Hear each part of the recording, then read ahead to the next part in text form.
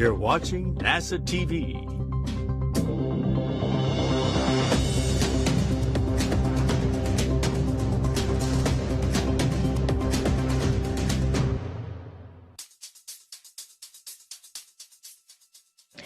Good morning and welcome to Mission Control Houston. I'm Shaniqua Vereen and we are live inside the International Space Station Flight Control Room, where we'll be bringing you live coverage today of the 265th spacewalk in support of International Space Station assembly, maintenance, and upgrades.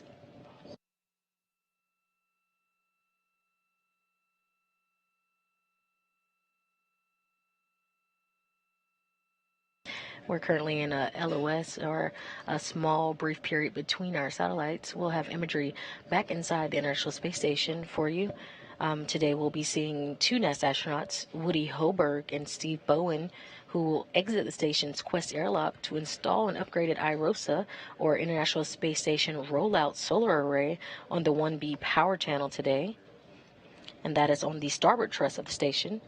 The new ISS Solar Array, or IROSA, will increase the space station's total available power.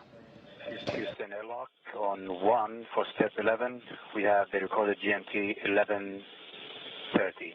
1130. Copy 1130.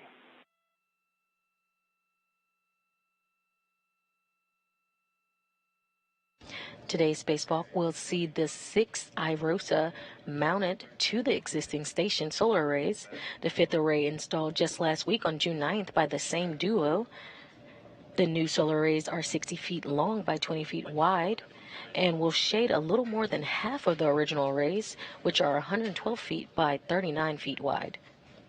Each new IROSA will produce more than 20 kilowatts of electricity, and once all are installed, will enable a 30% increase in power production over the station's current arrays.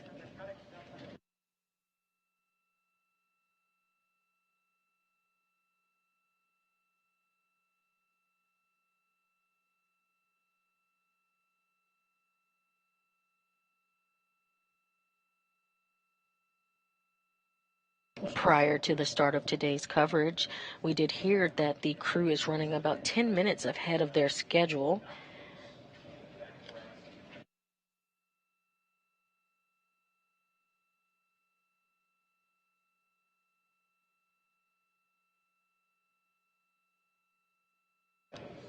And now you're looking live into the equipment part of the Quest airlock of the International Space Station, where you see NASA astronaut Frank Rubio and UAE, or the United Arab Emirates, astronaut Sultan Al-Nayati helping out the duo get suited up today. You see NASA astronaut Woody Hoburg. He suited up in the suit with the red stripes. And there he is on the left of your screen, on the center of your screen. And Steve Bowen, he's on the right or the lower portion of your screen, and he is in this unmarked suit. And again, they are preparing right now for their exit of that Quest airlock a little later this morning.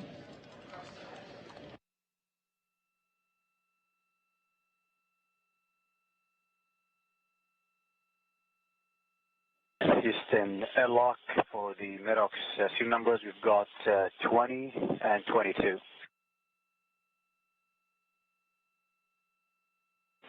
Be copy, good numbers.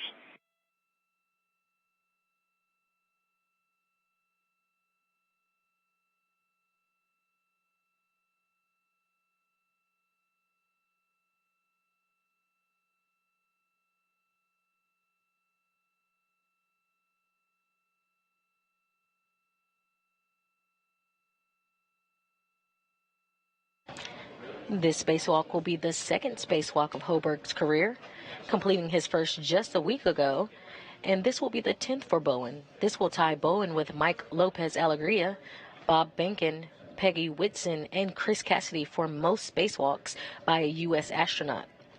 Bowen has accumulated 60 hours and 22 minutes of spacewalking time in his previous 9 EVAs. This is going to be the 6th spacewalk for Expedition 69 and the 8th spacewalk of 2023. In airlock step 21, is 1134, 1134. We copy 1134.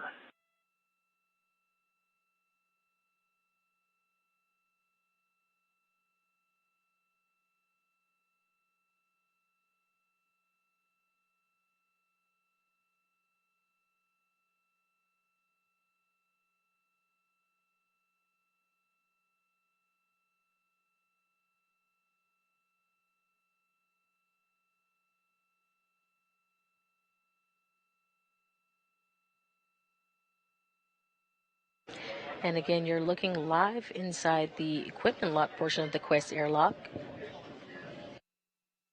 The duo are suited up and going through some final procedures before they head out the hatch later this morning. Also in the airlock assisting is NASA astronaut Frank Rubio and UAE astronaut Sultan Anayati.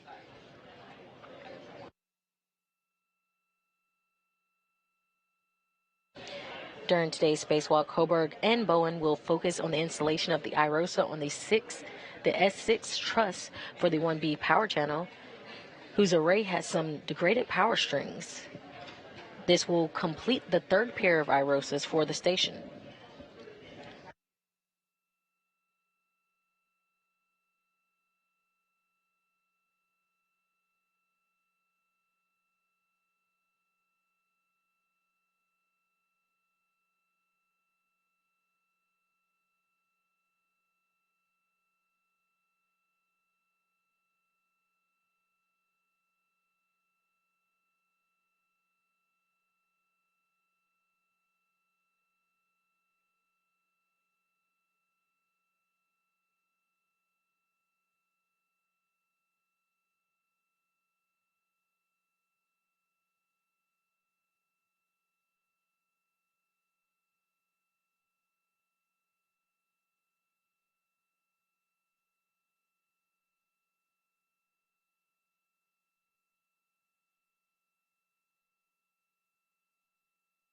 And Houston airlock, good leak check on both EMUs. Houston copies, good leak check.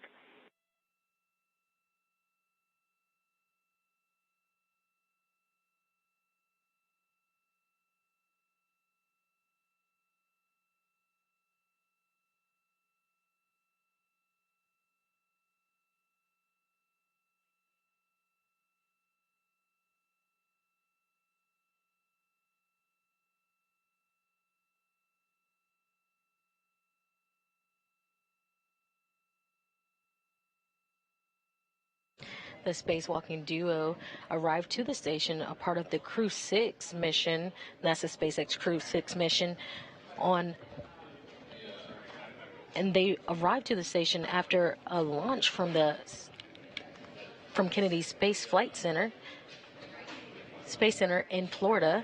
They launched from Complex 39A, and they arrived to the Orbiting Laboratory 2 days later.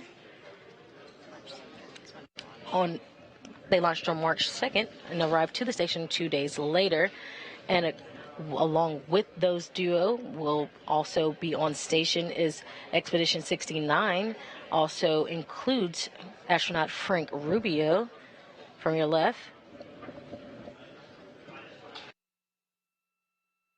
Roscosmos cosmonaut Dmitry Patelin, UAE or United Arab Emirates astronaut Sultan Adiyati. You see your spacewalking duo there in the center. That's Woody Hoberg. And to the right is going to be Stephen Bowen. And beside him, it's going to be Dmitry Patelin of Roscosmos. And to the right of him is going to be the commander of the station currently, that's Sergei Prokopyev.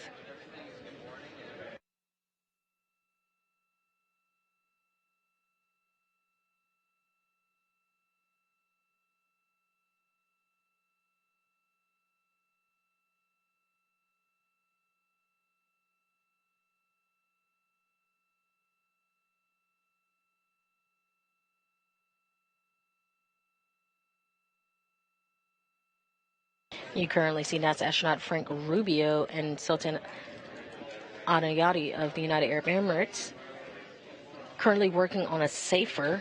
The SAFER is that portion of the spacesuit that is going to be just in case, in the unlikelihood that the crew member is separated from the International Space Station. That safer is going to give them just enough propulsion to get back to the station.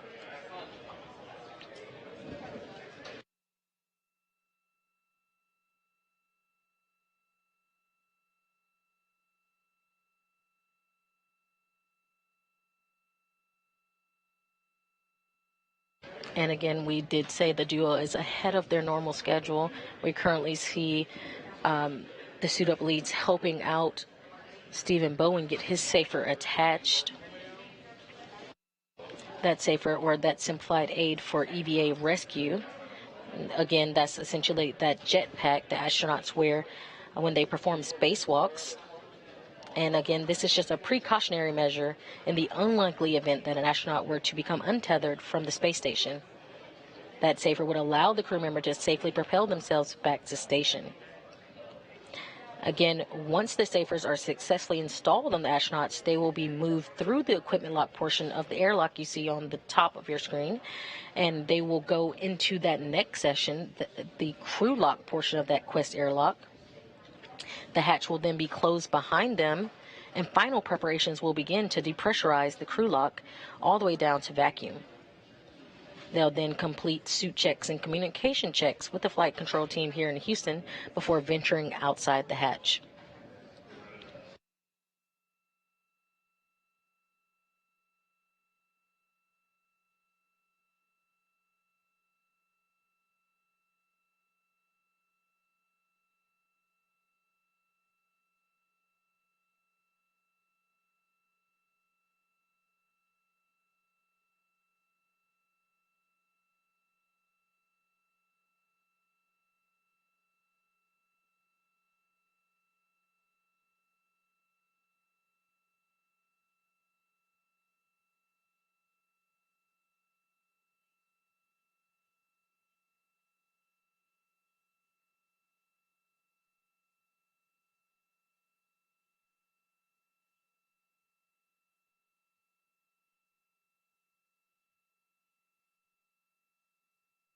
Again, now you see Sultan Anayati and Frank Rubio working together to install the safer on Woody Hoburg's suit.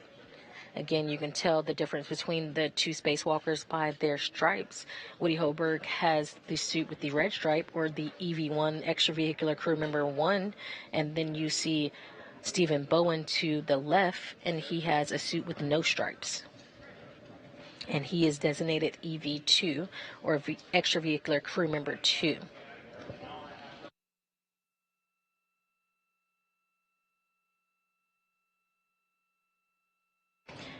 The spacesuits you see the duo wearing now are EMUs, or extravehicular mobility units, which are essentially a mini life support system providing environmental protection, mobility, and communications for the crew members during their spacewalk today.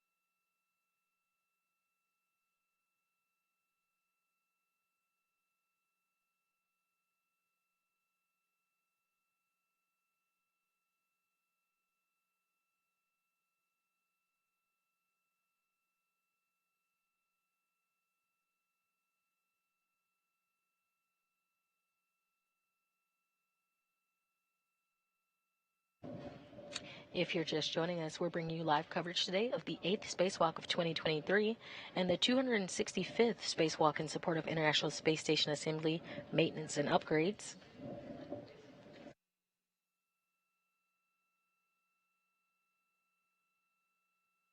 So far this morning, NASA astronauts Woody Hoberg and Stephen Bowen have completed pre-breathe, and they are currently getting their safers installed. Once safers are successfully installed, we'll see those two go into the crew lock portion of the Quest airlock.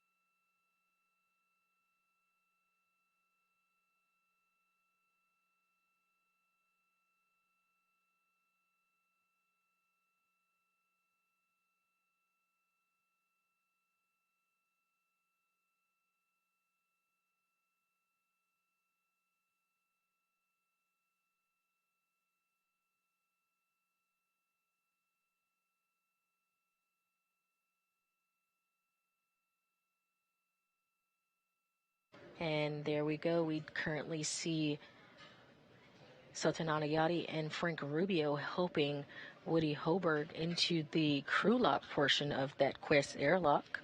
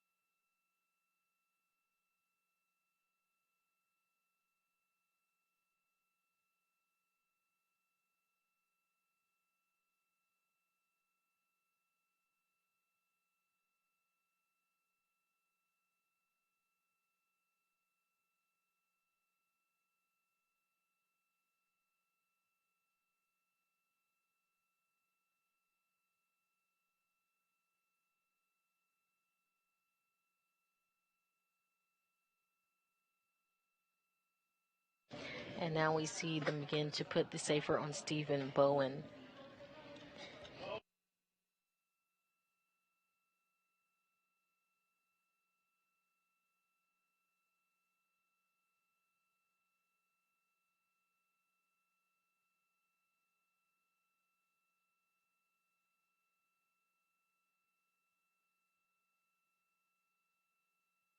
Again, the safer or the simplified aid for EVA rescue is essentially a jetpack that the astronauts wear when they perform spacewalks. The safer is worn as a precautionary measure in the unlikely event that an astronaut were to become untethered from the space station. They can use the safer, and it would allow them to safely propel themselves back to the space station. Again, once the safers are successfully installed, you'll see both of the crew members moved into that crew lock portion of the Quest airlock. And then the hatch will be closed behind them. The final preparations will begin to depressurize the crew lock all the way down to vacuum. They'll then complete suit checks and communication checks with the flight control team here in Houston before venturing outside the hatch this morning.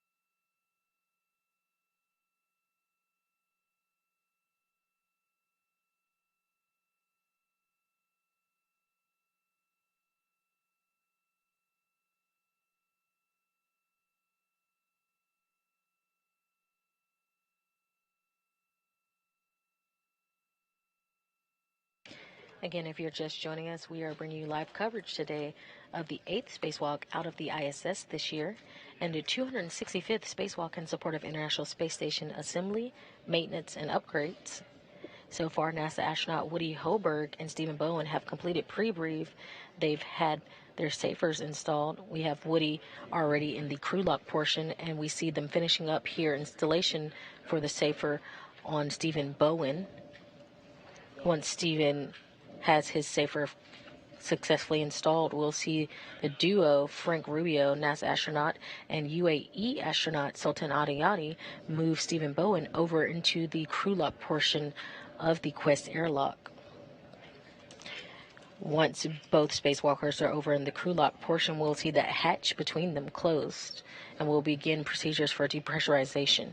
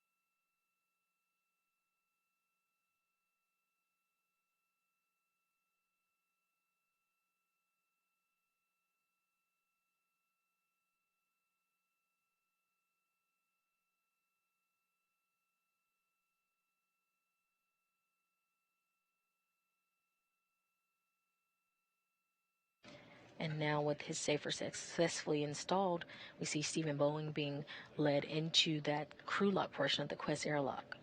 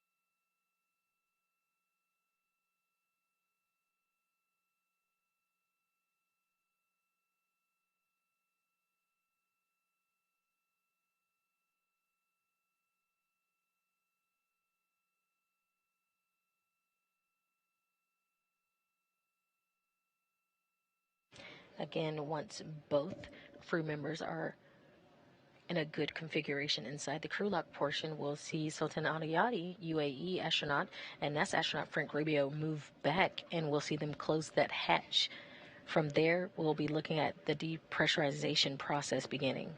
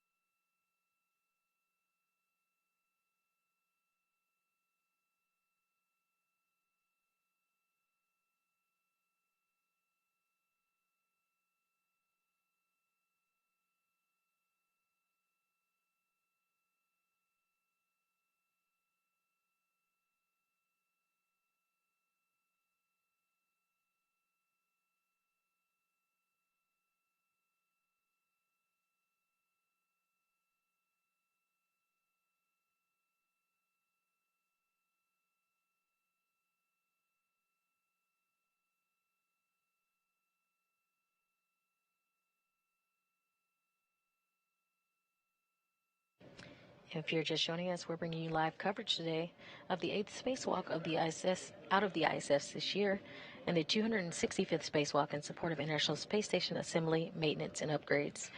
So far, NASA astronauts Woody Hoberg and Stephen Bowen have completed pre-brief. They had their safers installed, and they are inside the crew lock portion of that Quest airlock.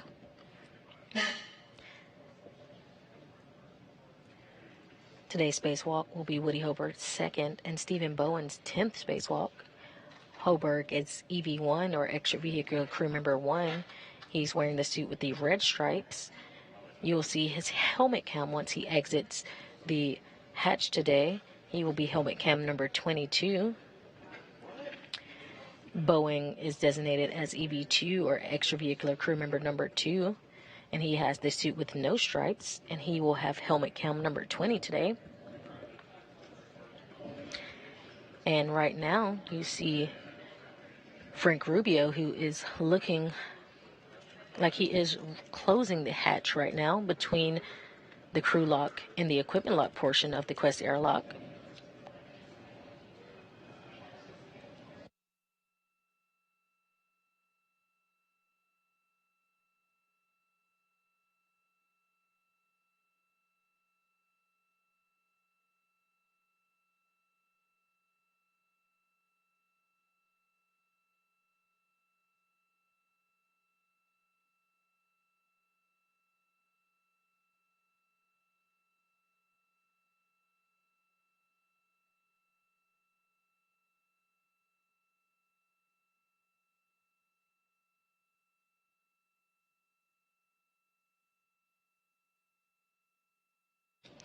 All right, again, you're seeing the hatch closure.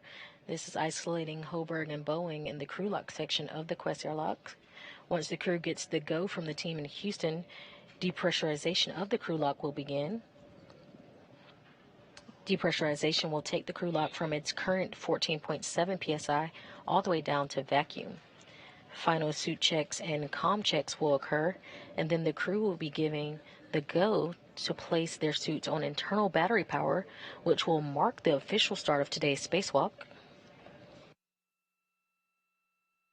And Houston airlock step 76 and 77 completed. Yeah, copy that, Sultan. Good morning. And Houston's working on 78, 79, and 80. We'll let you know when they're complete. Good morning, Nick. Copy regarding 78 through 80.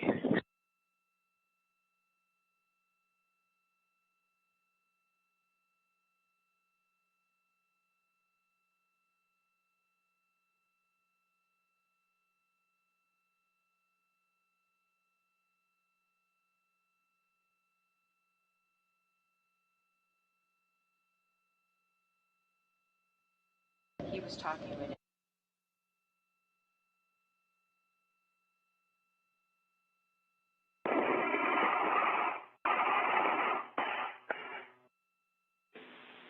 And Station Houston, you are now hot mic. Step 80 is complete. We're still working on 78 and 79.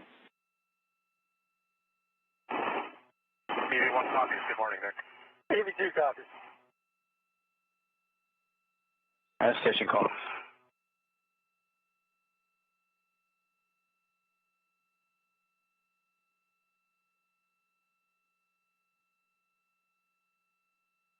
And you just heard a call from United Arab Emirates astronaut Sultan Adiyati, and the response from Nick Hague, NASA astronaut Nick Hague, who's Capcom, or the capsule communicator, communicating all the way through pressurization this morning, at which point the ground IV, Canadian Space Agency astronaut Jenny Gibbons, will take over communications, walking the crew through today's spacewalk.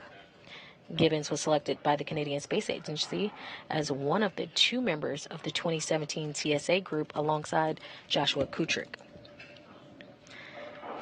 And in the room, you'll see Brendan Lloyd, flight director, who will be leading the charge today.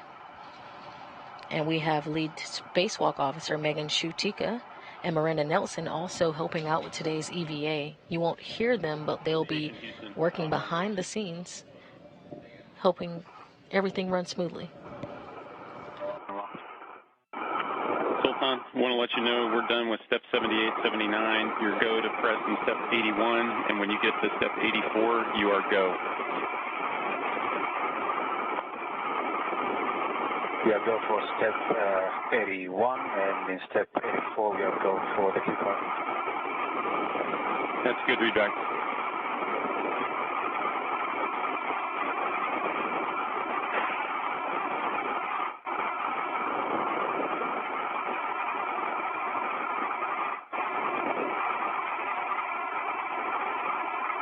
Steve, this is step for you, just checking the deepest pump power is off. First pump power is off. Bar deepest pump enabled AD is on. Enable LED is on. Okay, so we've got the go to perform the depress cue card, and we'll give you the commands once ready. Okay, ready. And you just heard Sultan Adiyati confirm that they had the go for depress. Right, Steve, on the UIA, switch depress pump power on. Depress pump power is on.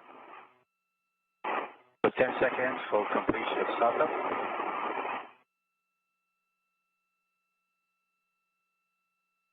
Okay, that should be 10 seconds. I'll take the deepest pump manual isolation valve to open. Expect an alert on. First pump manual isolation valve is open.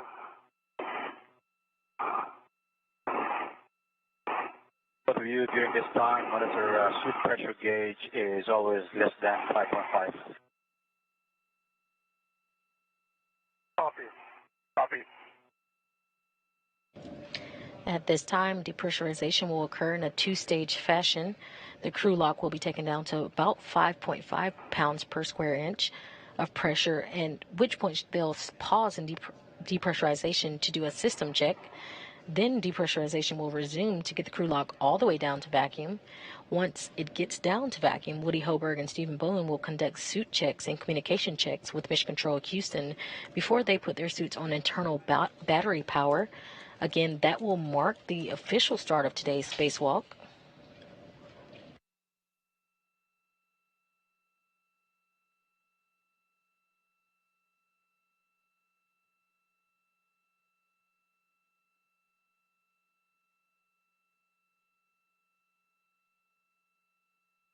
And again, we're in a brief handover period between satellites.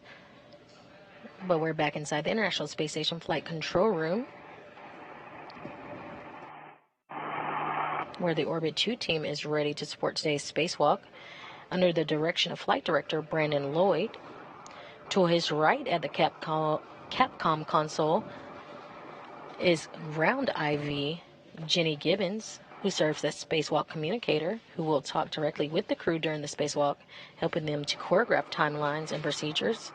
And to her right is Capcom or capsule communicator, NASA astronaut Nick Hague. And again, you'll hear him communicating with the crew up until the point of depressurization this morning, at which point the Ground IV will take over communicating with the spacewalking duo.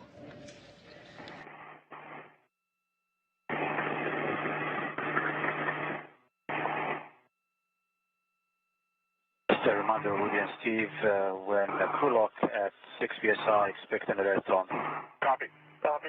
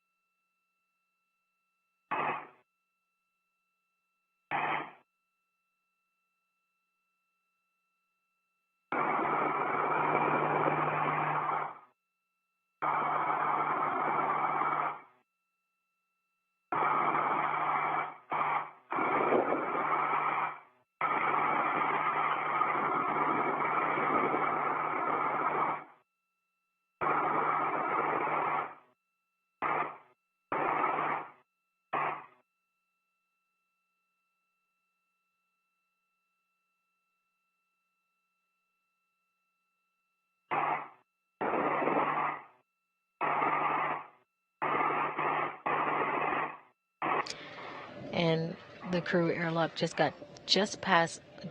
under 9 psi. Again, we are looking for a pause at around 5.5 psi for some system checks.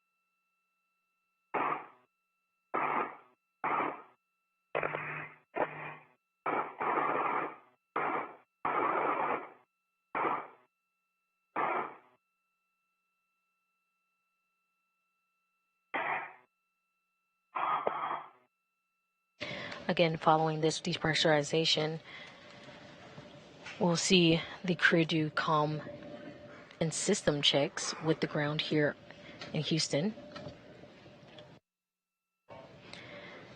Then they'll switch over to internal battery power, starting the official start of today's spacewalk. A U.S. spacewalk start and end time is measured from the time the crew places their spacesuit on internal battery power all the way to up until the repressurization occurs and they're back inside the crew lock following completion of their spacewalking task for the day. Again, we're just about 5 minutes until we hit that 5 pounds per square inch of pressure. Once 5 psi is reached, depressurization will be paused so that system checks can take place. They'll then resume depressurization to get the airlock down to vacuum. Again, we're coming up on 6 pounds per square inch. And we're looking for that pause around 5 pounds for system checks.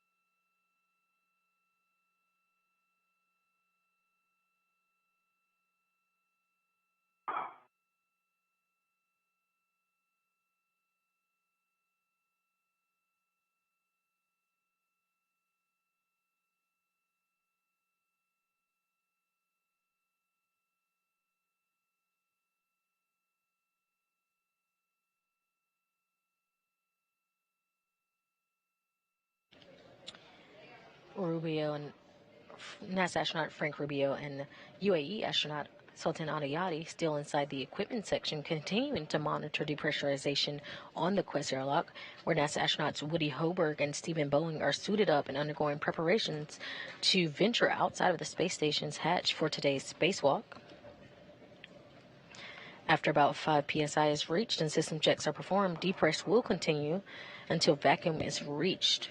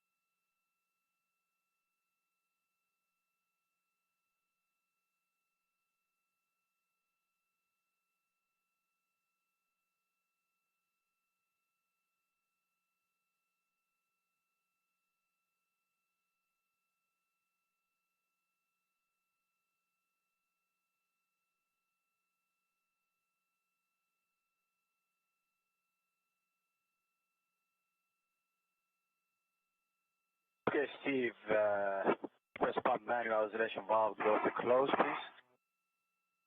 Press pump manual isolation valve is closed. Send alert on. On the DCM, switch display status until leak check, question mark displayed, and then switch display yes, hold for 2 seconds, and follow the displayed instructions.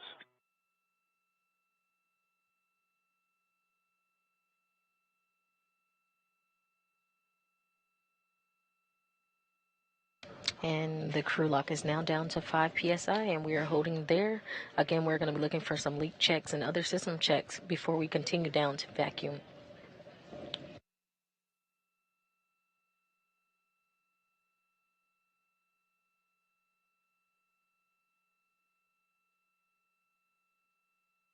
Stephen Woody, I'm just verifying that you copied my last regarding the leak check. Hey, Firm Sultan, I'm 20 seconds remaining in the leak check. I am as well, 32. All right, that is good.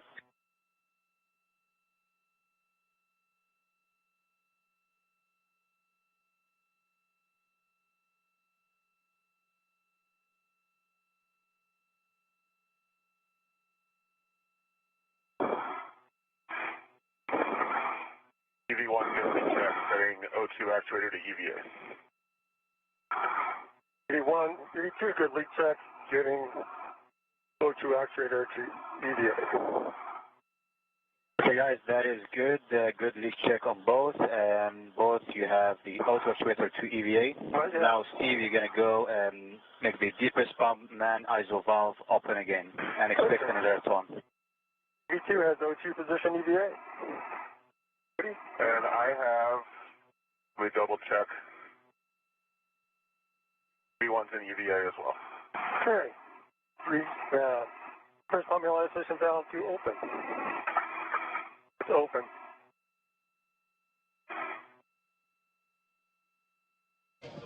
And we just heard we have 2 nominal leak checks, and we are continuing with depress.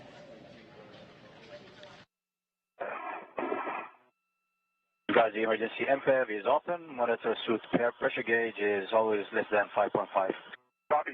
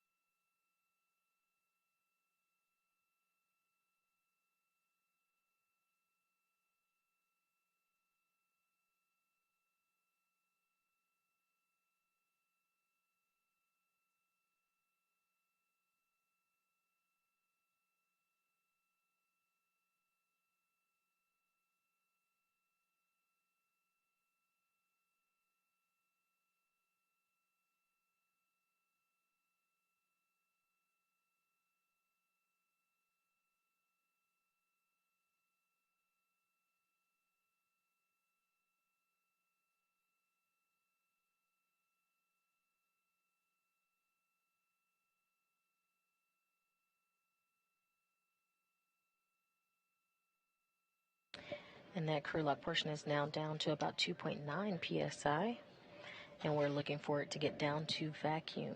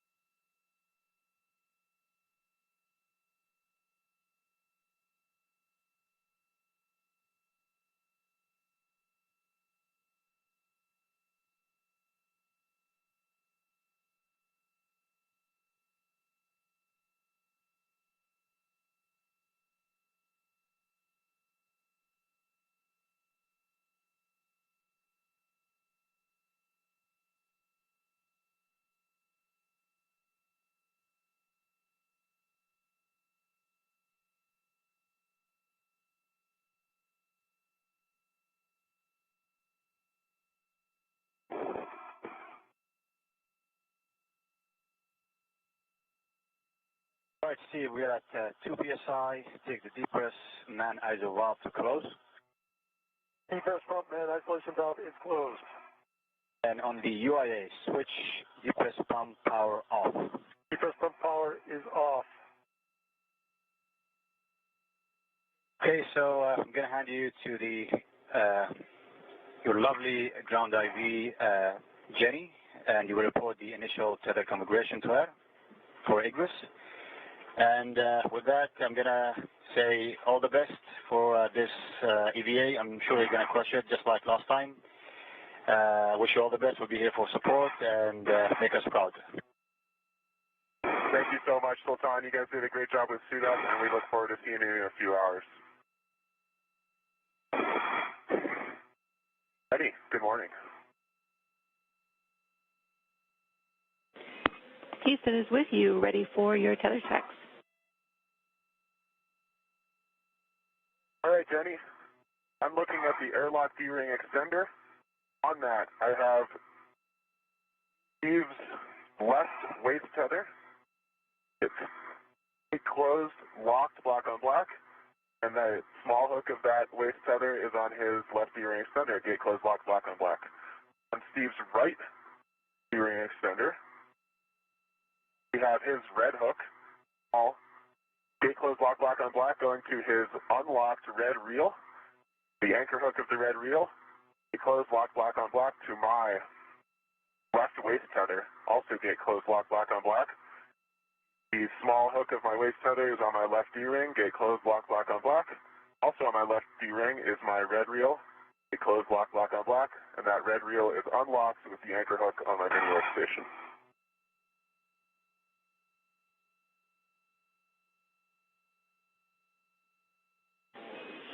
All right, we copy. That is a good config.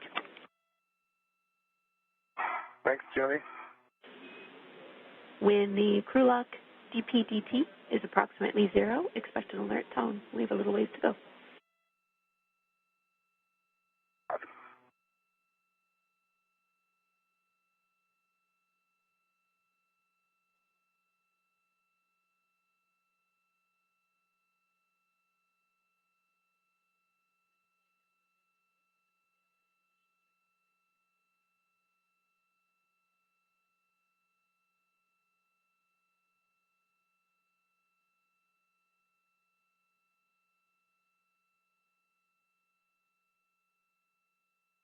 Woody, that gauge starts moving really slow. It sure does. I see it.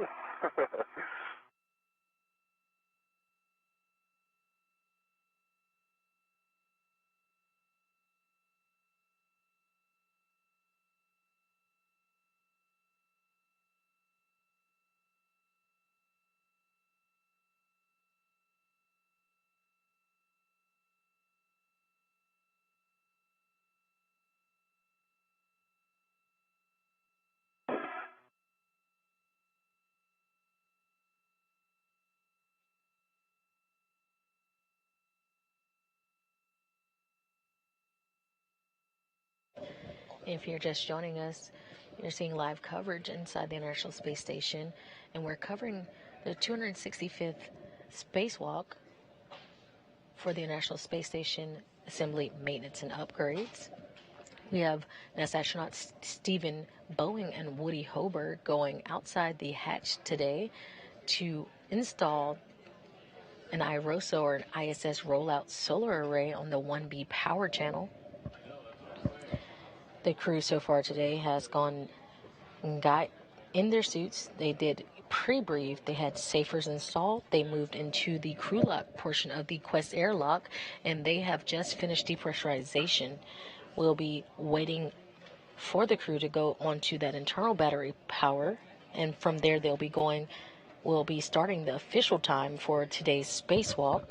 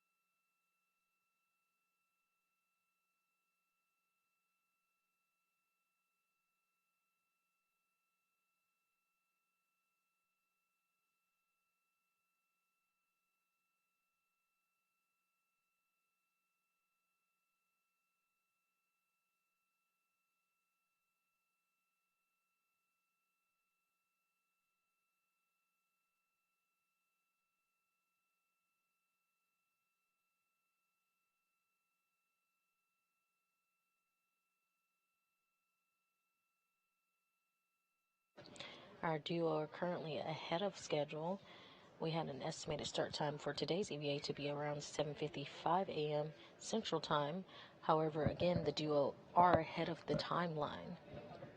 So once we hear the official go for internal battery power, that'll be the call out for the official start of today's spacewalk.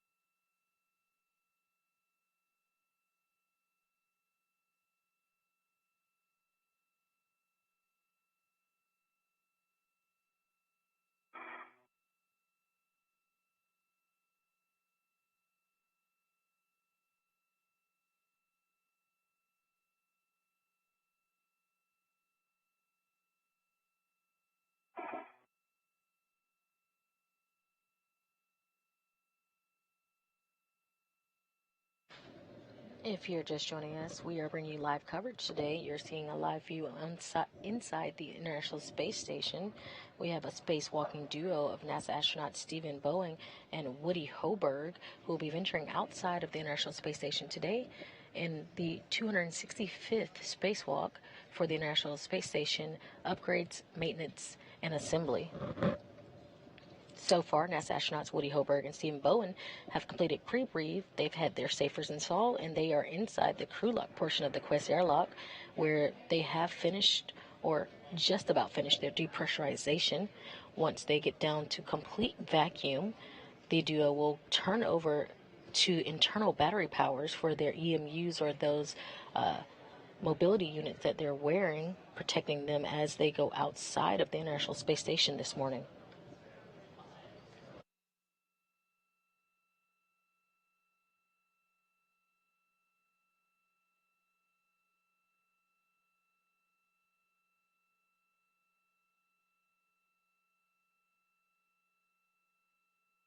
Again, once down to complete vacuum, the duo will do another system check, doing leak checks and communication checks with Mission Control Houston, and that'll happen before they put their suits on internal battery power. Again, this will mark the official start of today's spacewalk.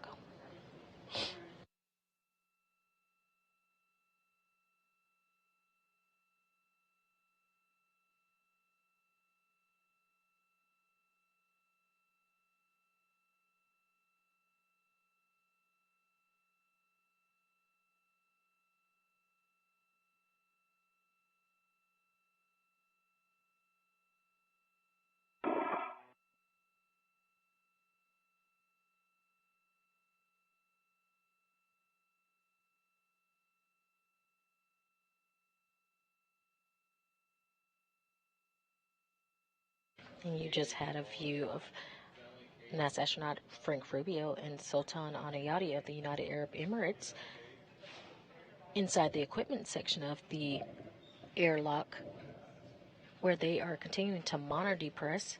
They saw a camera out as they take pictures for the crew here on the ground that helps out with all the spacewalks.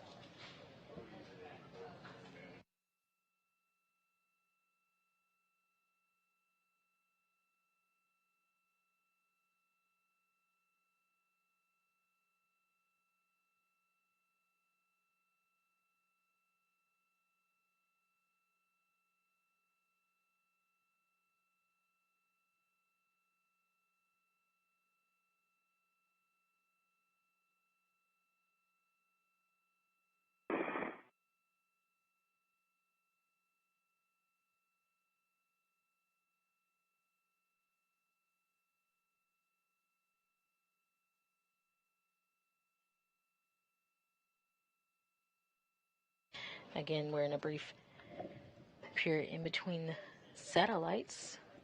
We'll have coverage back of the International Space Station here shortly.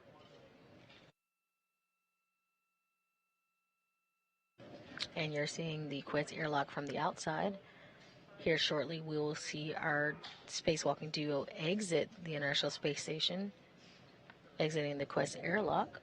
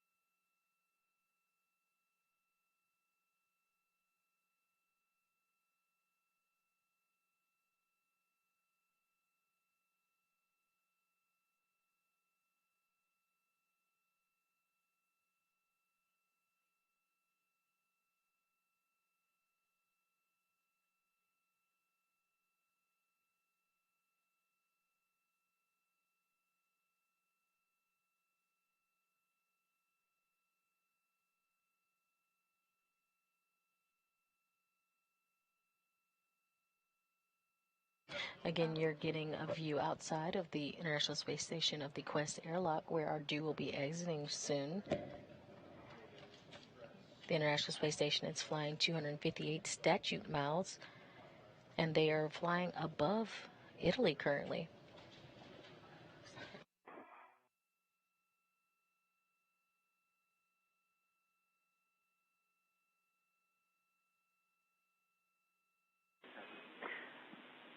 All right, Woody and Steve, it looks like we are below 0.5 psi. We will get you to verify the EV hatch gauge is less than 0.6 psi. I see 0.4. Copy, Woody. Open and stow the EV hatch. Work.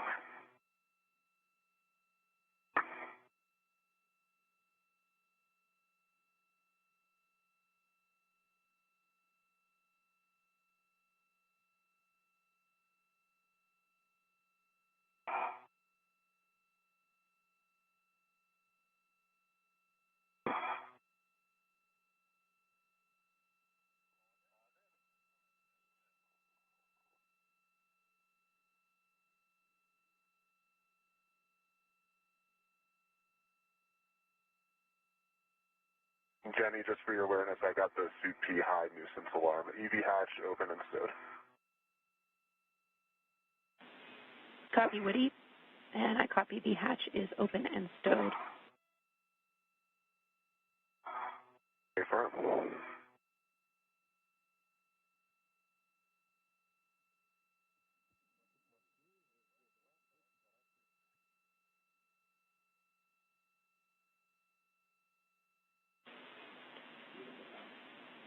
Sultan, take the emergency MPEV to closed.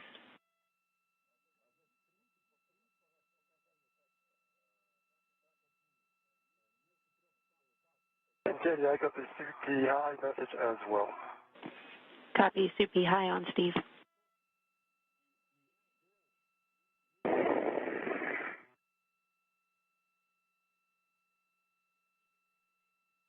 And Houston, from the airlock, the emergency MPEV is in closed position. Copy, thank you, Sultan. And just to confirm, no action on those messages. Like you say, those are nuisance alarms for both Woody and for Steve. We are going to move into post-depress. So on your DCM, switch power to BAT, stagger your switch throws, and expect a warning tone. Okay, EV1 switching.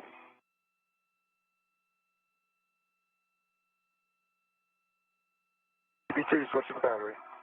EV1's in bat.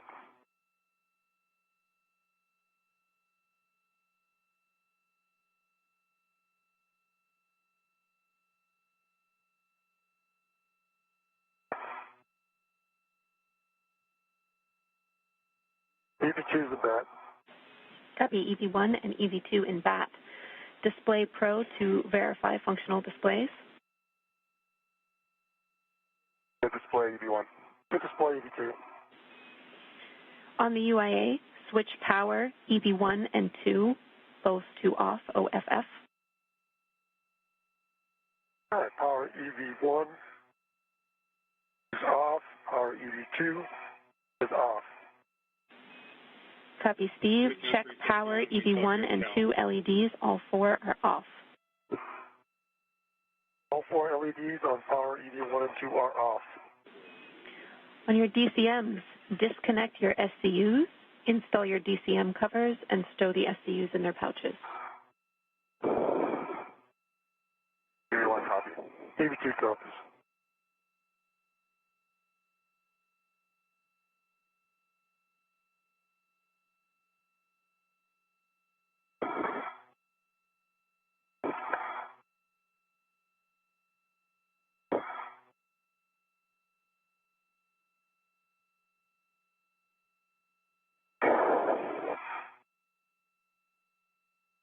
All right, EV1 SCU stowed.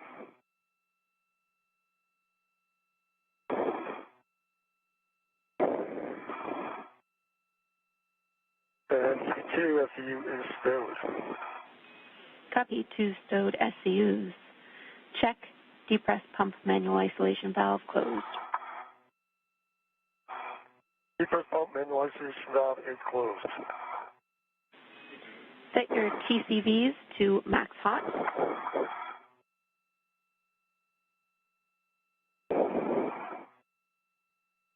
EV1 max hot. EV2 max hot. Switch water on. V1 water on. EV2 water on. Check DCM blank bite off. And at 7:42 a.m. Central Time, the 265th spacewalk in support of station assembly, maintenance, and upgrades has begun. As desired, report the setting and all subsequent TCV changes. EV1 going to 5. Hoburg and Bowen are now on internal battery power. Copy 5 for EV1, 4 for EV2. Report suit pressure gauge. EV1 4.4. EV2 4.4. Copy both 4.4. Set your visors as required. We have 21 minutes until eclipse. Visor down. And visors up for EV2.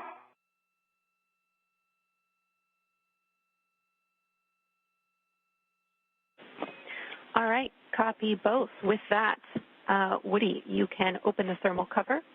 You can stow the hook on the stiffener tether point, cinch the strap, and report the Sharpie lines visible. Okay, James, copy. Work. Steve, for you, you can retrieve crew lock bag M. You will be keeping this bag on your BRT. My crew lock bag M is attached to my BRT ret. Copy. And Hoburg will now work to open that thermal cover and make their way outside of the space station hatch to begin their work for today. Thermal cover, tether shown on the point with 6 lines visible. Copy, 6 lines visible. Woody, you can egress the airlock and inspect both load alleviating straps. Good work.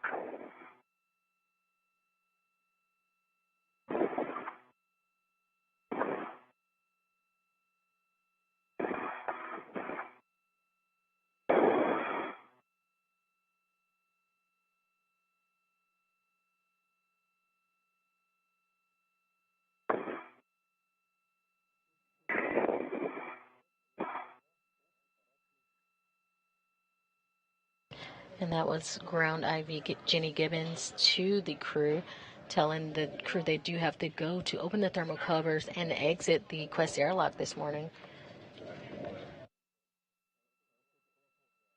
Benny, both load alleviating straps look to be in good condition. I'm ready to perform the tether swap. Copy, Woody. You are go. You will need your yellow hook on the green reel, which is on the aft external D-ring. Benny, that's complete. Yellow hook, gate closed, locked to my previous green reel. Picking up the green hook. Copy.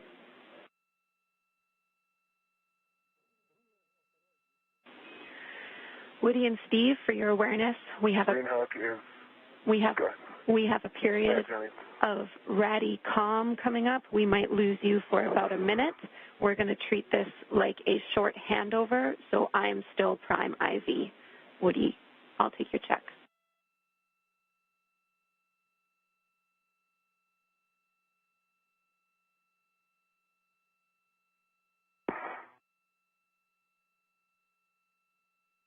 Let's see.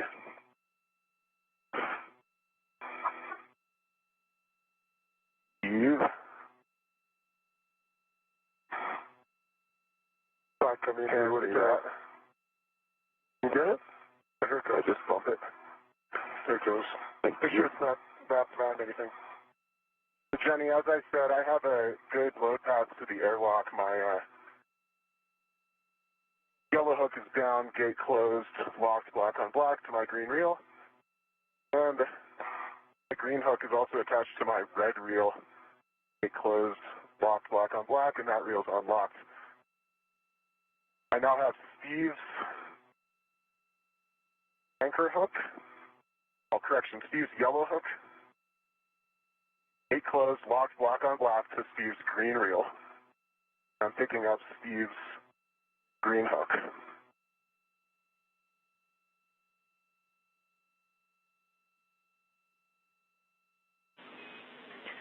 We copy, Woody.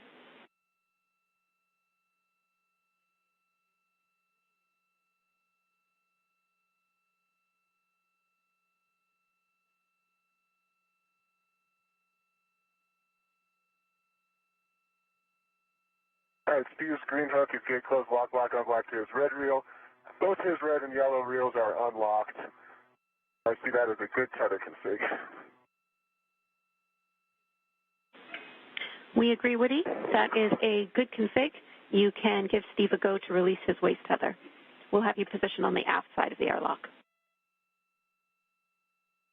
If you ever go to release your waist tether and egress, I'm on the aft side. All right, you're on the outside. Waist tether released on the egress. Copy. Houston copies. Once you're out, you can both turn on your HECAs.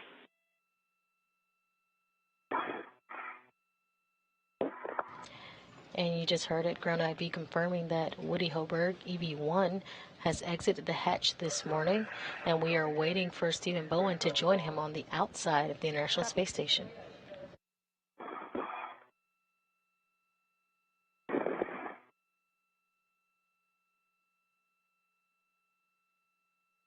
And Steve's hack is on. I'm almost out.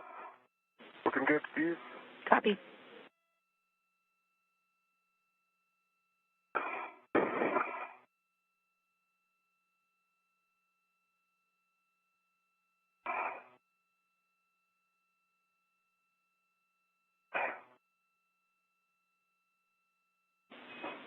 $20 seconds to a short handover.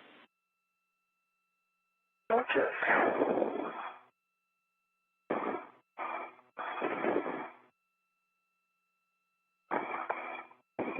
And we are in a brief handover period between satellites. We'll have views of the duo outside the International Space Station here for you shortly.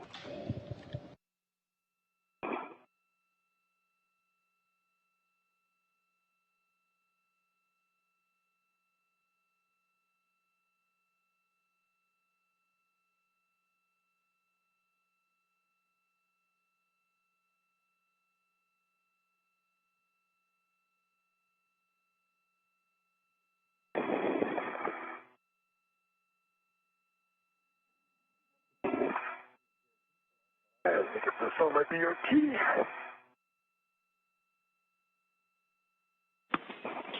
Houston's back with you. Welcome back, Jenny. Going to be kicking off buddy checks in just a moment here. Copy. Before doing that, let's close the thermal cover. I got it. Thank you, Steve. You're welcome.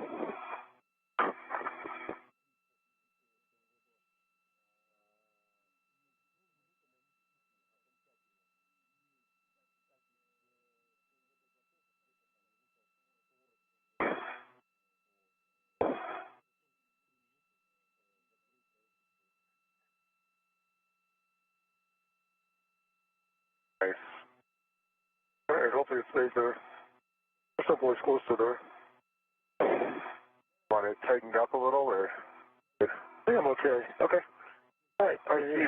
Ready for checks. Perfect. I see 1, 2, 3 tabs up. 2 mini workstation, 1 BRT.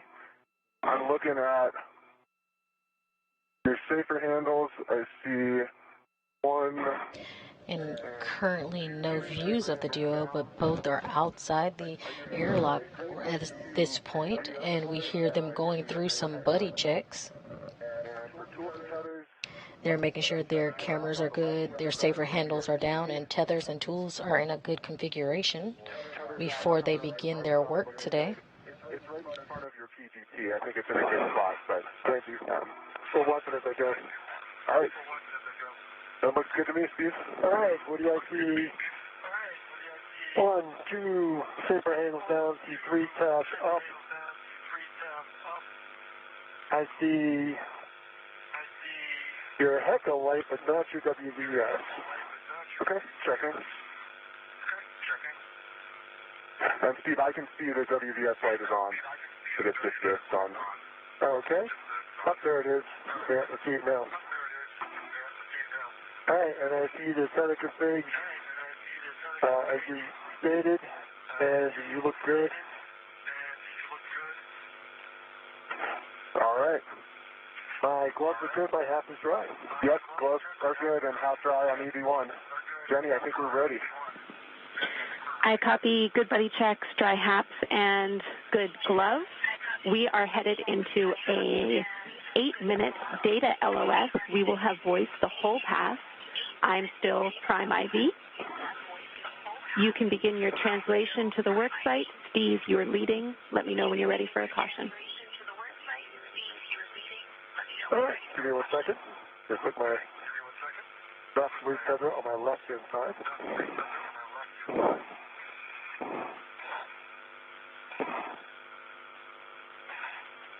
All right, heading out. All right, Steve, see you out there. Yep.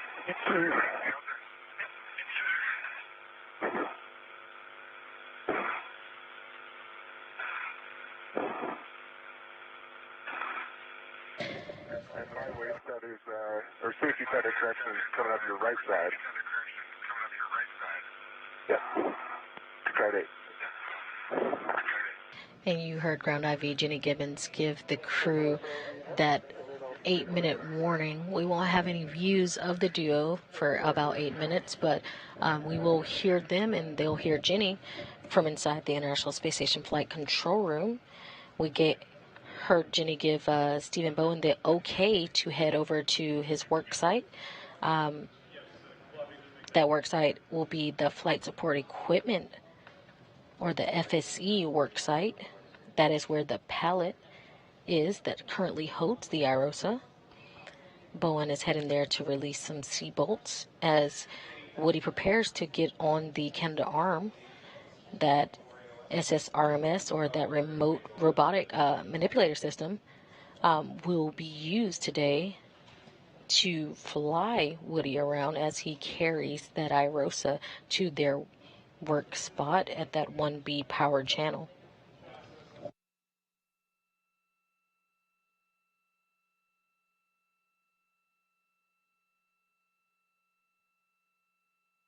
Again, Flight Director Brandon Lloyd leading the room today.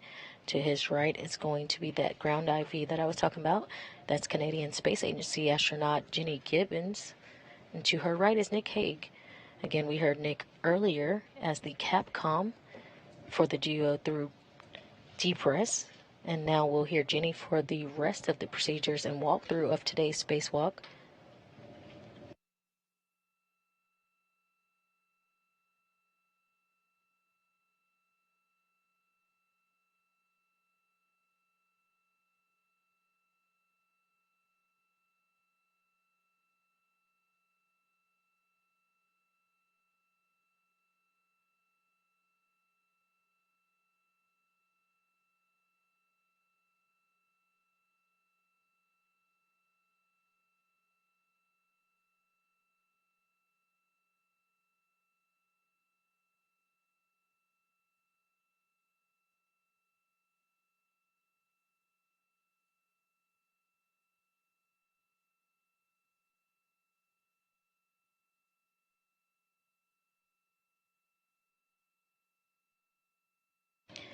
Again, in a LOS, or a loss of signal currently. However, we will have a portion of today's spacewalk that will be conducted during an eclipse, which is necessary for the cable mating portion of today's spacewalk. Again, this is the only way to essentially stop the rays from gathering power from the sun. To keep our crew safe, we are conducting the cable mating once again in that eclipse time frame. Right now, we do have the duo that should be Woody Hoberg, EV1, extravehicular crew member 1, and Stephen Bowen, EV2, extravehicular crew member number 2. They are outside of the station. Woody Hoberg is setting up that Canadarm 2, while we have Stephen Bowen in translation over to that FSE, or that Flight Support Equipment that pallet that currently holds the IROSA, or that ISS rollout solar array.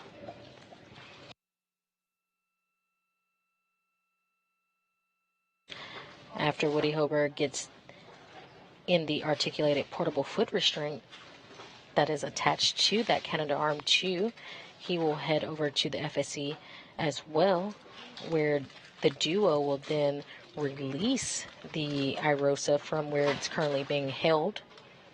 They will then use the Canadarm2 using a leapfrog maneuver where the duos each take it and release the IROSA until they get into their workstation at the 1B power channel.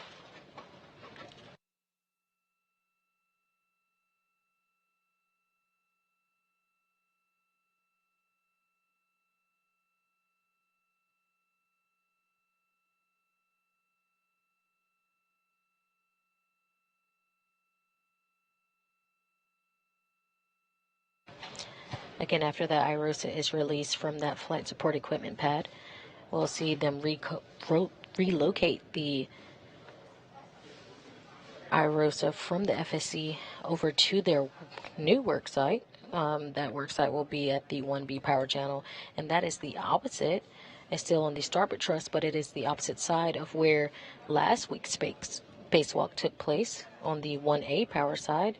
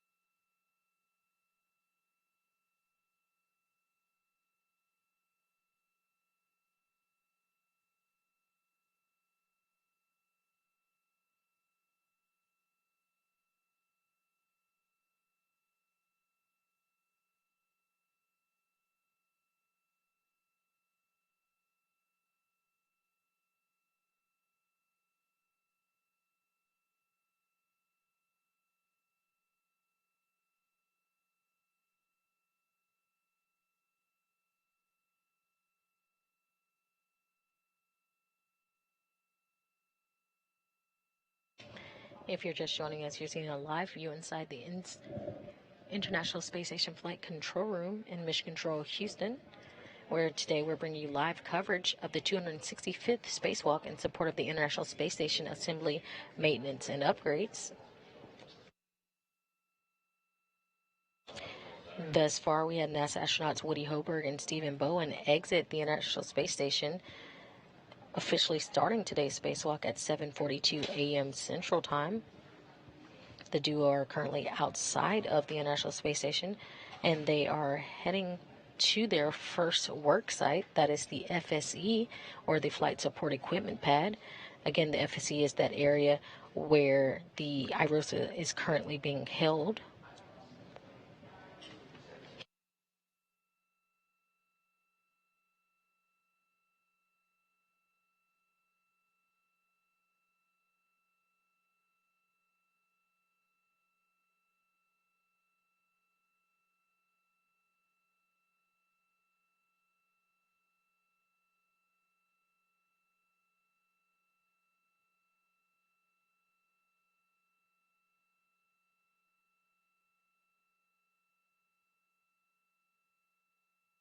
Today's spacewalk will see the 6th IROSA mounted to the existing station solar arrays. The 5th array installed just last week on June 9th by the same duo. The new arrays are 60 feet by 20 feet wide, 60 feet long by 20 feet wide, and will shade a little more than half of the original arrays, which are 112 feet long by 39 feet wide. Each new IROSA will produce more than 20 kilowatts of electricity, and once all are installed, will enable a 30% increase in power production over the station's current arrays.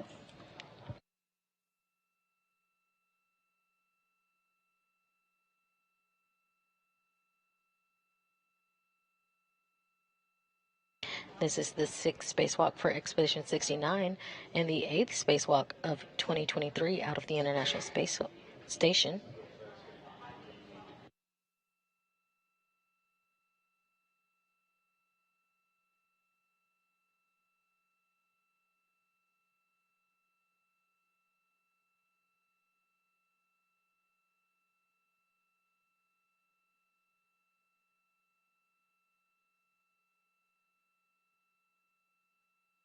We should begin views here shortly for you of the duo outside the International Space Station.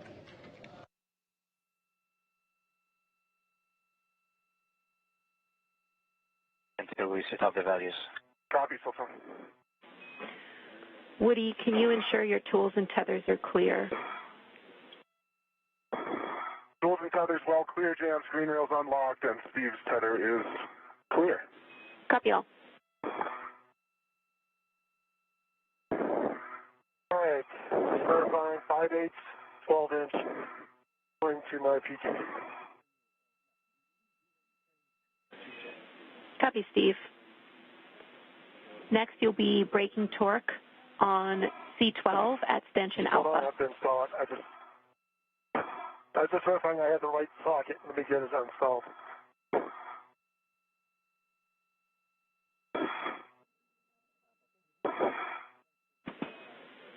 Then yes, you're looking for the 5/8, 12-inch.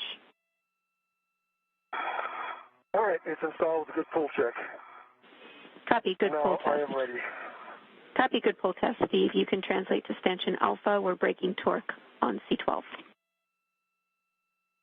C12 braking torque, go to station alpha. Good words. Woody, we're ready for the motion, so it's going to be station forward, followed by station nadir. So fine, you go. Of the motion.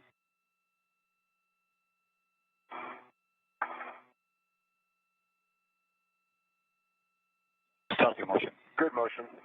Copy, good motion. And you're hearing UAE astronaut Sultan Adiyati inside of the International Space Station, who will be controlling that Canadarm2 that will be used to move around EV1 Woody Hoberg, NASA astronaut, as he goes towards the FSC. Once released, we heard Stephen Bowen is going to be working on releasing those C-bolts at the FSC that will release the IROSA. Copy, continue, and 3 meters to go.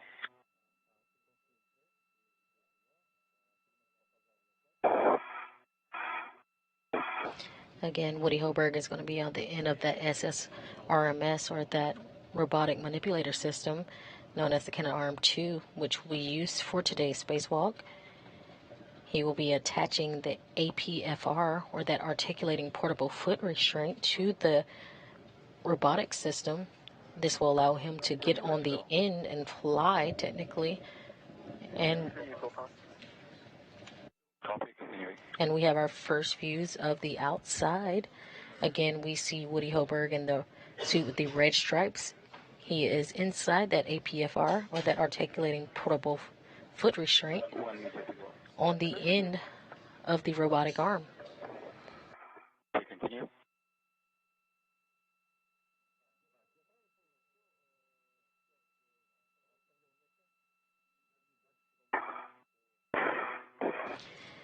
Behind Woody, you do see Stephen Bowen, the suit with no stripes. He has that pistol grip tool in hand, or that space drill, and he'll be using that today to create torque and release C-bolts. Woody, our next motion is going to be a Jonocast. It's a nadir back of Jonocast of 4.5 minutes. Sounds great. I'm ready. All right, Teddy. Braking torque, Bravo 3, counterclockwise 2, less than half a turn on C12. Good words. And that's complete. Copy, Steve. show your PGT and translate to C11 stanchion delta.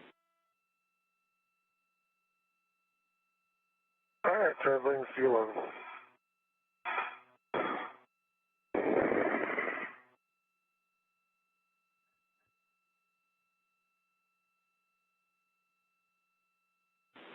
Woody, I'll take a glove inspection and HAP check from you.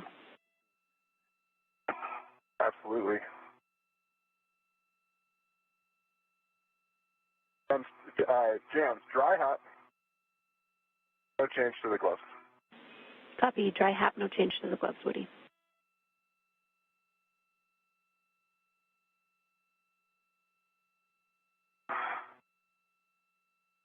All right, Woody, ready when you are for the journal cast. Your go. Copy, go, and starting motion.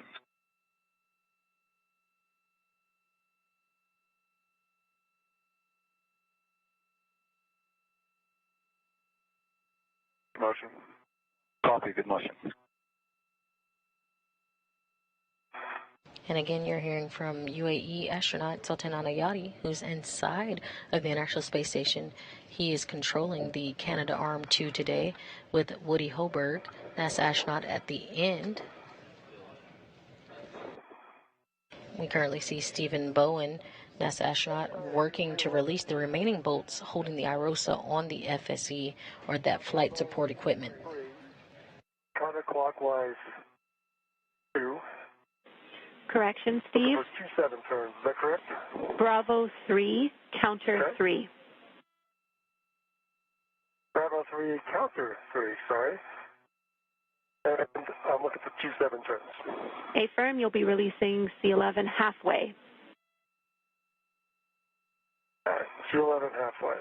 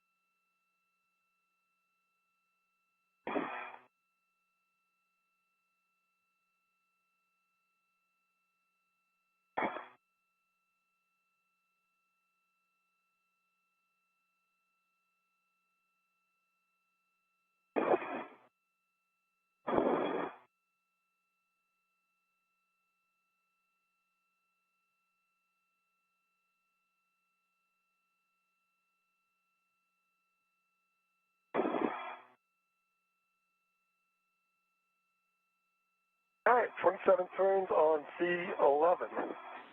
Copy. 27 turns, C11. You can retrieve the square scoop with the long-duration tie-down tether from the crew lock bag and stow it on your mini workstation. After that, we'll have you back at Stanchion Alpha. All right, that's been worked. All right, let's go get it.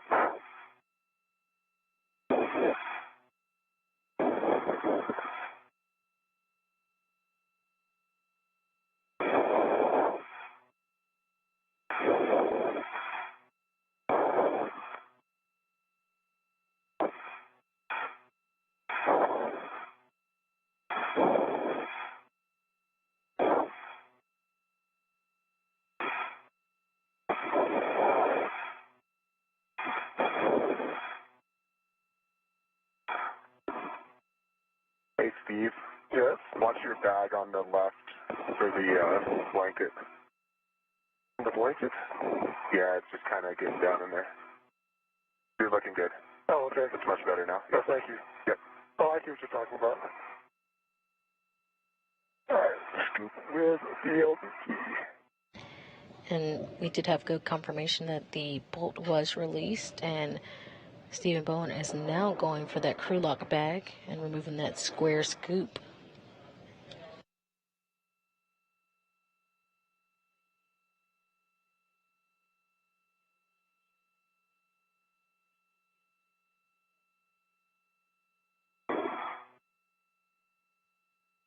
OD, your next motion is going to be a GCA to accomplish IROSA nadir position. We're expecting 1 meter body end.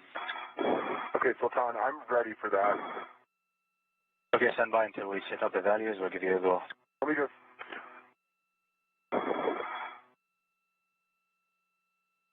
Yeah, go ahead and set up the values, Sultan.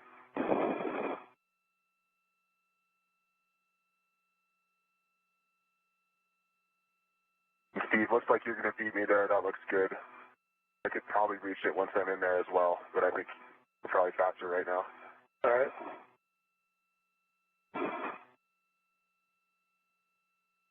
OD, we're just going to go and hold for now until we get confirmation from the ground. Okay.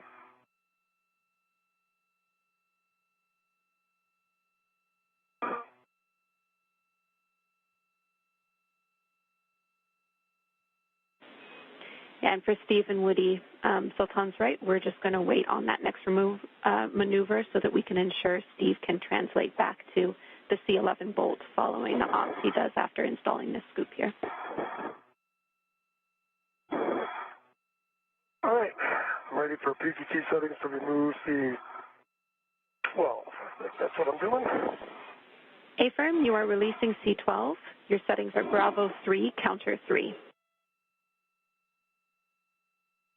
Bravo 3, counter 3, and with 54 turns, correct? A-firm, those are good settings, and you'll be fully releasing C12. The bolt will spring out. Expect 51 to 54 turns. 51 to 54 turns, fully springs out. Copy. Good words.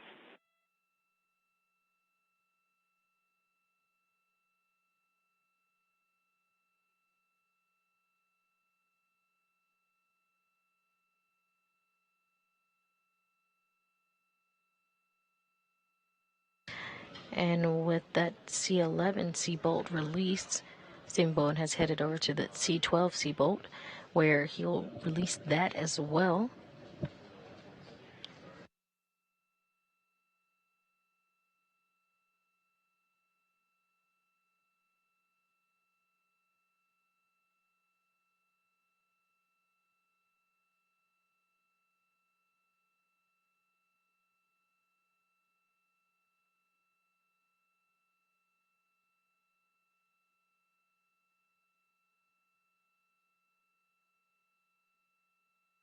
All right, 54 turns. And looks like it's sprung out. I will double check.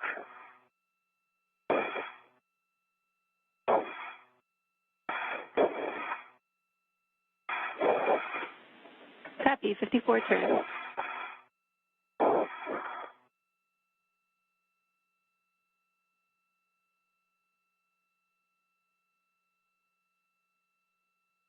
Got a lot of wiggle in there. I can't tell if it's sprung out. I think I might give it a couple more turns just to verify. Is that all right? Checking.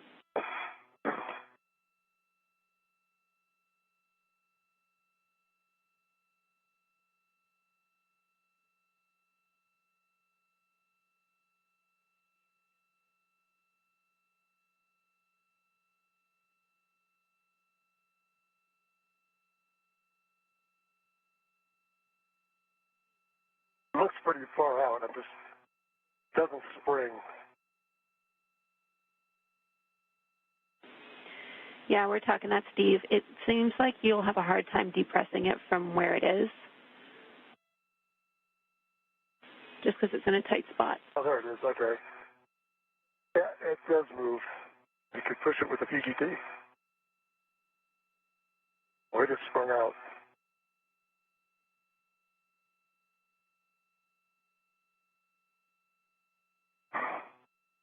All right, so I think I'm complete here. I can install the scoop.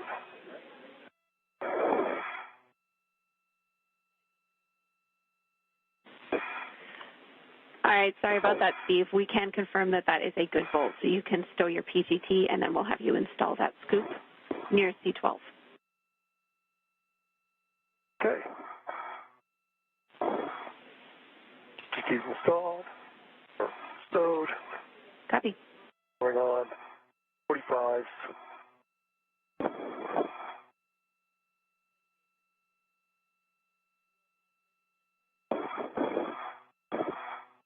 And that was a good release on C12.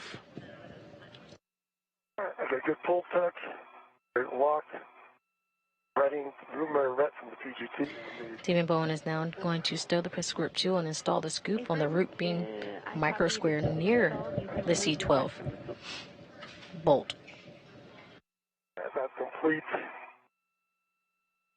The scoop and long duration pylon tether is now installed. And I'm going to head over to 11. Copy. Once you're there, I'll take a glove inspection and hap check, and we'll coordinate with Sultan and Frank. All right, sounds good.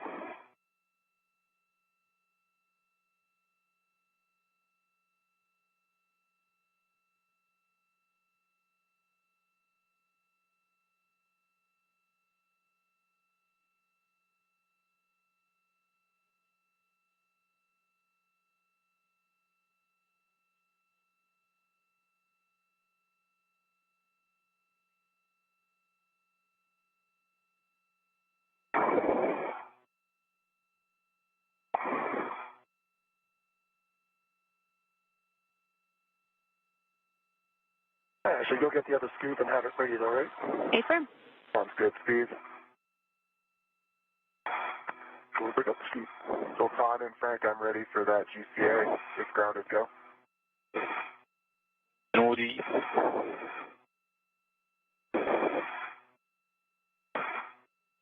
We copy, and again, it's going to be a GCA to a published position. We're expecting 1 meter body in.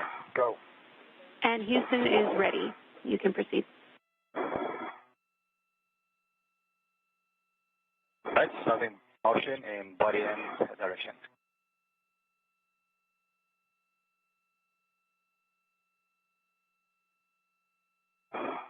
Steve, watch your bag again. Good motion, Sultan. Copy, good motion. Again, you can see Woody Hoberg is on the move. He's working with Sultan Al-Ayati, UAE astronaut inside the International Space Station. He's moving towards that FSE, where Stephen Bowen has now released those C-bolts that will allow them to move and relocate the IROSA to the 1B power channel. Copy, continue. Okay, no more X. Wrapping out. And Woody, that was exactly 1 meter station, our body in. Okay, Sultan, that's perfect. Could I also have 20 centimeters body down? We copy 20 centimeters body down, starting motion. Good motion. Good motion, 10 to go.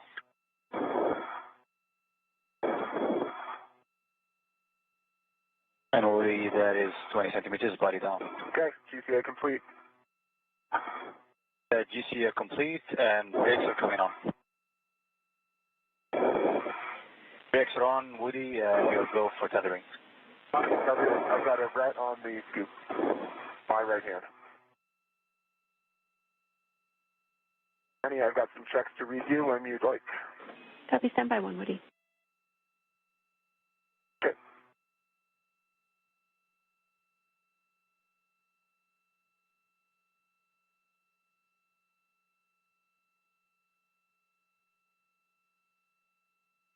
Hey, Steve.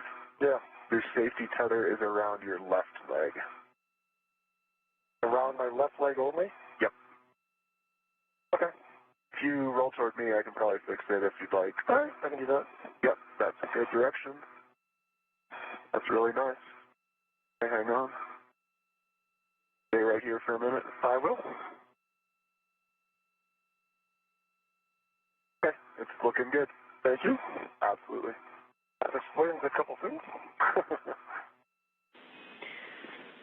All right, we have, Steve, you've retrieved that scoop. Is that correct? I have the scoop on me. I've got a good glove and good hat check.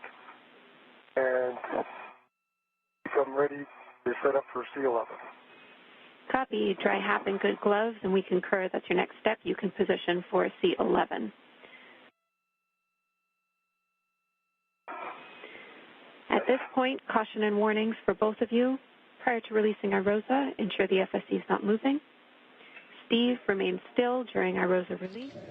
Don't put your fingers in And we're seeing a helmet cam view from helmet cam number 20 that's being worn by Stephen Bowen. Copy. Copy.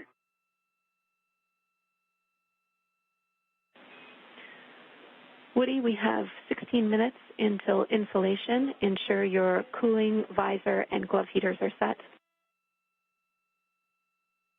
Visor down QCV4, glove heaters on. And my heels are secure in the boot plate. Ingress A, tools and tethers all clear. Copy. Check gauntlets down.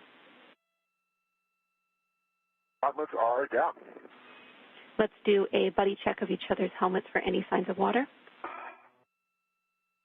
I have a great view into Steve's helmet, and I see no signs of water. Put your visor down. I can't see into yours anymore. Yeah, okay, hang on.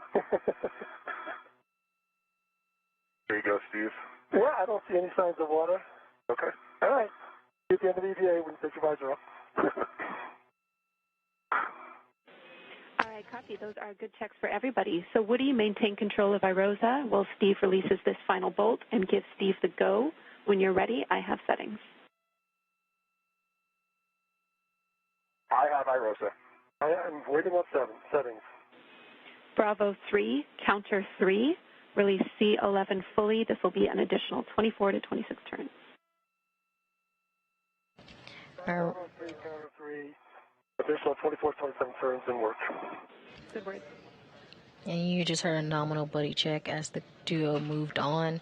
We hear Stephen Bowen is going to be releasing the final portion of that C11 bolt. Again, once this is released, Woody Hoburg and Steve Bowen will be releasing and lowering the IROSA, preparing it to relocate it to the 1B power channel.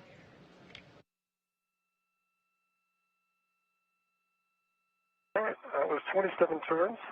Nice. Exactly. Good, I'm out of count.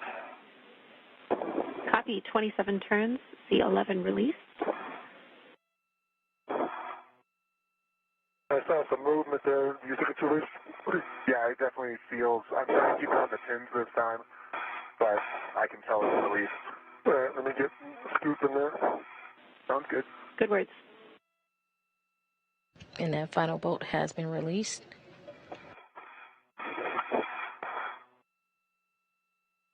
All right.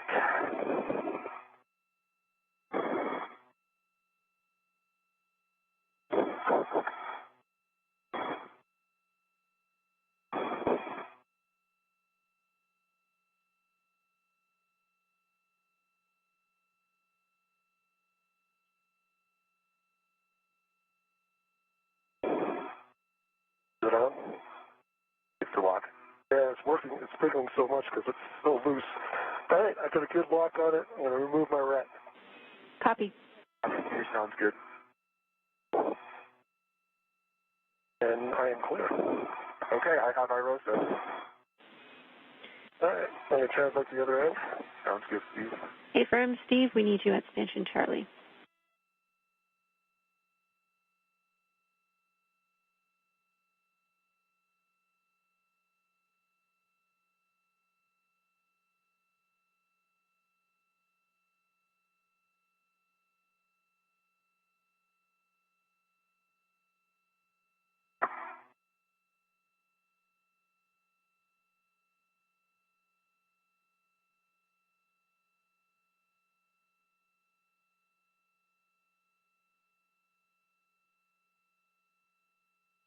Okay, I'm at Stanchion Charlie with a good view. Copy. With that, Woody, if you've not already done so, you can slide IROSA away from you to release it from the FSC pin slot interface. Complete. Steve, you can work with Sultan and Frank to maneuver IROSA clear of that grapple tower. Okay, Sultan and Frank, I am ready for you to take IROSA to the back-off position. I will give you clearance to the grapple tower. And we copy that, Steve. We are ready for the maneuver to the iROSA removal position. And for you guys, it's going to be a body down for Woody, expecting 4.5 meters. Concur, ready. All right, start the motion, body down. Good motion. Copy, good motion. That's a good motion. Copy and continuing.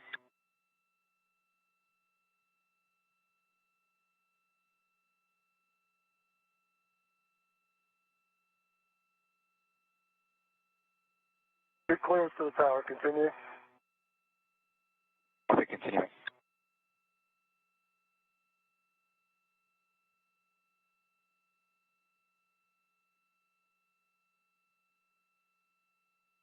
Clear of POA. Clearance to the tower. Your bias toward the POA. Copy. Good.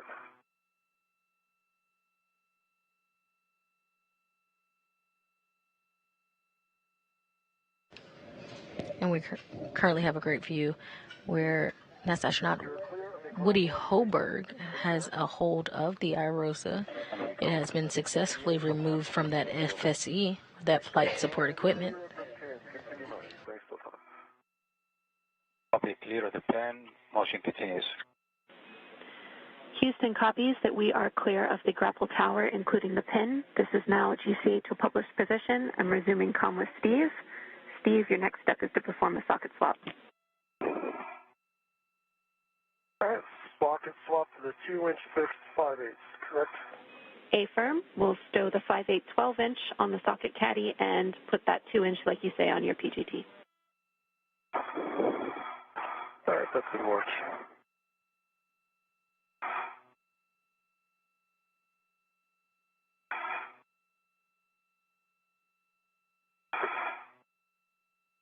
One meter to go.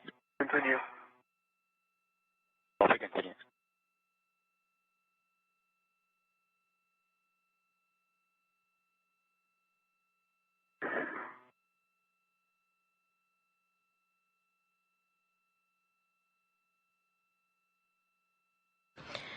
And again, if you're just joining us, we're doing live coverage of the 265th spacewalk. This spacewalk is primary goals is to install the iROSA. We currently see NASA astronaut Woody Hoburg holding the iROSA in hand as he's attached to the end of the Canadarm2.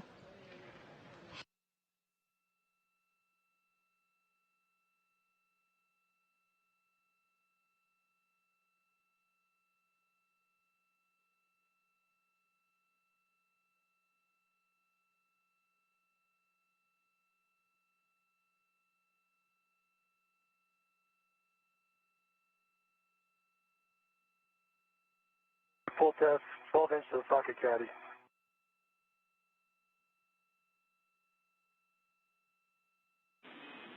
Copy.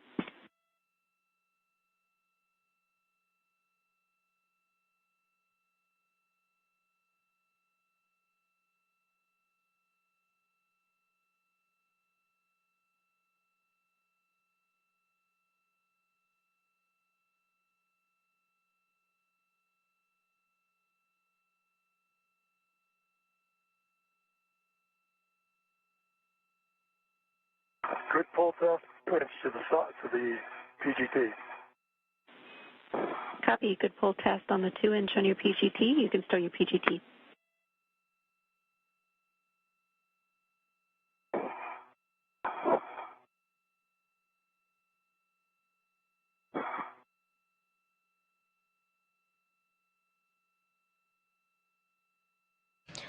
And while we have NASA astronaut Woody Hoburg holding the iROSA, Stephen Bowen, NASA astronaut, is currently working to do a socket swap. He's still working at that FSE, or that flight support equipment pad. After a successful socket swap, he's going to stow that pistol grip tool, or that space drill. He's going to put it away in his crew lock bag. and then the duo are going to start trying to relocate that IROSA. Copy. We will have you clean up crew lock bag T. That means stowing the socket caddy and all external rets, stowing them internally, and then you can button it up with the doors facing the FSE. All right, that's in work.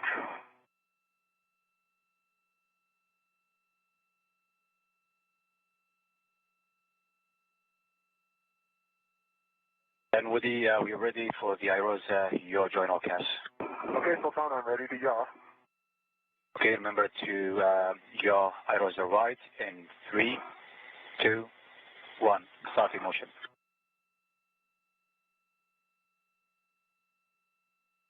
Good motion. Copy, good motion.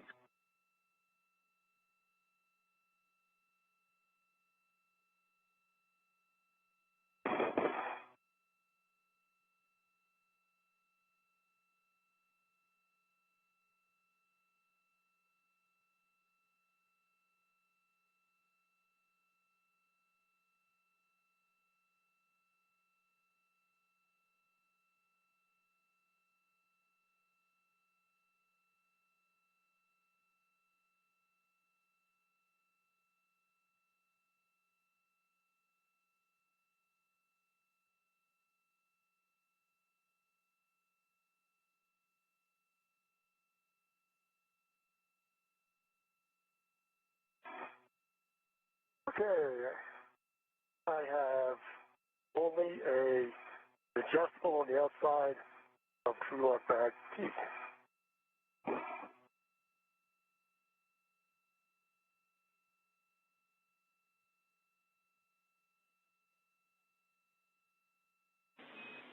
Copy, Steve. That's a good config.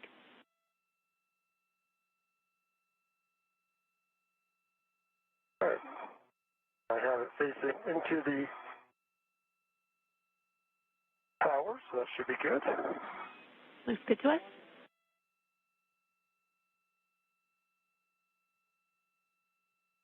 Check, make sure my tether's still going where I think it should. All right, I think I'm going to translate off and go pick up Woody's tether. Is that correct? Affirm, you'll be translating to the port CETA cart. We'll have you retrieve your green hook first and then retrieve Woody's. Understand. My green hook first. Good words.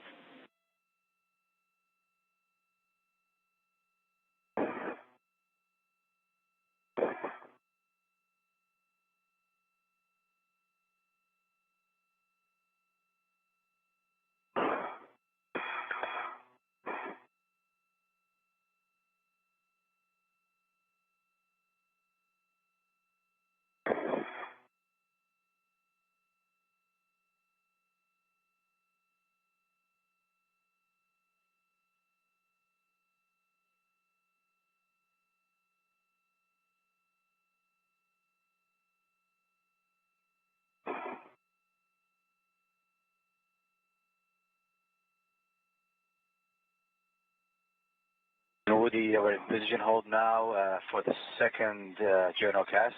It's a handoff intermediate 1, and we're expecting 3.5 minutes, yes. Copy, Sultan, ready.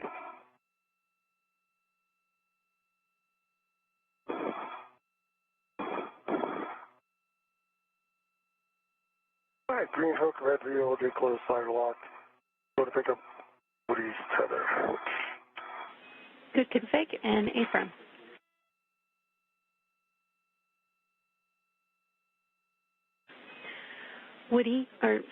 Steve, Woody's tether is on the Nader CETA rail at mile marker 6210. 6210, heading there. Thank you. And for both of you, we are approximately 1 hour into this EVA.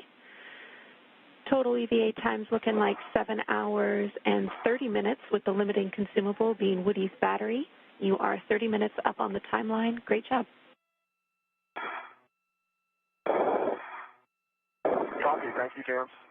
Appreciate the update. Woody, we are ready for the maneuver to the handoff intermediate position. And just a reminder, This motion will take you body in and then followed by body right. Copy, Sultan. Thank you. I'm go. Right, then starting motion. In 3, 2, 1. Starting motion. Good motion. Very good motion. Steve, we see you at Woody's green hook. We recommend that you stow this on your red reel. Showing on my right waist ring. My right waist tether. We have Steve and Woody. We currently see NASA astronaut Steve Bowen and Woody Hoberg have released the IROSA out of the FSC, or that flight support equipment, and Woody Hoberg is currently in movement toward that starboard truss S6, where he will meet up with Stephen Bowen, where they will install that IROSA for that 1B power channel upgrade.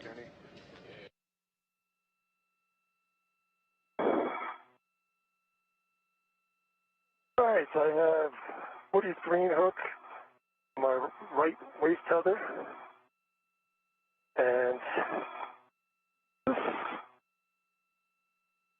I'm watching as it turns back. Currently seeing a helmet come through from Stephen Bowen, who is also starting his translation over to that S6 or starboard truss. Seems to be following me. Copy. Confirm the reel is unlocked.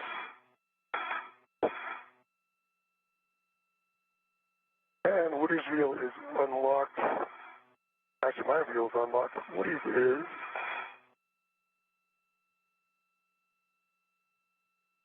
Mine is unlocked, but it's not pending. Hold on. Copy. It's not viewing. That's what I'm seeing. All right, so here I'm down. He's up. All right, ready to translate. Copy. You'll be translating outboard. We need to check that your gauntlets are down. All right, gauntlets on both sides are down. Copy. Ensure tethers don't cross, and you're headed to S5 to drop Woody's green hook. I'll have a handrail for you when ready. All right, let me get on my way out there.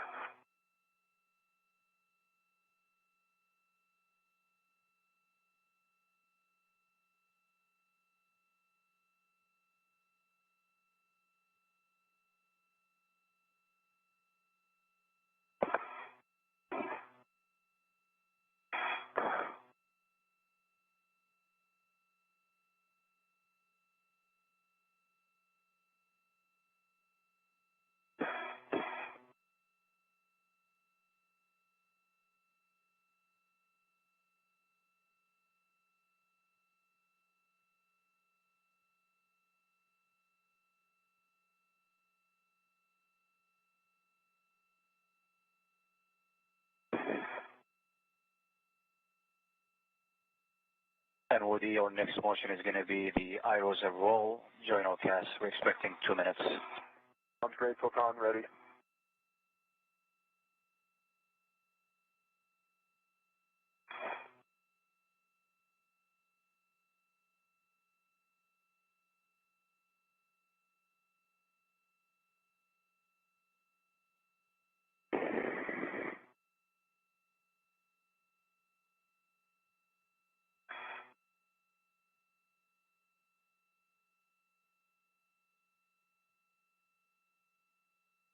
All right, crossing the surge, gauntlets are down. Copy, Steve.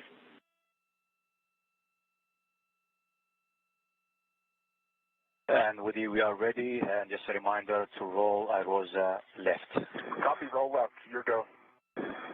3, then starting motion in 3, 2, 1. Motion start.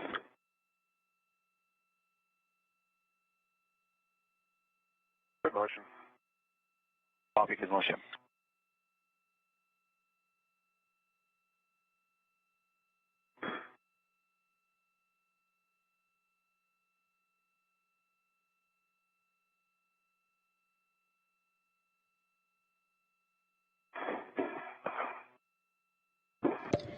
currently seeing live views outside the International Space Station during the 265th spacewalk. NASA astronauts Woody Hoberg and Stephen Bowen have the IROSA in hand and are in translation to the S6 or Starboard Truss 6 location for that 1B power channel to install the IROSA.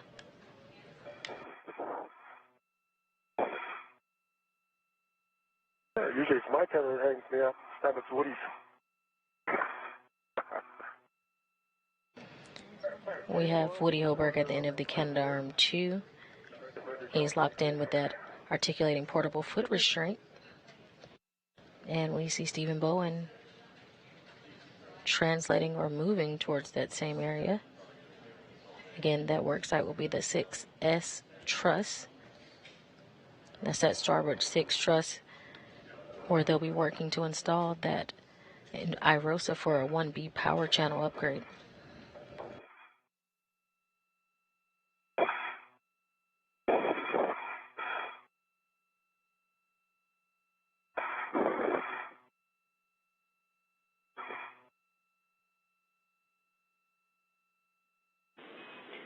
Seconds to a short handover. Copy.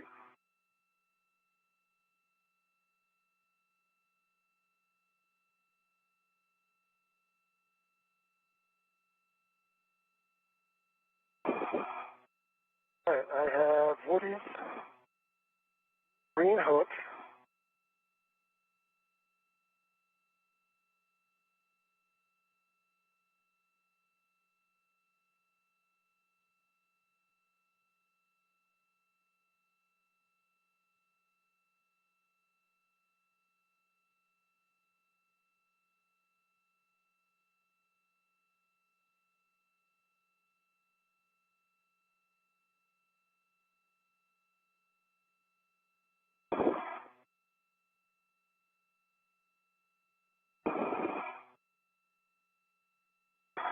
We are ready for the handover intermediate 2, join our CAS, and we're expecting 4 minutes.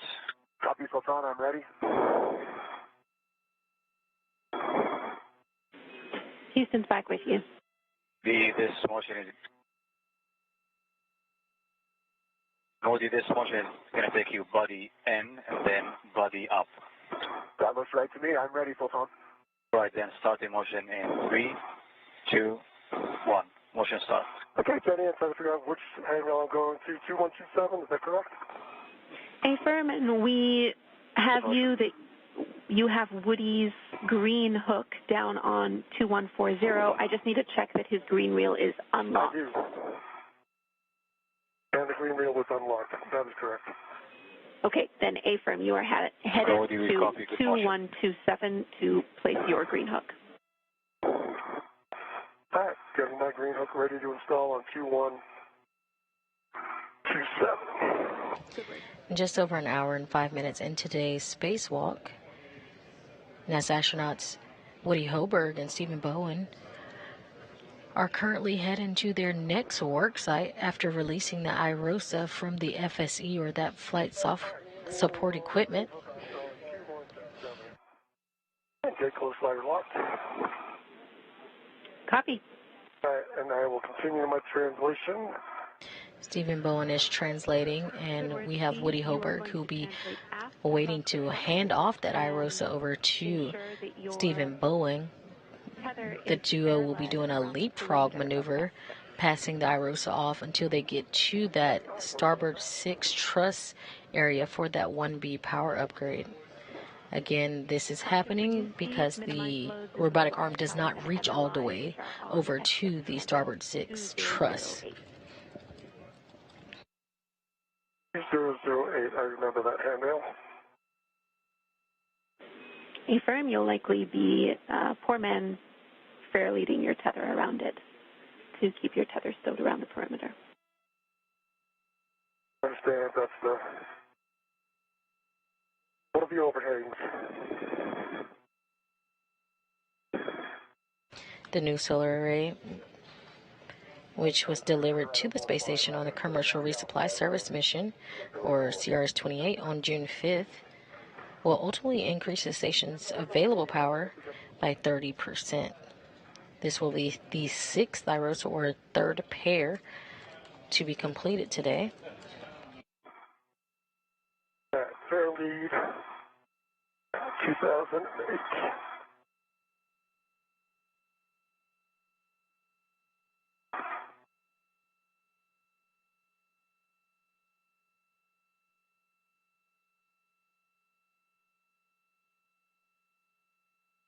All right, now I head across here. I'm half the cable back. Correct, Jenny?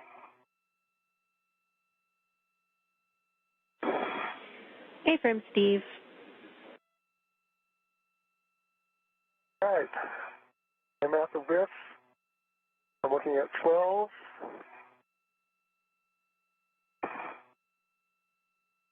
Papa, Papa. Foxtrot. And looks like 8.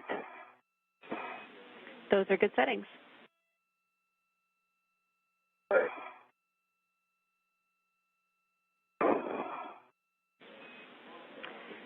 Steve, when you're ready, you can ingress the APFR, and I have some checks for you. All right, let me get comfortable here.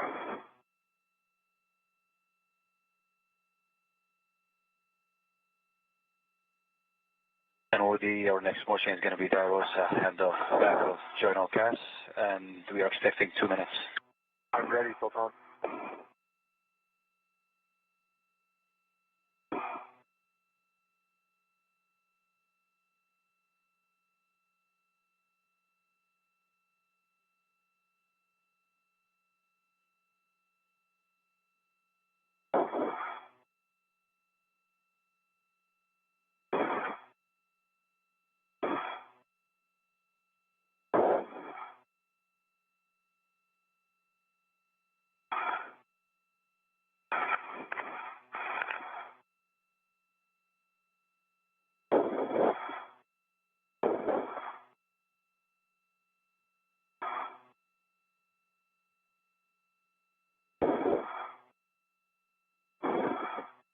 And Woody, we are ready, and just a reminder, this is going to be body right motion. Concur, Sultan, ready. The motion in 3, 2, 1. Good motion. Me copy, good motion.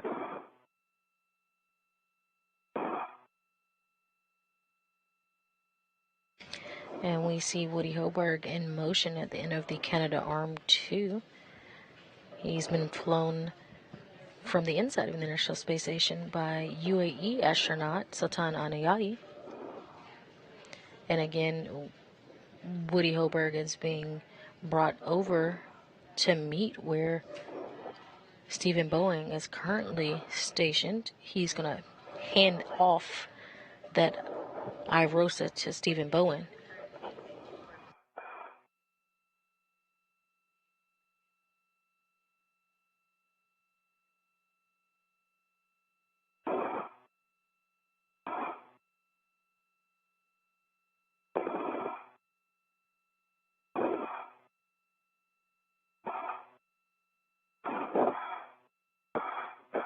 Steve, can you see IROSA?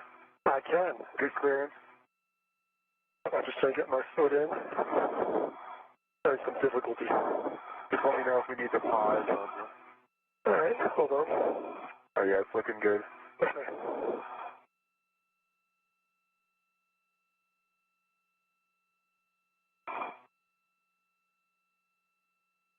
And we are in position hold. Copy, Sultan. I have some difficulty getting into my APFR today. Copy, Steve. Take your time for everyone's awareness. We just need our checks once you're in the APFR, Steve, so we will hold on the final manual maneuver for the handoff.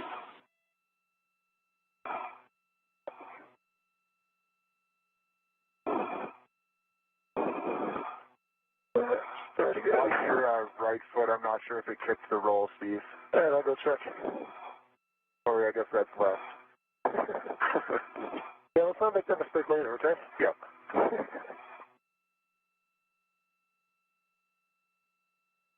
Still looks like 8. Great. And Foxtrot back there. Let's try this again, see what I'm doing wrong. Take your time. And we're currently getting a helmet cam view from Woody Hoburg, EV1. Again, we see him with the IROSA in hand. He is preparing to pass that off to Stephen Bowen. And we see the feet of Stephen Bowen as he is going into his articulating portable foot restraint. And we have switch views. And now have the helmet cam of Stephen Bowen looking out as he sees Woody Hoburg holding the IROSA. Again, we tell that that's Woody Hoburg by the red stripes on his suit. Copy that you're in the APFR, Steve. Well done.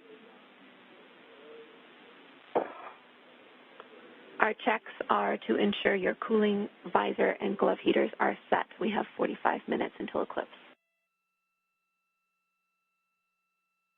All right. My cooling visor and glove heaters are set. Good hat, a dry hat, and a good glove inspection. One smudge on there, RTD. Okay. Copy. Let's ensure your gauntlets are down. Gauntlets are down on EV2. Tools and tethers are clear, and your ingress aid is clear. Tools and tethers are clear, ingress aid is clear. Copy. Can you just punch your bag to the left a little? Yep. Yeah. Good point. Good call. Looks good. Thank you. Roll that in a little bit. Yep. We copy good checks. And finally, That's good. How's that look, Woody? What is great, Steve? finally, Steve, ensure your heels are secure in the APFR. My heels are secure in the APFR. It definitely feels different without a BSI. All right, good to know. We copy all. When you are ready, you both can give Sultan and Frank a go to the published handoff position. Your first step will be to perform a RET swap. So, Steve, you'll be attaching a RET to the IROSA root beam handrail. Over to you for GCA. Ready for GCA. And we are ready, guys, for the GCA to the published IROSA handoff position. We're expecting 75 centimeters body in from Woody's perspective. Sultan, that sounds perfect. I'm ready for GCA. Start in motion in 3, 2, 1. Good motion. I see good motion. Good motion. Continuing. Continue.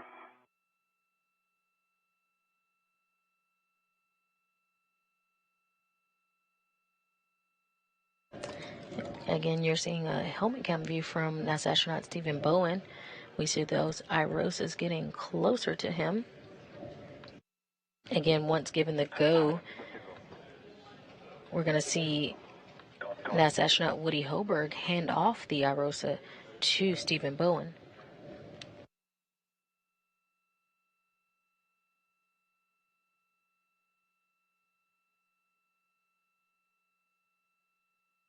I have a RET to the handrail. Continue. Copy, continue. Ready to go. Good stop motion. Just stop. All right, let me stabilize this out, Woody. You got it, Steve. I have the IROSA. Okay, you have the IROSA. Let me know when you want me to disconnect my RET. My RET is attached. I can see it. It looks good. Ready for you to detach your RET. Stephen Woody, can we call that GCA complete? GCA complete. Stephen Bowen now has that IROSA in hand, and Woody Hoburg is going to be detaching his retractable. He's going to be retracting his equipment tether from that IROSA. And Houston copies all. Copy a good red swap. We concur. Next is to get to the APFR egress position. And we now have a view from Woody Hoburg's helmet cam, that HECA high definition cam, where he is now looking over at NASA astronaut Stephen Bowen as he now has the IROSA in hand. And I see Woody with the camera in hand, ready to take a couple photos. And brakes off.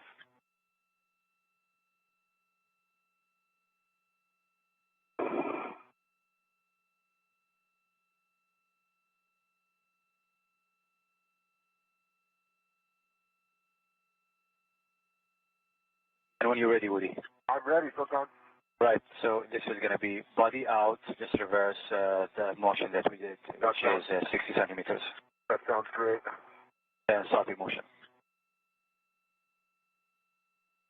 Motion. Good motion.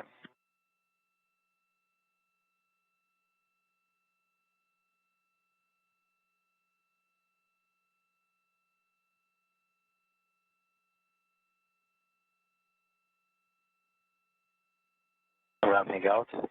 Copy. And next is going to be the egress back of Jordan Ocas. We're expecting 1.5 minutes. I'm ready.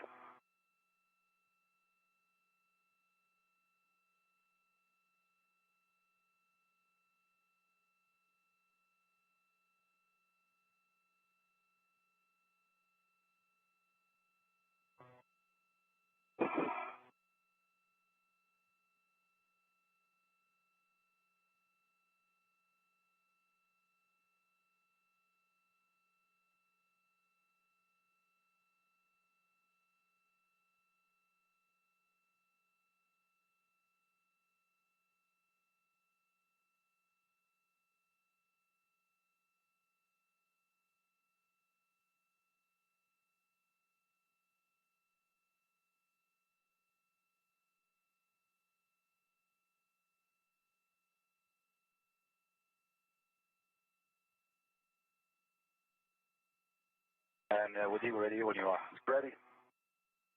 Starting motion. Command send, starting motion. Motion. Navigate motion.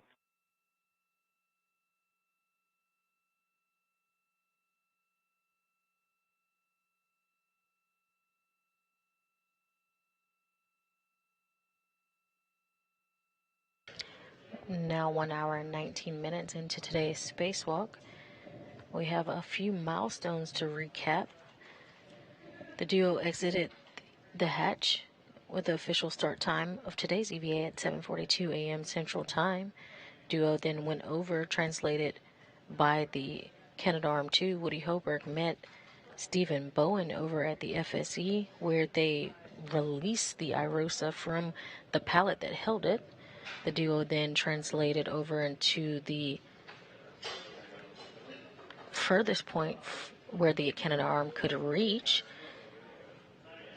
Woody Hoburg has just handed off the IROSA to Stephen Bowen. This will continue a leapfrog maneuver where the duo hands off the IROSA to each other, moving it down the S6 truss to the installation location.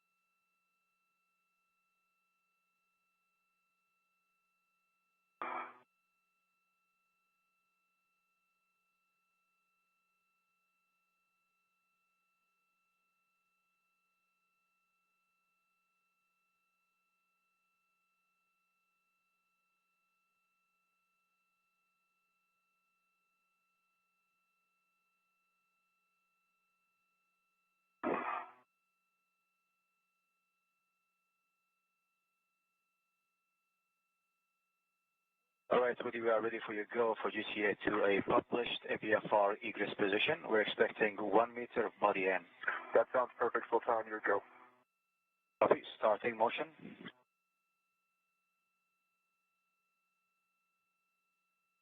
Good motion. Copy. Good motion.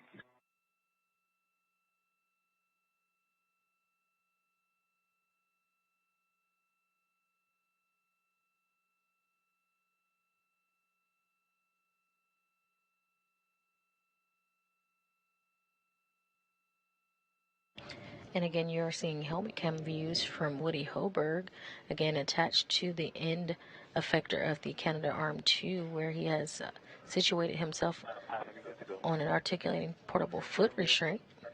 He is being moved by Sultan Anayati, who's inside the International Space Station. Right, GCA complete, and brakes are coming on. Copy. Brakes on. Egressing. And brakes on. You are go for APFR egress. Copy. Go. Thanks, Sultan. Houston copies. Just moved into position and given the go, Woody Hoburg will egress that APFR, that articulating portable foot restraint. Maneuver. Almost there. It's clear.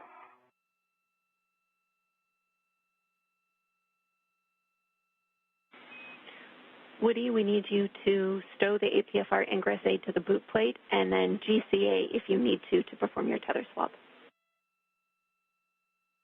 Yeah, copy that, James.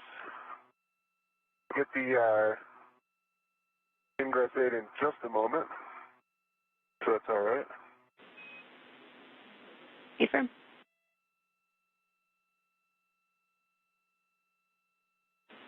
Short handover. Copy.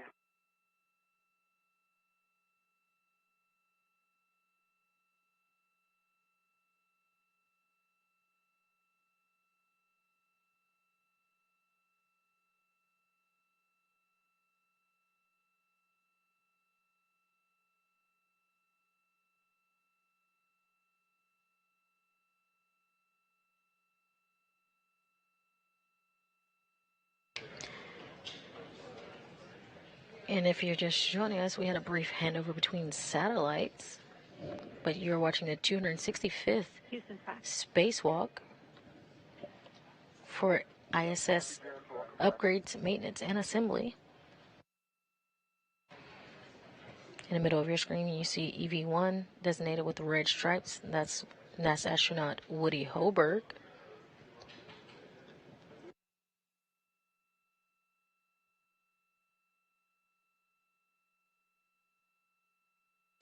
He just egressed the articulating portable foot restraint that's on the end of the Canadarm2.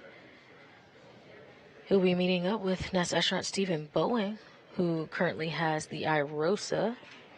Again, the duo will be passing off the IROSA from each other to the other until they reach the S6 or starboard 6 truss, where they'll be working to install the IROSA today.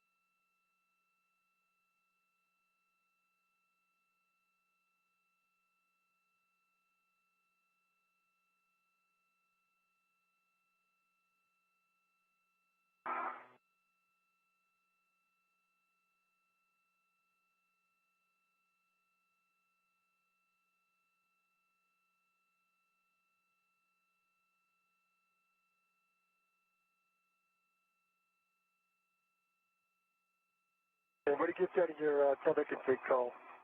We break that. Yep, I've got my green hook down, gate closed, locked on lock. Correction, gate closed, locked, black on black to my red reel. Picking up my yellow hook.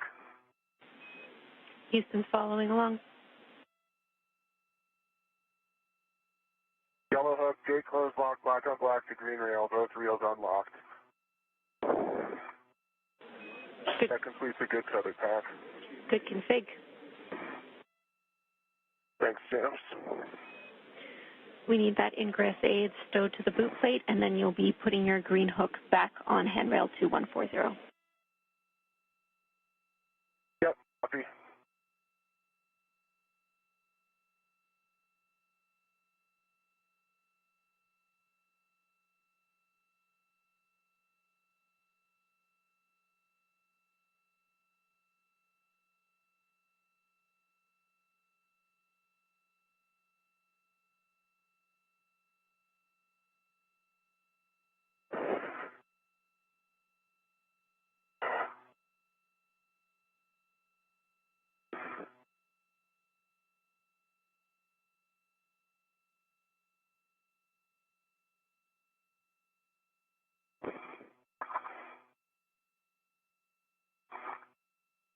All right, 2140, correct? Affirm. Copy. Thank you, James.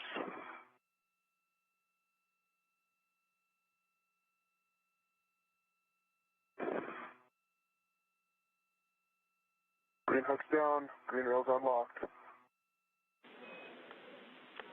Copy. Good config. Woody, you can give Frank and Sultan a go to the truss back off.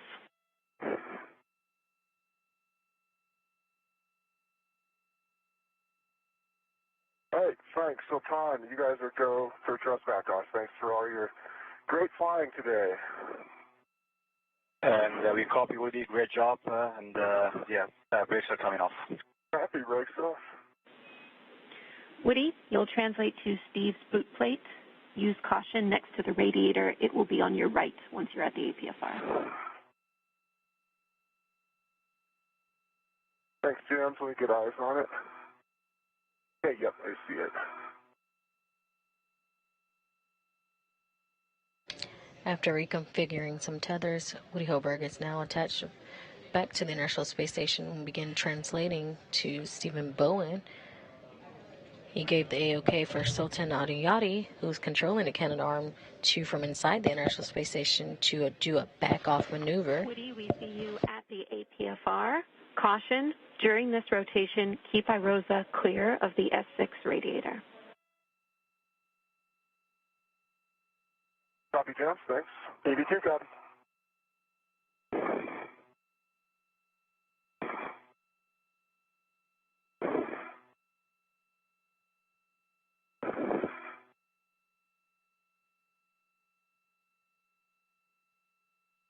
All right, Steve. I'm ready. I've got the yaw pedal. This is going to be a yaw to your left. All right. And I'll give you a countdown. I'll do depressing the yaw. Sounds good. We can get IROSA started, and I'll depress the yaw. I'm ready. You're ready. 3, 2, 1, depress.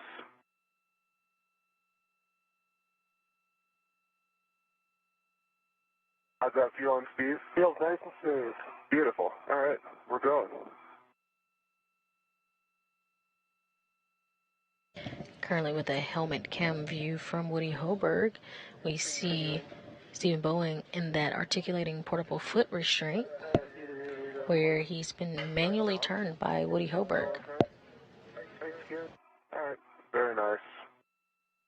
Again, with the IROSA in hand, the duo will do a leapfrog maneuver. Once Stephen Bowen is in place, Woody will translate to the right location and take control of the IROSA. And the duo will do this a few times as the IROSA and the crew head towards the starboard 6 or S6 truss, where they'll be installing the IROSA for the 1B power channel upgrade. You getting close?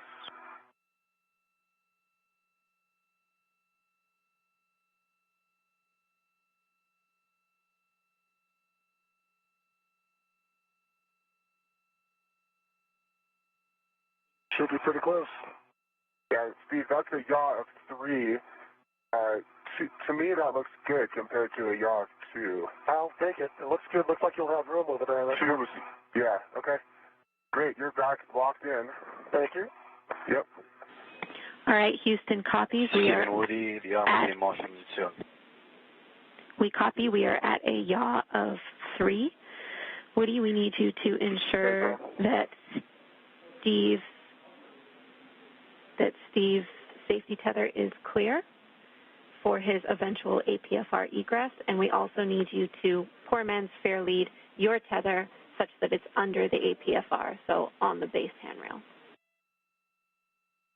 All right, yep, Steve's tether is looking great. It's headed directly station aft. Perfect. And my tether will be mean of that and fair lead under the APFR. Copy. Like Jenny said.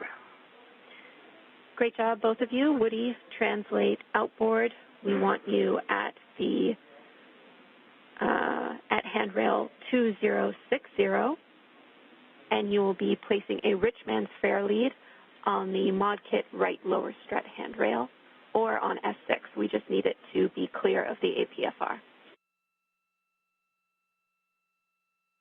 Okay, 2060 for the fair lead or on the mod kit. Affirm. And this is a rich man's fair lead. Okay, thanks. Steven Woody, arm will be in motion soon. Thanks, Sultan. Thanks, Sultan.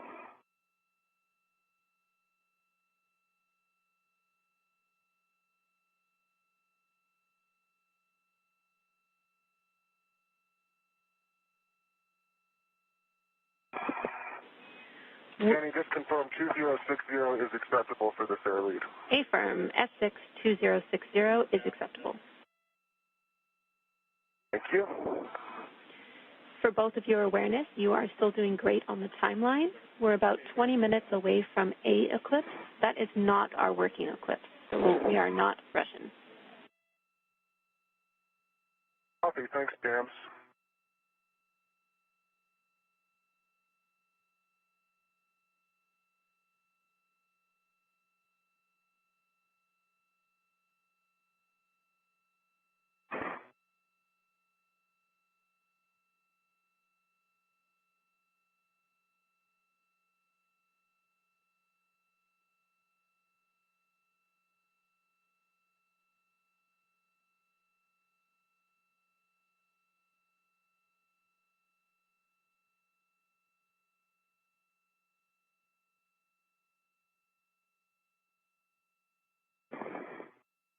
All right, fair lead's down on 2060. Copy, Fairlead 2060. You'll next want to verify your APFR settings. Yep, I see a clocking 6, Fox. I see Echo. I believe we want Foxtrot. Affirm, it should be Fox. Okay, moving to Fox.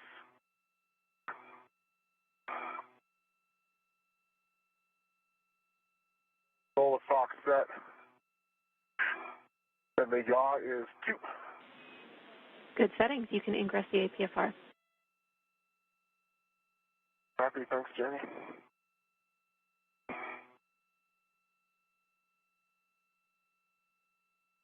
Thank you, Steve.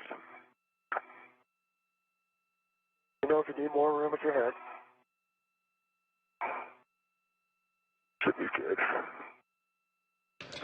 After translating to the forward edge of the S6 truss, Woody Hoburg is now ingressing a different APFR. Well, he will then take control of the IROSA from Stephen Bowen.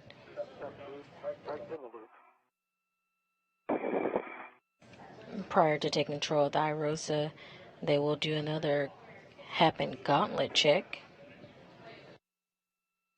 Again, that HAP is that helmet absorption pad, and gauntlets are those coverings on their arms, their suits where it covers their arm plate and where their hands attach. For your checks, we need your cooling, visor, and glove heaters set. We have 21 minutes of insulation.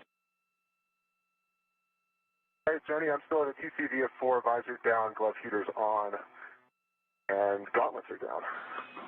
Copy. Ensure tools and tethers are clear and your ingress 8 is clear. Pulls and tethers are clear. Tethers heading back down to the fair lead. Ingress 8 is clear. Copy. Ensure heels secure in the APFR. Filter secure. All right, we see you have a RET on the scoop in your right hand. We also need one on the long duration tie down tether. Can work.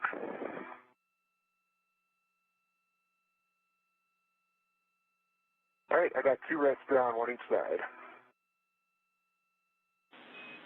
All right, copy. Steve, I have IROSA. You have IROSA, I'm going to take my RET, connect it to the adjustable, then remove the ball steps. Sounds great. Good word, Steve. And you just heard confirmation from NASA astronaut Woody Hoberg. He has now taken control over the IROSA from Stephen Bowen. Feels great. I've got it. Yep. Copy. One off. Copy. What's the other one?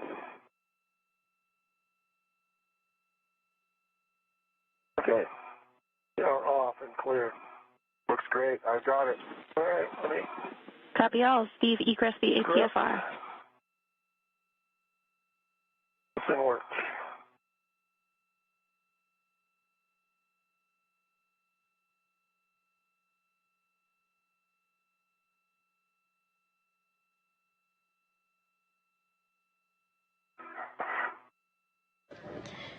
Steve Bowen will now reposition himself. He will egress his APFR, meaning he will get out of it.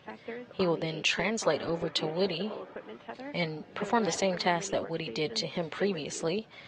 And they will hand off the IROSA one more time before they reach the S6 truss or the work site where they will be installing the IROSA today.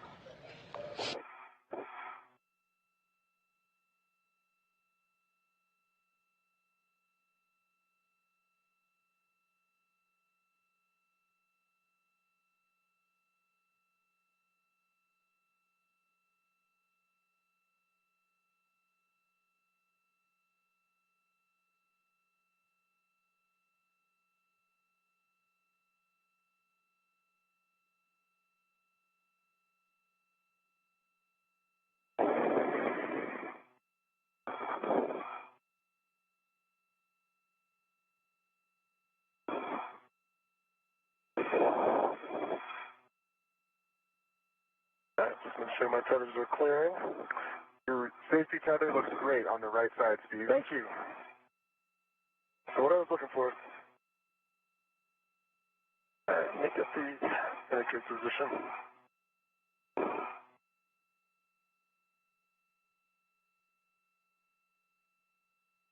In 1 second to get these stowed here, Woody, and I'll be on my way. Take your time.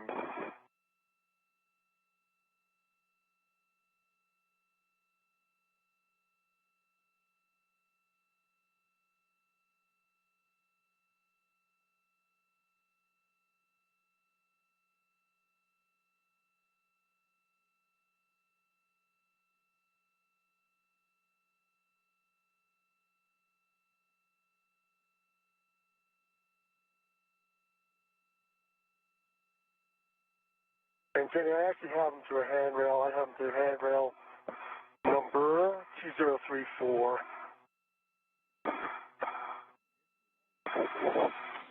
Copy, Steve.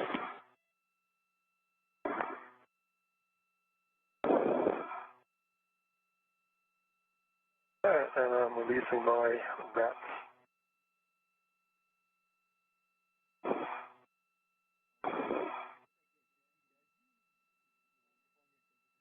And I'm translating over to Woody. Good words. The to your right. Yep.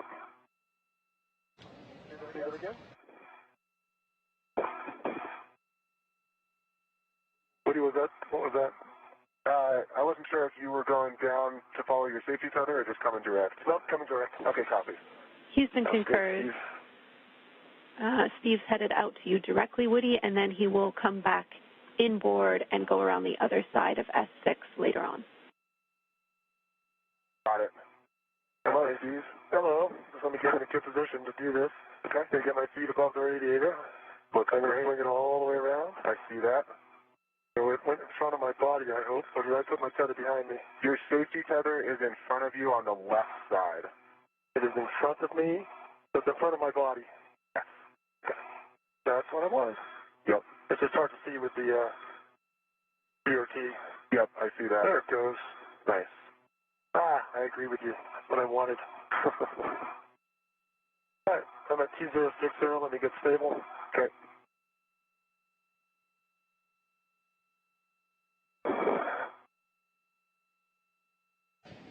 And you have a view on your screen. In the middle, you see the Canadarm2. Below that, you see the two astronauts. EV1, designated by the red stripe, is NASA astronaut Woody Hoberg. And right below him, or above on your screen, is going to be Stephen Bowen, NASA astronaut. He is at Woody's APFR, or Articulating Portable Foot Restraint. He's going to turn Woody to the right, and he's going to line up that IROSA in Woody's hands with the mounting bracket.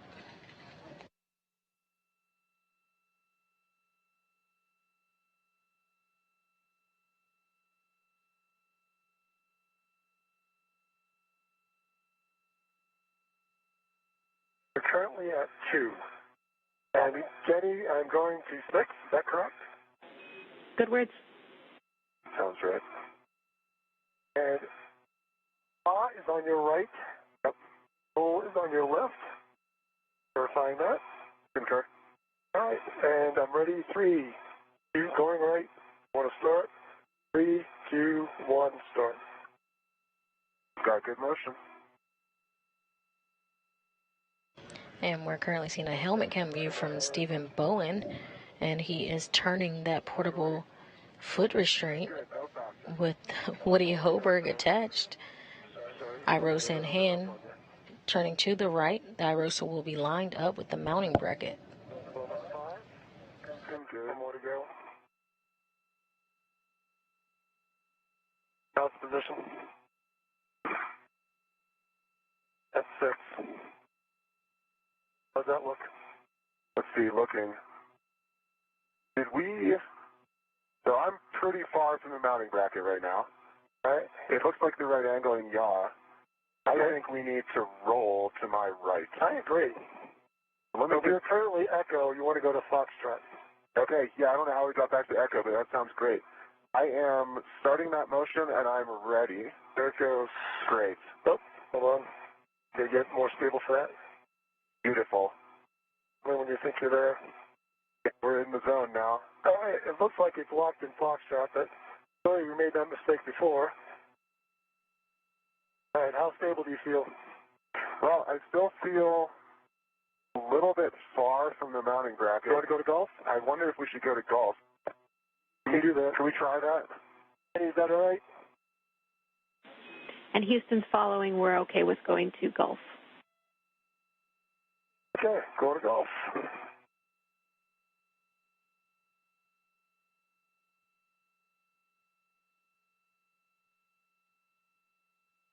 All right, there it goes.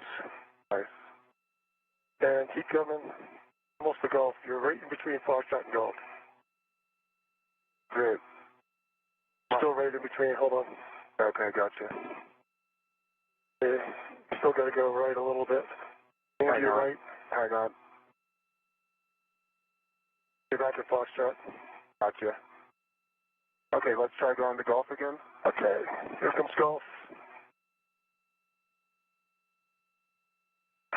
Let me go to golf. Are we there? No, not yet. Okay. A hard time getting the... There you go. That's golf. Gotcha. How's that? That is... I think that's going to be better, yeah. Okay. Let's go with that. All right, you're locked in. I'm going to head over. Great. I've still got a rosa looking great. Sounds good. I'm going to get clear of everything here. All right. It'll take a few minutes.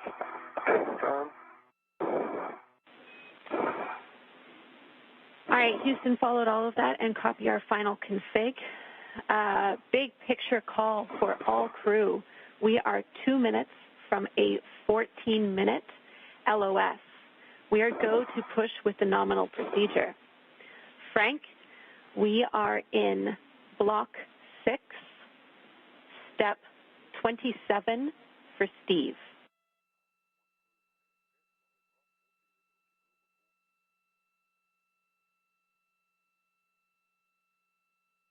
Station copies, Block 6, Step 27 for Steve.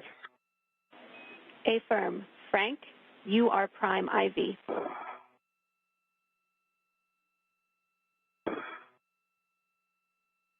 Copy, Jenny. Thanks so much. Okay, Frank, I'm going to start working my way over. Make sure I'm clear of Woody Tether and the radiator. And you just heard Ground IV here in Mission Control Houston pass on the control of IV position over to Frank Rubio inside the International Space Station. And she did that because we have an LOS, about a 6-minute LOS, 8-minute LOS coming up here. And again, that is a loss of signal. I'll put fingers on rows of pin clouds mounted the inside and outside of the Rubian structure. When on the aft side of the mod kit, avoid contacting legacy blanket boxes and protruding trunnions. Understand. Okay, and then the cautions have to do with loads and rates on structure. Any questions on that? No questions. Okay, and so you are translating to position on the left side of the mounting bracket for IROSA install. I agree. After positioning Woody Hoberg to the mounting bracket with the IROSA, Stephen Bowen is now in translation to head over to the far side of the mounting bracket himself, and they'll prepare for the IROSA install. All right, that's what I'm doing.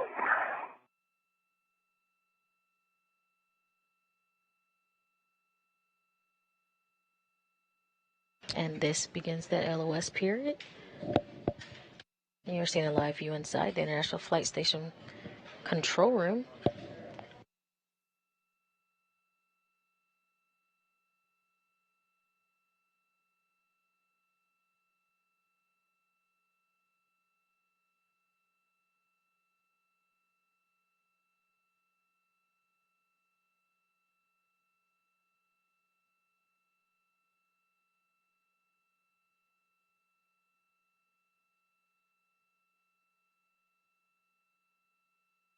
Again, we have about an 8-minute LOS, and that's going to be for audio and visual happening here.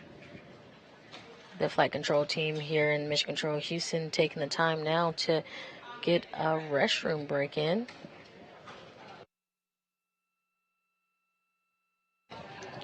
But don't worry, again, that ground IV, Jenny Gibbons, passed over control to the International Space Station, where IV Frank Rubio is walking the duo through the next steps. We had last visuals of NASA astronaut Stephen Bowen translating over to that left side of the mounting bracket. Again, once he is there, he will be close to Woody Hoberg, who has the IROSA in hand, and they'll be at that work site where they will install the IROSA for that 1B power channel upgrade.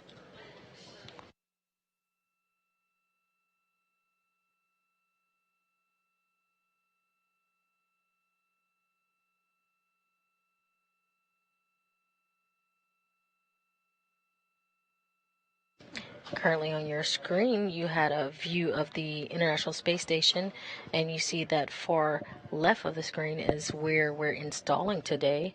The duo on June 9th, just last week, installed that IROSA on the 1A power channel, and we will be installing the IROSA today on the 1B power channel, just the opposite side of where they worked last week.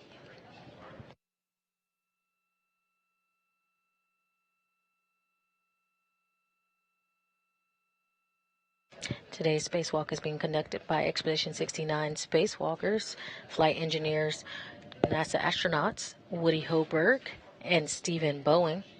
Today, Stephen Bowen is EV2, while Woody Hoberg is EV1. The duo switched roles from last week, where Stephen Bowen was EV1 and Woody Hoberg was EV2. Today is Woody Hoberg's second spacewalk, while it is the 10th for Stephen Bowen.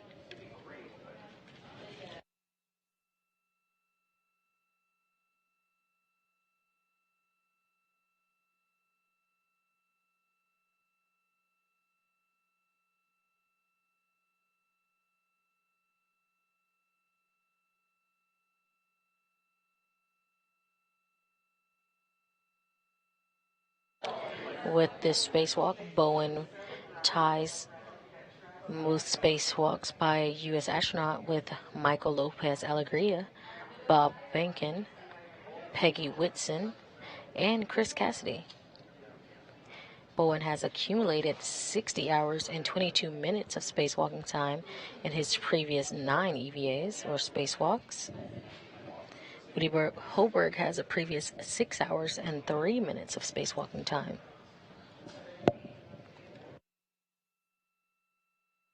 Again, you have live coverage today of the 265th spacewalk in support of space station assembly, maintenance, and upgrades. This is the 8th spacewalk from the space station in 2023 and the 6th spacewalk for Expedition 69.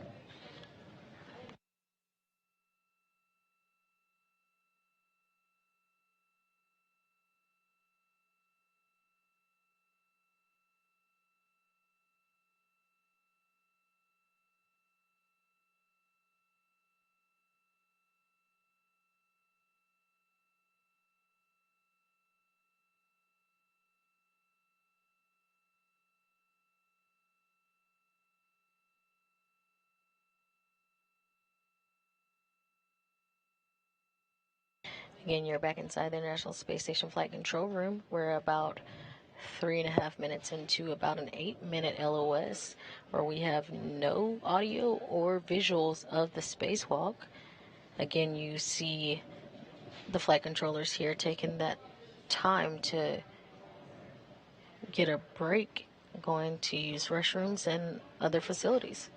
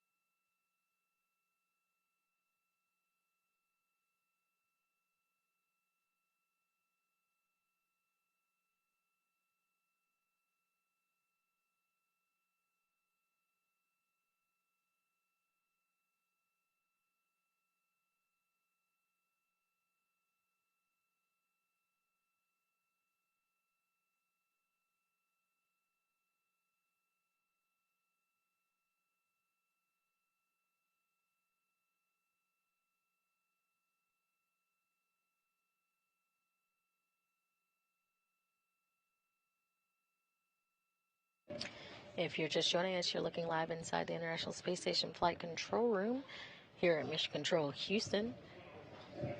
Currently, you are getting live coverage brought to you for the 265th spacewalk in support of ISS maintenance, upgrades, and assembly. We have 2 spacewalkers outside the space station currently. We have NASA astronauts Woody Hoberg and Stephen Bowen, who have exited the International Space Station this morning at 7:42 a.m. Central Time, who have now successfully released the iROSA from the FSE, or the Flight Support Equipment, and they have now translated it over to its work site, the Starboard 6 Truss, or the S6 Truss as you'll hear it. Again, we left the duo a few minutes ago with an LOS, or a loss of signal. We have no audio or visual currently of the spacewalk, but the duo are being helped by those on board the International Space Station. We have IV Frank Rubio. NASA astronaut Frank Rubio is currently taking over the role from the ground as the IV, helping the duo through the procedures as we are in the loss of signal. We should have that signal back here in about 5 minutes.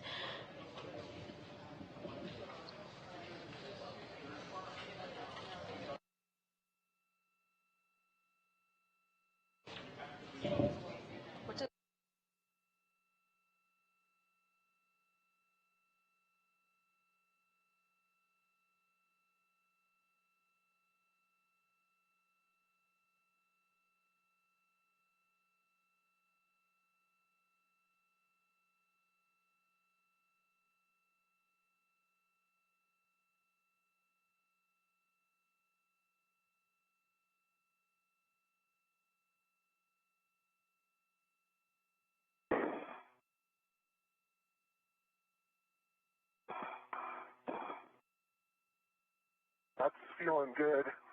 Hang on. We're really close right now, Steve. Let's not move it too far from here. Can you actuate your, Trying to.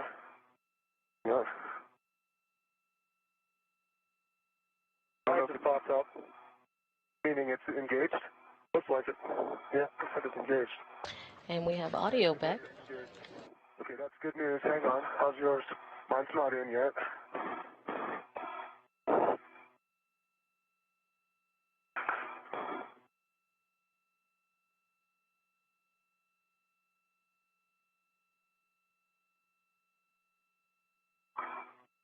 I'm wiggling it, but it's not. Yeah, I'll come around. Yeah, see if you can get your eyes on it. We're in the right spot.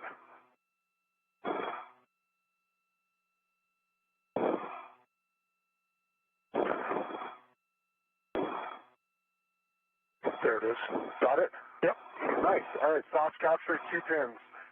Nice job, guys. Hey, once we the soft captures. Once we verify that the 2 soft captures, which weren't very soft, are properly engaged, then Woody will be working on removing the left-hand scoop from the routine. Okay. Left-hand scoop is removed. Okay, copy that, Woody. Woody, you'll next be performing a glove, hat, and gauntlet check. Steve, you're going to be retrieving the red plus adjustable tether from the cool-out pad mic, and this is for the scoop stow. Understand.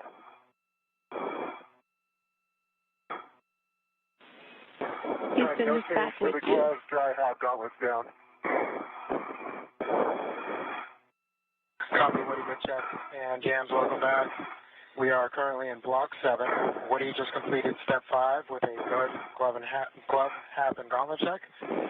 And Steve is working on retrieving the ret on Step 7. We have 2 left soft captures engaged. Copy all. I see Block 7. What's going on here with my... Is that Steve? It's appearing off my right leg, I think, and my tether. Yep, it's your weight tether. Or no, it's the bag, actually. It's the bag that's integral tether. I'm going to come up. Yep, off is good. And you're free, Steve. Thank you. I copy your location and the procedure. Great job, Frank. I'm ready for you to hand it over back to me when you are. Okay, once again, Block 7, Step 5 complete for Woody, and Steve is currently in Step 7. Woody, Jenny, you're prime. Thanks so much. Great job, Frank. I'm prime IV. I copy Steve that you are retrieving the adjustable with the RET for the scoop stove. Yeah, I'm looking for that one here. Oops, not the right one. And Woody, can you confirm that the left-hand scoop has been removed from the root beam, so it's on your mini workstation? Confirm, Jans. I have 2 scoops connected by a long duration ready to my workstation. I'll give you 1 second. I'll get you that adjustable. Thank you, Steve. Copy all. Actually, not the one in the bag. It's the one on the bag. And Jenny, I have Bravo 2, counter 2 set when it's time. Good settings. Go for R6.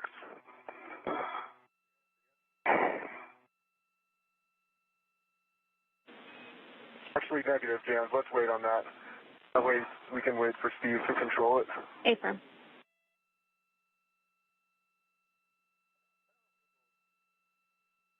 That one.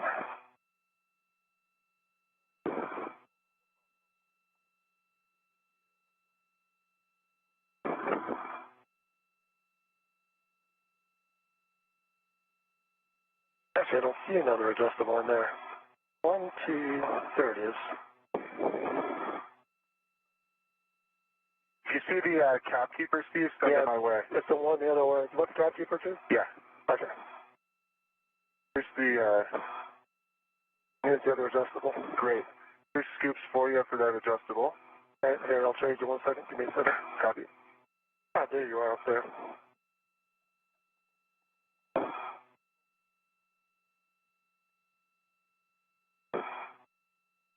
Okay, give you.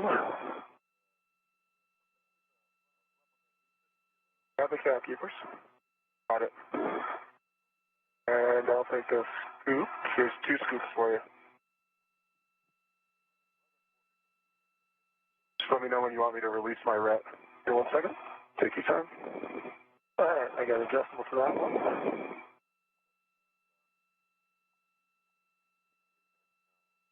And an adjustable to this one. And I'm going to release your ret. Okay, Steve, ready? Or ready.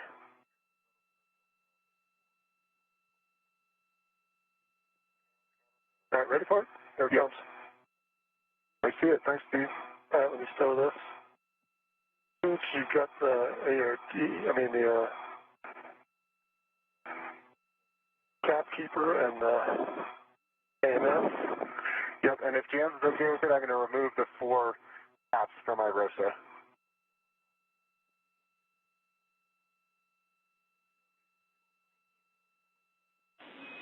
Affirm, you can remove the caps, Woody. Thank you, Jenny, and I have the AMS knob on my mini workstation. We copy. Hey. Get the back stowed. Sure, I'm back in the kitchen thing. Stand by. Copy.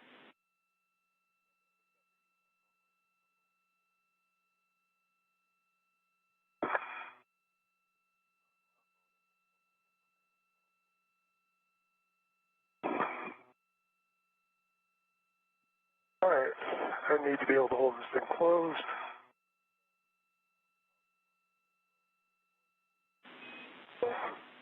Okay, caps are going back to the bag, Steve. You can just leave them on the outside for now. I am ready for you to disengage the R6 bolt. I'm holding it closed. Copy that. Steve, we do want you in position to keep iROSA folded up while Woody does that R6 bolt, but I'll also take a glove inspection, hap check, and gauntlet check from you. Fine right, I'm already in position.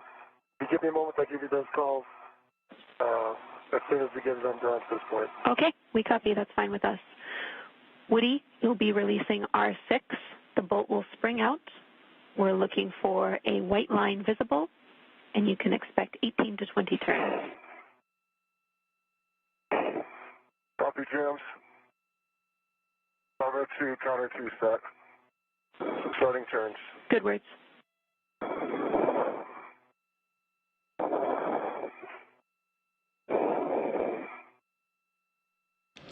2 hours and 10 minutes into today's spacewalk. We have NASA astronauts Woody Hoberg and Stephen Boeing outside the International Space Station as they have now removed the IROSA from its flight support equipment pad, and they have translated it over and relocated it to the S6 part of the truss. We currently have the duo installing that IROSA. Copy, 17 turns. The bolt has sprung out. Can you see a white line?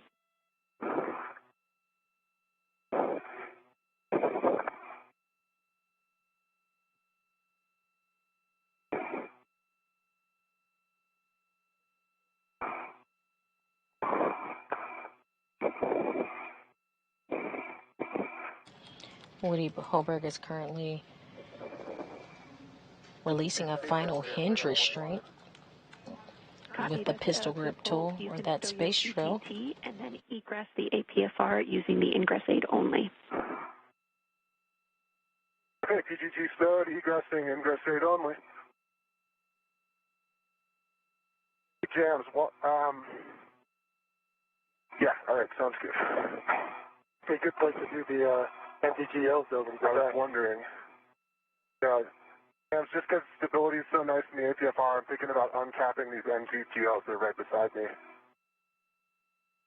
I don't mind waiting. Checking.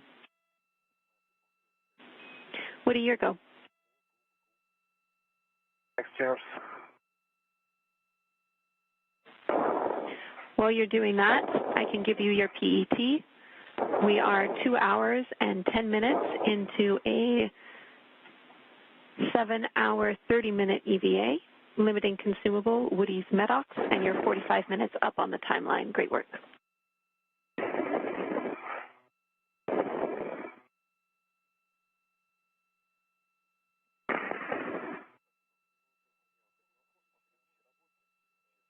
Two caps down, 2 to go. Houston copies. And thank you for the update, James.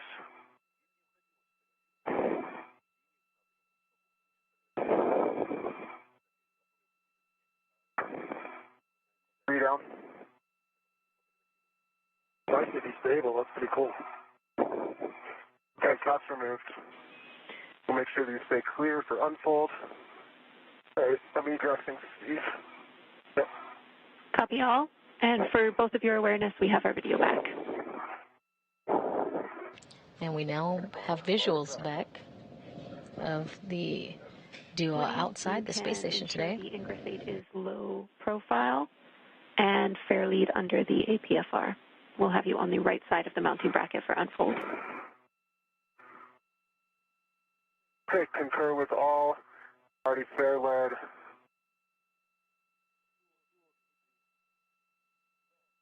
And ingress aid is low profile.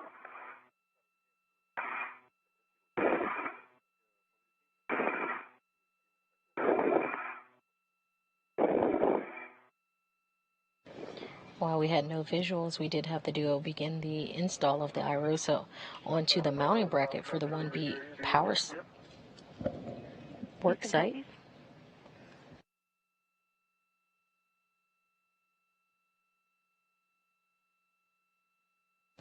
Earlier, the duo did confirm to soft capture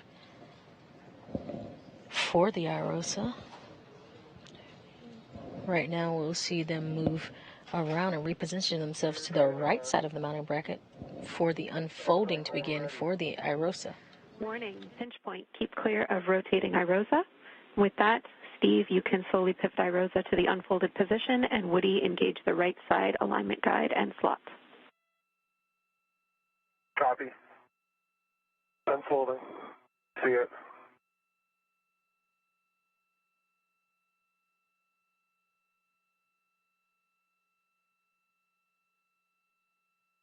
Looking good.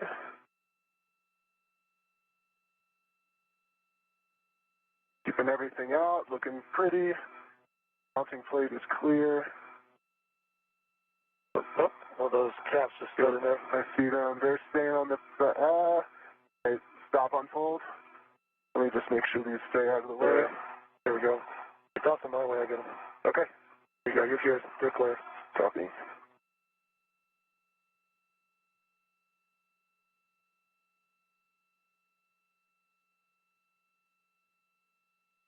Sounds good. Soft capture.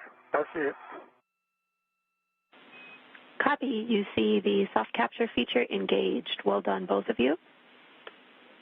Next step is to drive R7 and R8, the hinge bolts. That's for you, Woody. For Steve, I'll take a glove inspection, hap check, and gauntlet check. Hands are down, hap is dry. Hands, I copy R7 and R8. Just out of curiosity, how much time do we have left in this eclipse?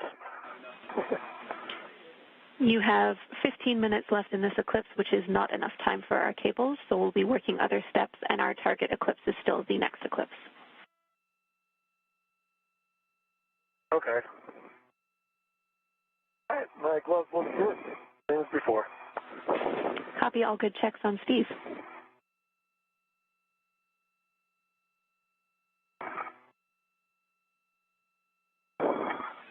And Steve, I understand the AMS knob is already with Woody on his mini workstation. All I have for you in this time is to stow the scoops and long duration tie down tether in the bag if you've not done so already.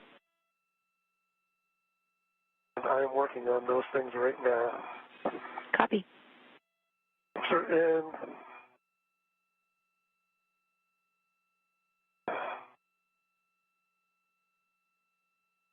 He's working on the AMS knob is the next thing. Well, when he gives it back to me. Copy.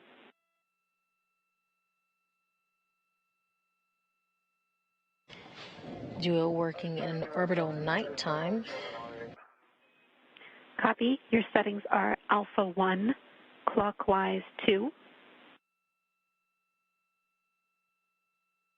Copy. Alpha 1, clockwise 2. Good words. You'll be driving these bolts to torque. Expect 14 to 17 turns.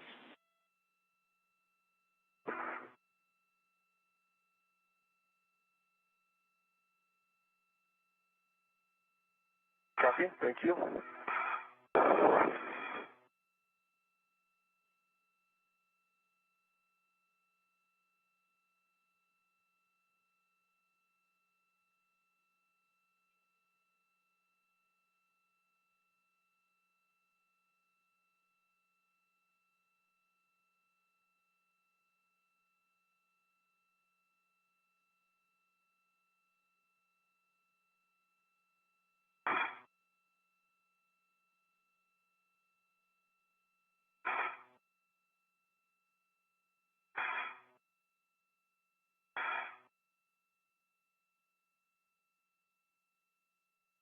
Alpha 1, clockwise 2 is set.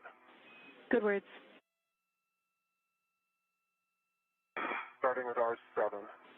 Copy. R7. And we have helmet cam views from Woody Hoburg EV1, who is releasing hinge bolts on the IROSA. Again, once these hinge bolts are released, Steve Bowen will be able to help Woody Hoburg unfold the IROSA, and then we'll be looking for the next eclipse time period for the duo to start cable mating, and then the full deployment work for the IROSA. I counted 17 and a half turns, and I have a good green light with 2.3 foot-pounds on R7. R7 driven 17.5 turns to torque, 2.3 foot-pounds, and a green light.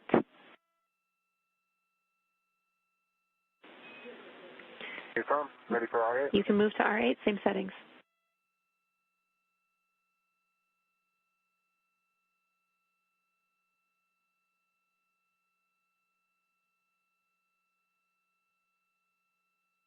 Copy R8, same setting. Alpha 1 clockwise 2 is set. Good words.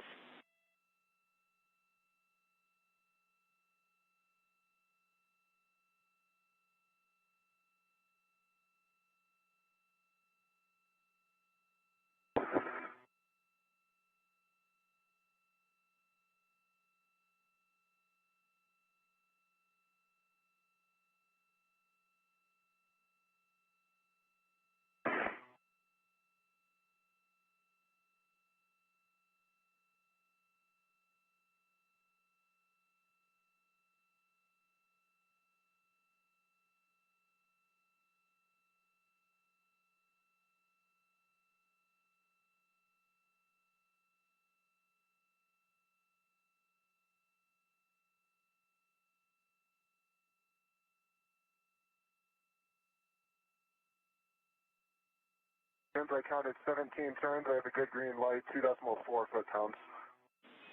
2.4 foot-pounds, 17 turns, green light. That is a good bolt, Woody. You can stow your PGT and now work with the AMS knob to loosen those bolts 1 turn each and then tighten them till just snug. Okay, PGT stowed, working AMS knob.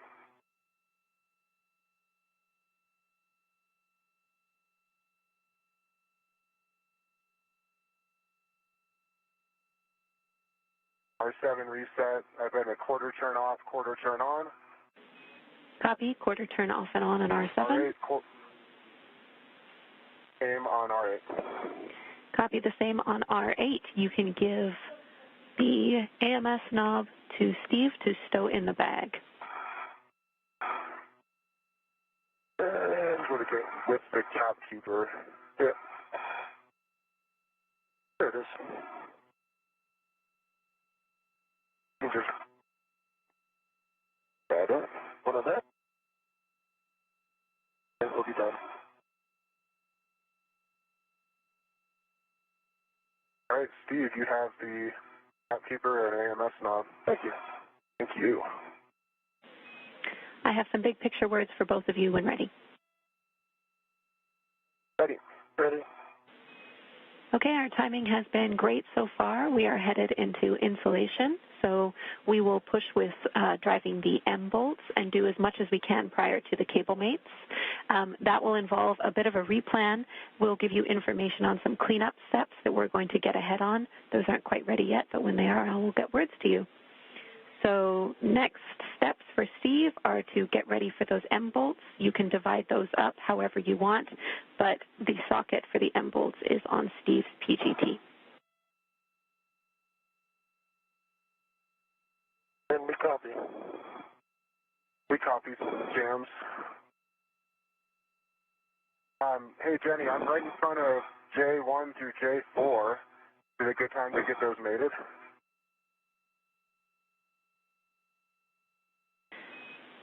So, Woody, I'm just pausing on that because they might interfere with the M bolts, but we're talking it.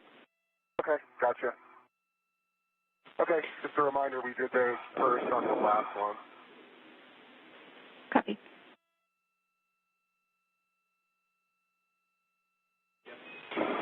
We understand, Woody, but we're going to keep things simple. We're going to hold off of those until we're done the M bolts because we have so much time before our working eclipse. Sounds good, James. Thanks. All right, I'll get my side, you get your side, we'll get this bag closed, and we'll start. That sounds great, Steve. All right.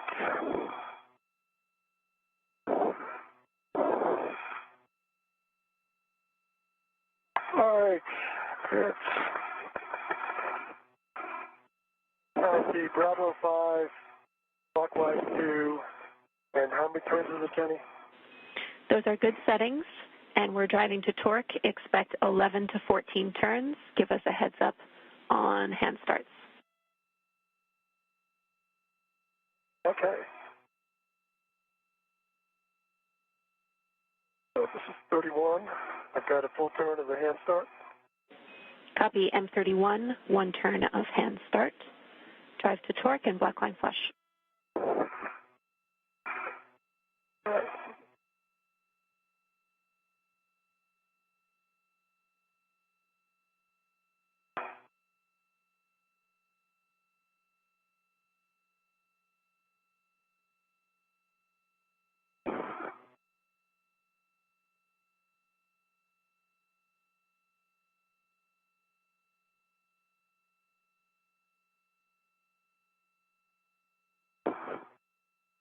If you're just joining us, you're seeing live views outside of the International Space Station as NASA astronauts Woody Hoburg and Stephen Bowen are installing an IROSA on the 1B power channel.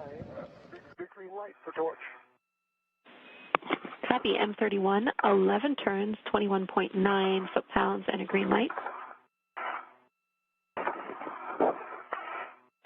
Can you confirm the black line flush, Steve? And black light is flush. Currently have a helmet cam view. You can move to M32. All right, F32 has no hand start. And start and turn now. You're currently seeing a helmet cam view from NASA astronaut Stephen Bowen. He's using that pistol grip tool, or that PGT, to release hinge bolts on the IROSA they just installed. He is working on the left side while Woody Hoburg released his bolt on the right.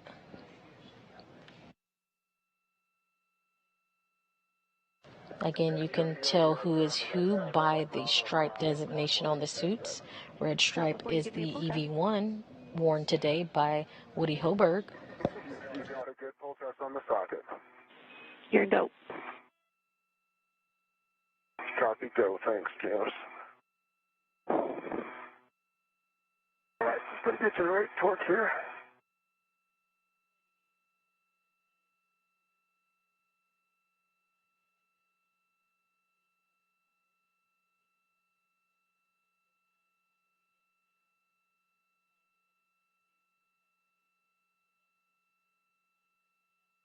All right, I got 11 turns. Oh, and I did not get a good green light yet. I am flush. Copy, that was 11 turns, a green light. And can you say again the torque for M32? 22.6.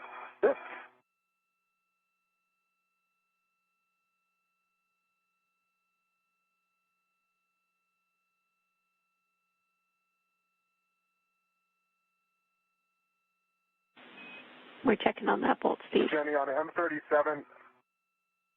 Start again, Jenny.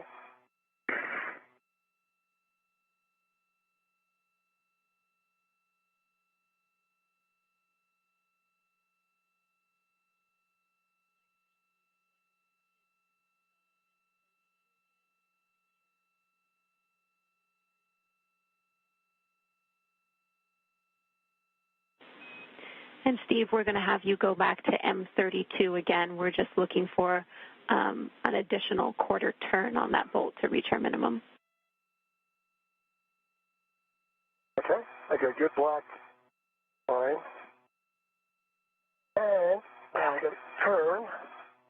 And I got 22.0 that time. About one turn. Copy, Steve. We're checking on it.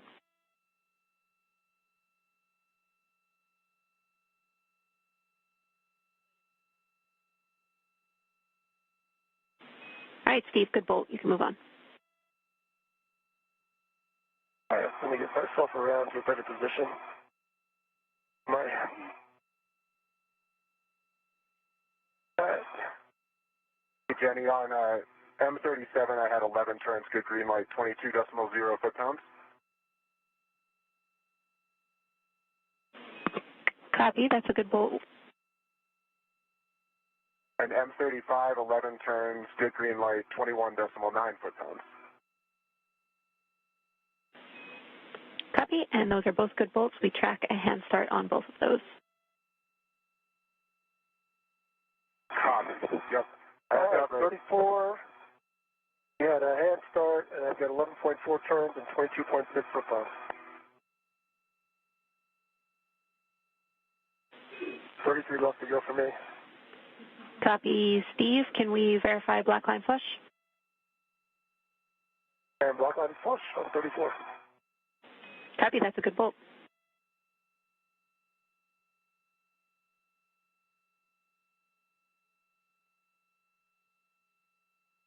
Jams M36 had one hand start, 11 turns, green light, 21.9 foot-pounds. Copy, that is a good bolt, Woody. Thank you. Driving M38. I can hand start on 33. Driving. Copy both.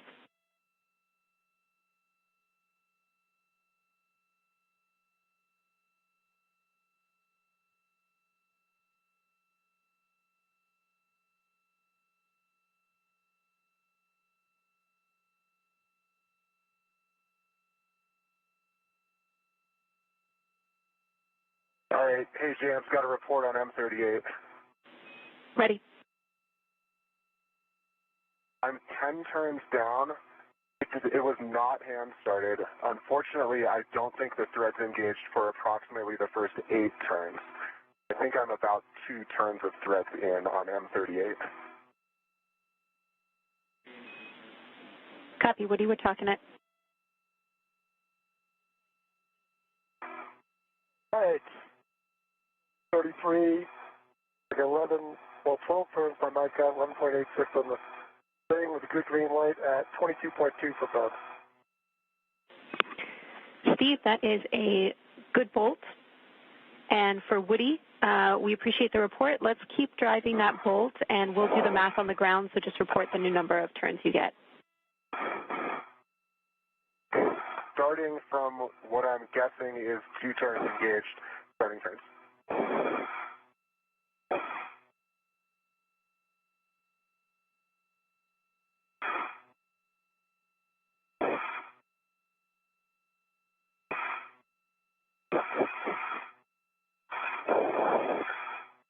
Okay, Jams, I have 7.5 turns, green light, 22.1 on M38. And black line flush on all 9 bolts. Copy, we're checking on that final bolt, Woody. Thank you.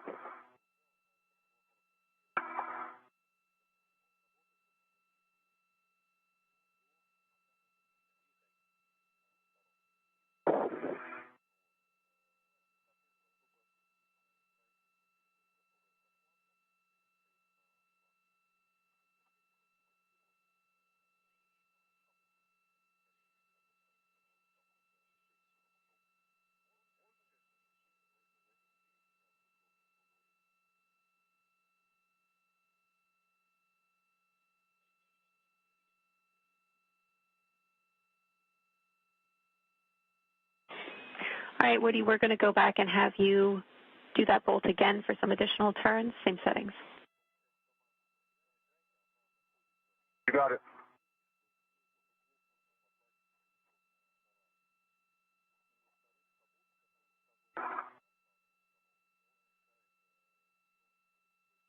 So 5, clockwise 2 set, M38.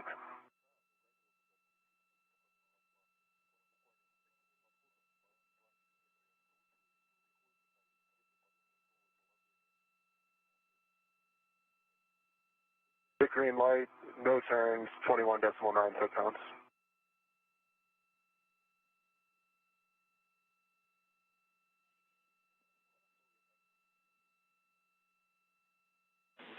Woody, that is a good bolt. Thank you.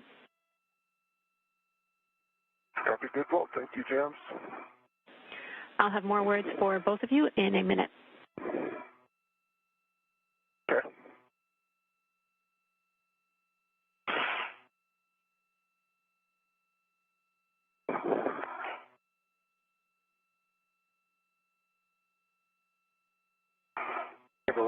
I'll go through my cable bag. That might be a good thing to do. And then I'll swap sockets, and I can probably hit these 4 connectors. All of those are involved in the. All of those items are involved in the plan that we're putting together. I'll have it for you in a minute. Thanks, Charles.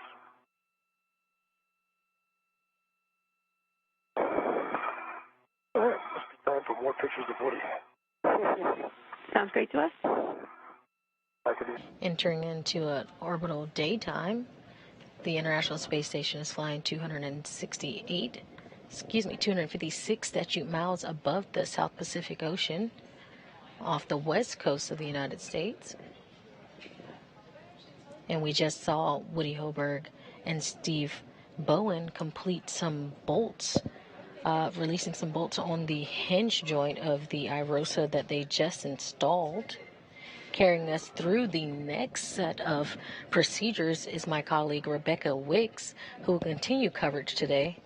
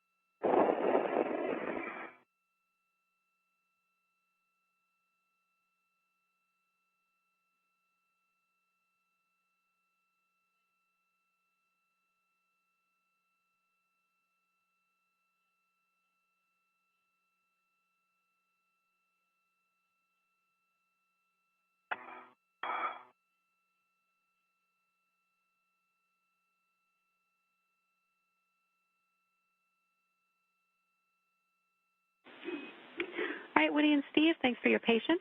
We have words for you now. We are going to do a modified get-ahead on our worksite cleanup. Steve, you will be mating the NZGL connectors. You can get in position for that. And Woody, you will be translating inboard to the APFR in WIF 1515. That is the APFR that we used for the first handoff of IROSA. I will also need words on your pull test if you did a socket swap. Okay, I did on socket swap with a good pull test. Copy WIF 15. Copy.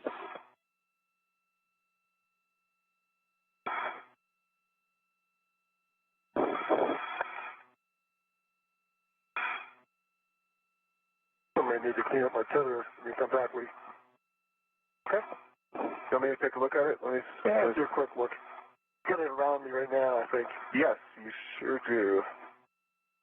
Let's see.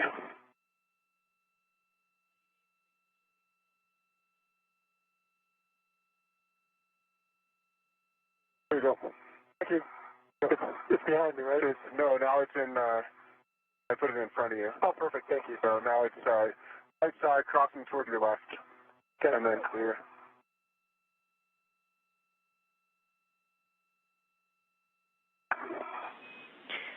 Caution for both of you, Steve, before you start mating these NZGLs, just avoid contact with the cables and connectors when they are attached to IROSA.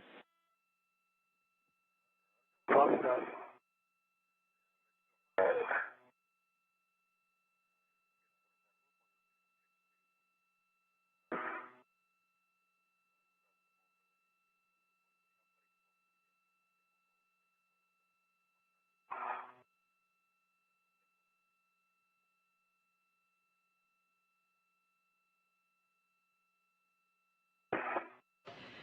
We are bringing you live coverage of U.S. EVA 88. This is the 8th spacewalk out of the International Space Station this year. We started this morning at 8:42 a.m. Eastern Time, 7:42 a.m. Central Time. The team has been very efficient in their tasks. First, the NASA astronauts Woody Hoburg and Steve Bowen exited the International Space Station. They released the IROSA, or the International Space Station Rollout Solar Array, from its flight support equipment area. They relocated it to the starboard truss at the 1B power supply. To get there, they utilized the robotic arm Emirati Space Agency astronaut Sultan Al Nayati inside the International Space Station maneuvered that robotic arm. NASA astronaut Woody Hoburg flew on that robotic arm holding the solar array. When they arrived close to the work site, the astronauts then used a leapfrog maneuver to pass the IROSA between themselves in order to reach that workstation because the robotic arm didn't quite reach. From there, they installed the IROSA and released hinge bolts. Copy. P3 made it. Next up in their timeline was going to be to mate the cables. However, they have to do that in an eclipse. We have about 50 minutes until that eclipse starts, so the flight control team here in Mission Control Houston made the decision to proceed with a work-ahead task, which is what the astronauts are currently on their way to do.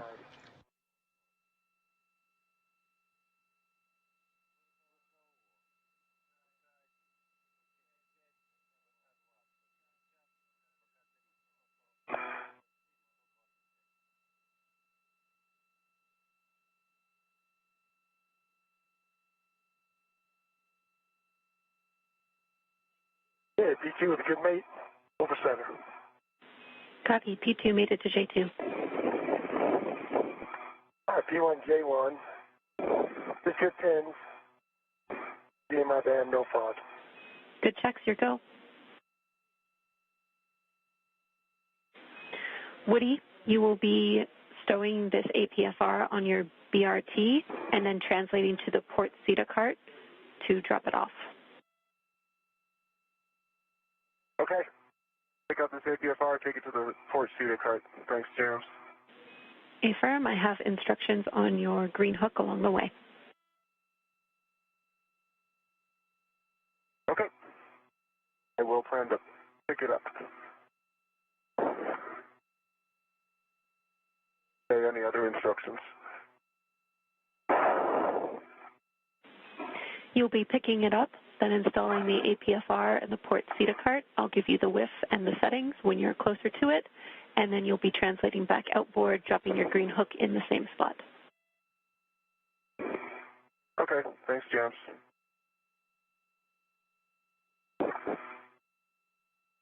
As part of this work site cleanup, they are going to be retrieving their articulating portable foot restraints and stowing those with the body restraint tether.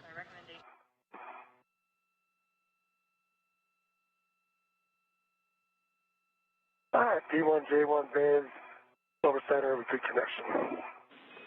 Copy. P1 made it to J1. I track that that is your last NZGL connector, correct, Steve? I agree. All right. And you want me to pick up the scoop with the cap, within an M1? M bag? We need to leave the scoop there for Woody to use later. Oh, good point. I get too far ahead, I guess. But next step for you, Steve. What am I using it for, James? Okay. Say again?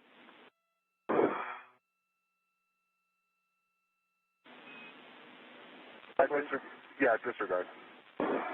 Okay, we're about 30 I'd seconds. probably be okay without that scoop, but... Let's leave it. We're 30 Okay. seconds from Yeah. a short handover. Steve, go get the MUT end effectors. You'll be stowing them in the cable bag. What end effectors for the cable bag? All right, I'll let Woody clear and I'll head over that way.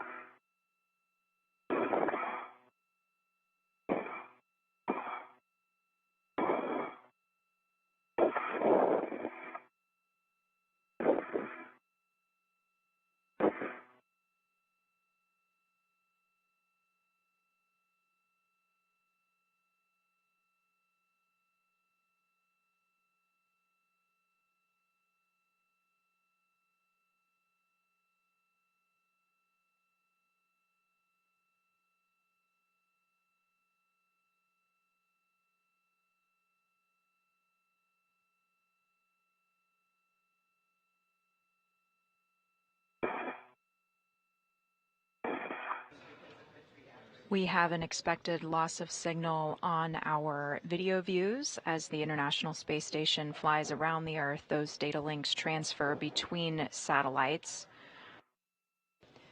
During this handover, you can see live views of the Mission Control Center in Houston. Brandon Lloyd is our flight director today. He's part of the 2021 class of flight directors. To his right, in the black shirt, is Jenny City Givens. She is a Canadian Space Agency astronaut.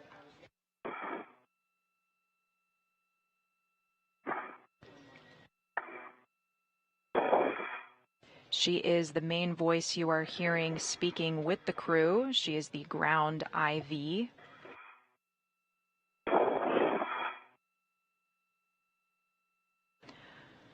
IV stands for intravehicular. She is the person that is talking to them while they are outside the space station on their spacewalk.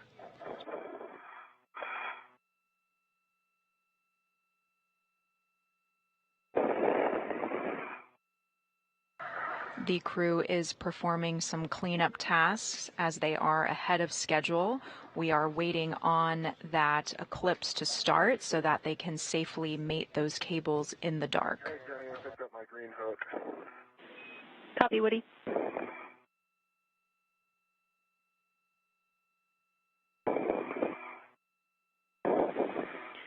Woody, you will be stowing that APFR in the port CETA cart with 3. That's Zenith Starboard. With 3 Zenith Starboard, thanks. CETA is a cart. CETA stands for Crew and Equipment Translation Aid.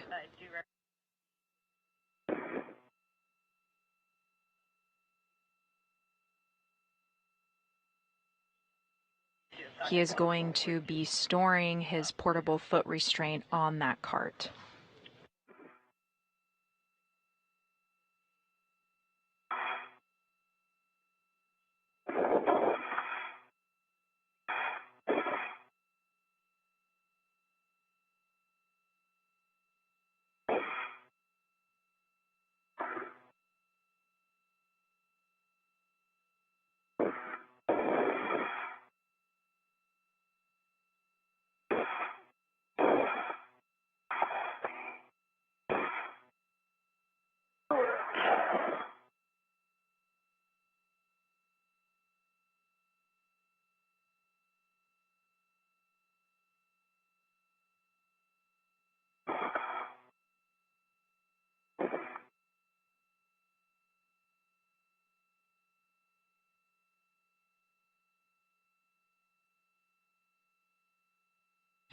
This is a live helmet camera view from NASA astronaut Woody Hoburg.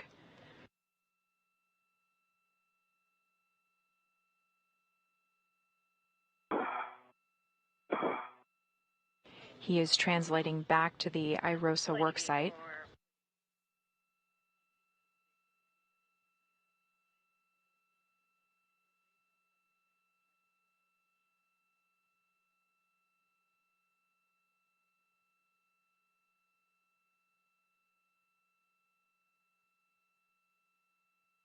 Correction, he is going to the Zenith Starboard side for that CETA cart in order to install his portable foot restraint.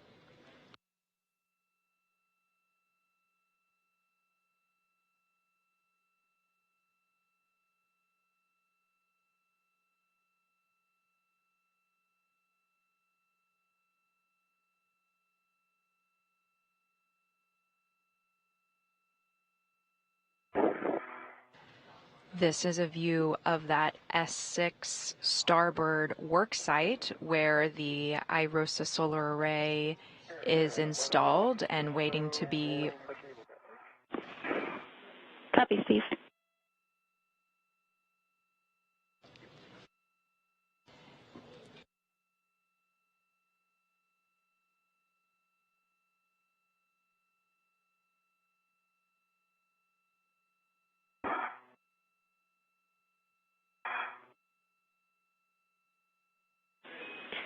Steve, now that you have stowed those MUT end effectors in the cable bag, we'll have you translate back out to the mod kit and more steps for you shortly.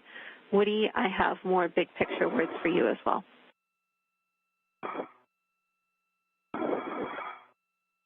Hey, James. Trying to get eyes on WIF 3. And is it on swing arm 3, James? Do you know? Affirm, Woody, that's it. Okay, that's it. Copy.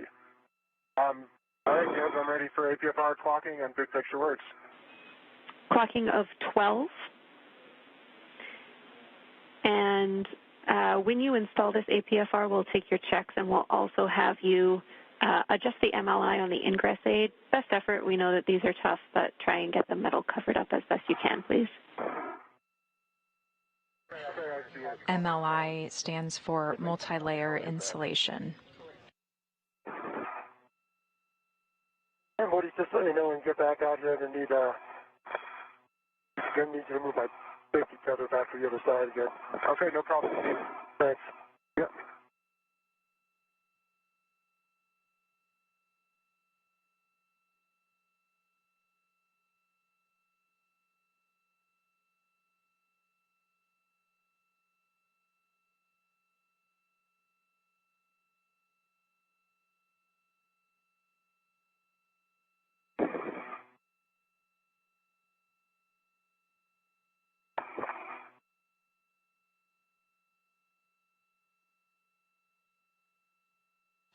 We are currently 2 hours and 51 minutes into our spacewalk. Full twist test. Locking 12, locking color black on black. Switch knob can be depressed and is locked, and I fixed the MLI. All right, copy all. Now, big picture, Woody, we're still tracking like 40 minutes until your guys' working eclipse time.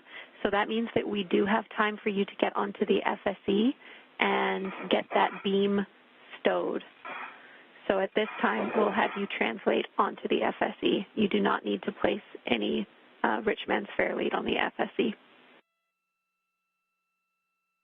The FSE is the flight support equipment. That was that initial work site, the initial work site where they retrieved the IROSA at the beginning of today's spacewalk. We'll have you at Extension Alpha, Woody. Okay, Alpha, thanks. NASA astronauts Steve Bowen and Woody Hoburg. Yeah. Continue to be ahead of the timeline. The solar array installation steps are complete. The team is waiting on the beginning of a working eclipse to begin the power connector mates. While they wait, the astronauts are getting ahead on some cleanup steps. The suits continue to perform well. We expect no suit constraints on today's operations.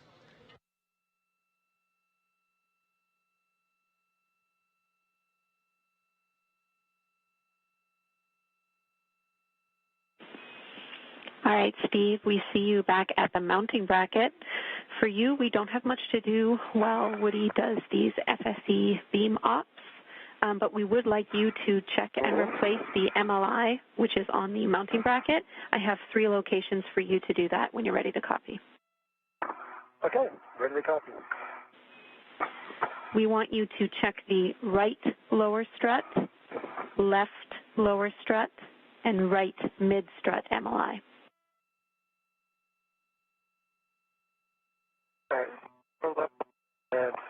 NASA astronaut Woody Hoburg has successfully completed a work-ahead step of stowing his portable foot restraint unit onto a cart. He is now headed to the flight support equipment area where he will be stowing a beam.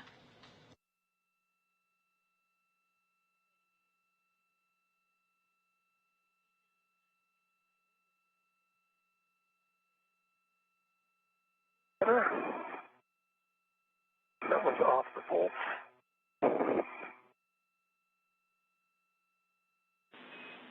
Copy, Steve.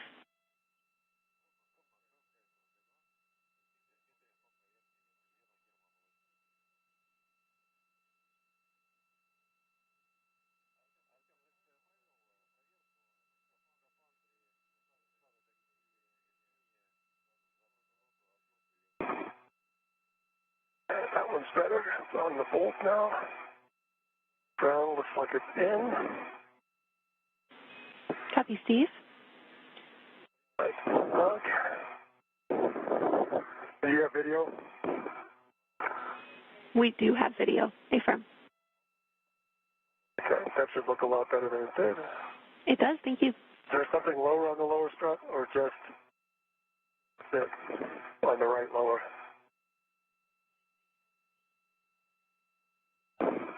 Checking.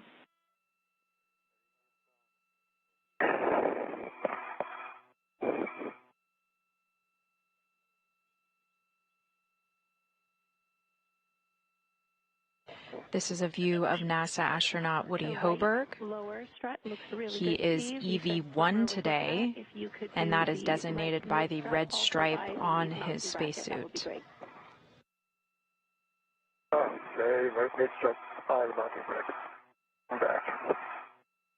Any in place at Alpha.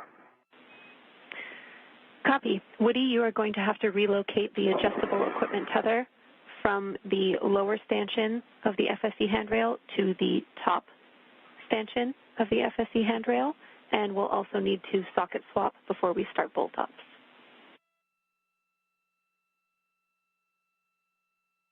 Copy.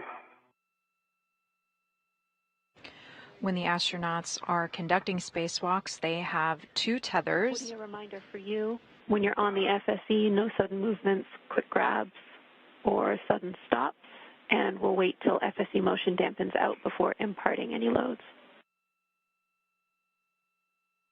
Copy. Adjustable swap, socket swap and work.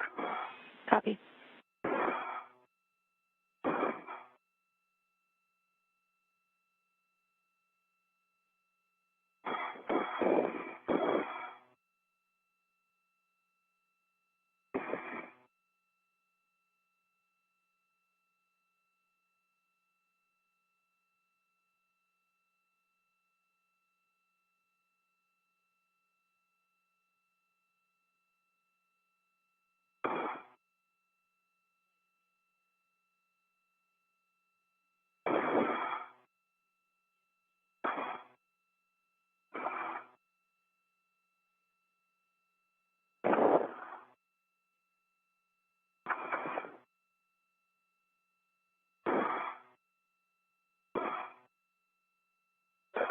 Check on that one. I think I did better there. Copy, Steve.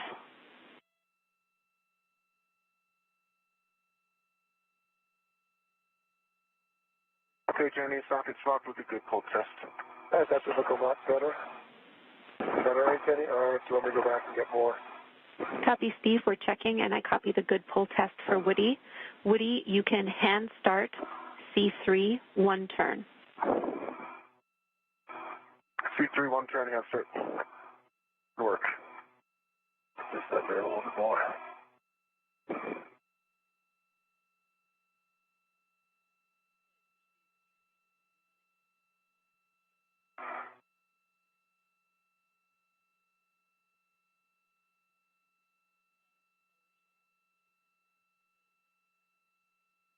I think I might have to loosen the adjustable on the other side to allow that. Let me see. We copy, Woody. We might have to head over there to do that. That's okay. And Yeah, I think so. all right, we copy. Steve, next for you is to check the MLI on the left lower strut to the mounting bracket. The other ones look good. Great job. Right. Off the lower, at the mounting bracket. Good words. Yeah, I did that today.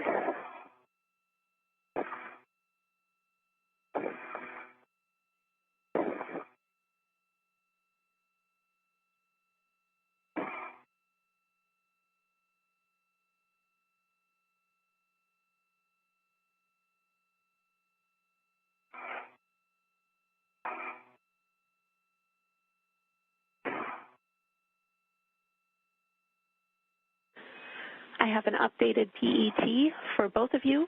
We are 3 hours into this EVA. Our limiting consumable is Woody's battery, and we're tracking toward 7 hours and 30 minutes in total. We are way ahead of the timeline as you guys are doing cleanup get-aheads. We have still just over 30 minutes to our working eclipse, so lots of time to get these done. Thanks so much for the update, James. We appreciate it. You guys doing a great job.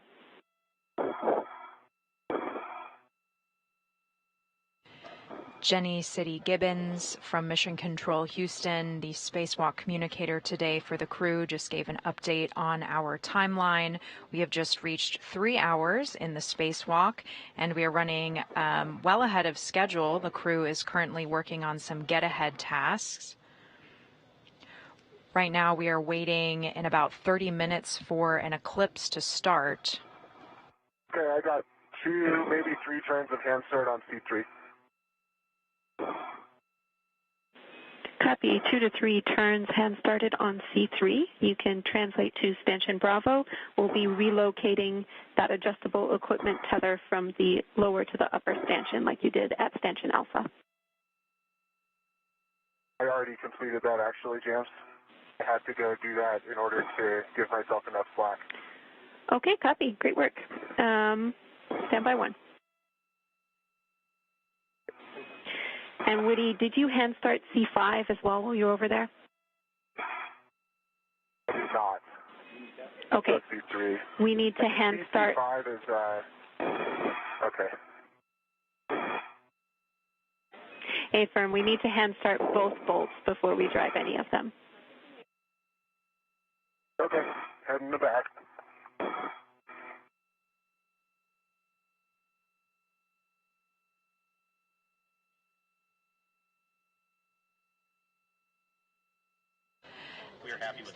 NASA astronaut Steve Bowen is at the work site.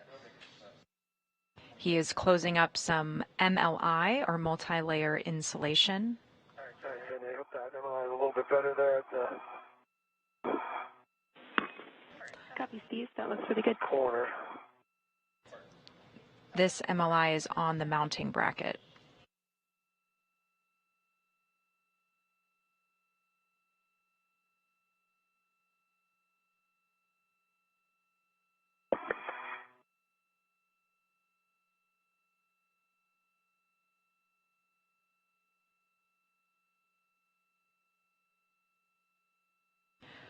With Steve Bowen complete on his get-ahead task, NASA astronaut Woody Hoburg is still working on... Copy. 2 to 3 turns on C5.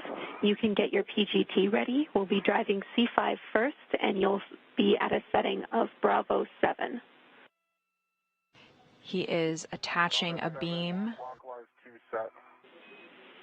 Copy. And you did say C5, right, Jim? A-firm, you can start at C5, the bolt that you just hand started, but I want to tell you, this is important, that the bolts must be stopped on turn count, and since you hand started this 2 to 3 turns, we want 18 turns only. Okay. 18 only on C5, I copy.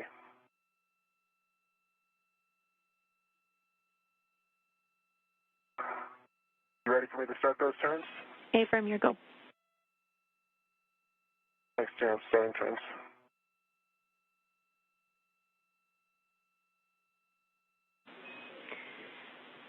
And Steve, for you, we have no other get-aheads, so you will be just getting in a good position to get the best views possible for the next 20-ish minutes while we get in position for the working eclipse. Sounds good to me. Maybe you're first.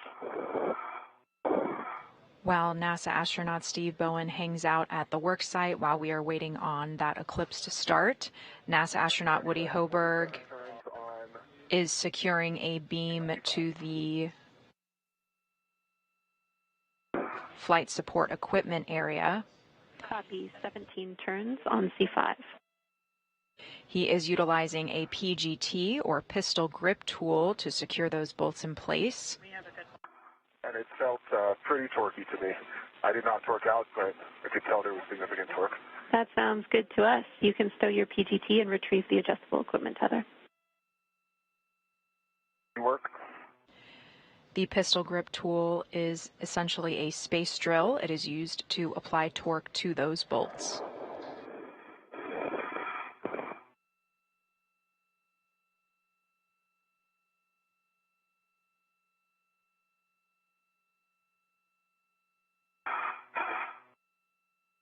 Okay, Johnny, heading back to C3. Copy.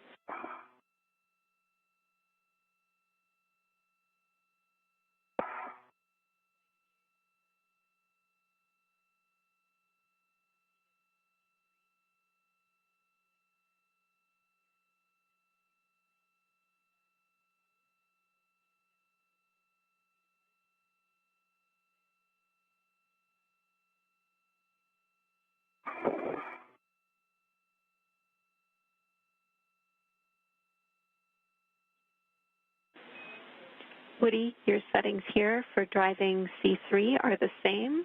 Bravo 7, clockwise 2. Bravo 7, clockwise 2 is set. 17 turns, no more. Let's do 18 turns, 18. Woody. Okay. 18 turns. Sounds good.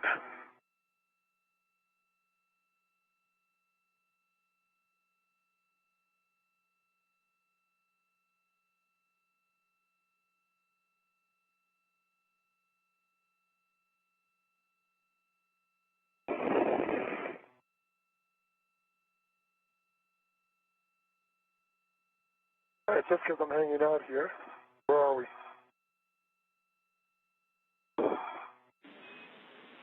Steve, Woody is almost finished up at the FSE. And you should be passing. Where in the world are we? You should be passing just over the northwestern edge of Africa right now. Okay, thank you. Jams 18 turns on C3. Copy 18 turns on C3. That's a good bolt. You can retrieve your adjustable equipment tether stowed on your mini workstation, and then we'll have you pick up crew lock bag T. Okay, got the adjustable going to get teeth, thanks.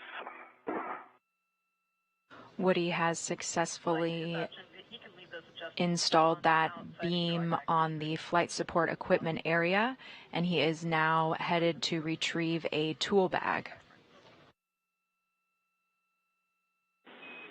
And Woody, your preference here, you can stow those adjustables that you just picked up on the outside of crew lock bag T, and then we will have that on your BRT. You can keep them on your mini workstation if you prefer that. Gotcha. He also has some adjustable equipment tethers or straps that he is also going to attach to the tool bag he is picking up. I'll keep one and drop one. Copy.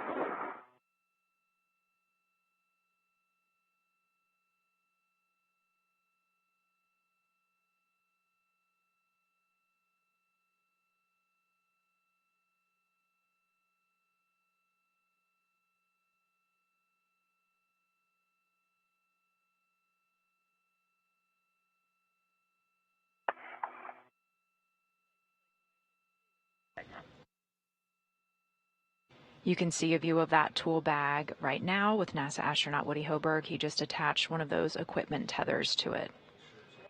And Woody, additional words for you. We would like that wire tie, which is on the tower handrail, to stay with the bag.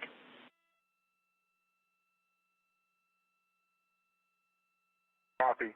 Pick up the wire tie. Good words.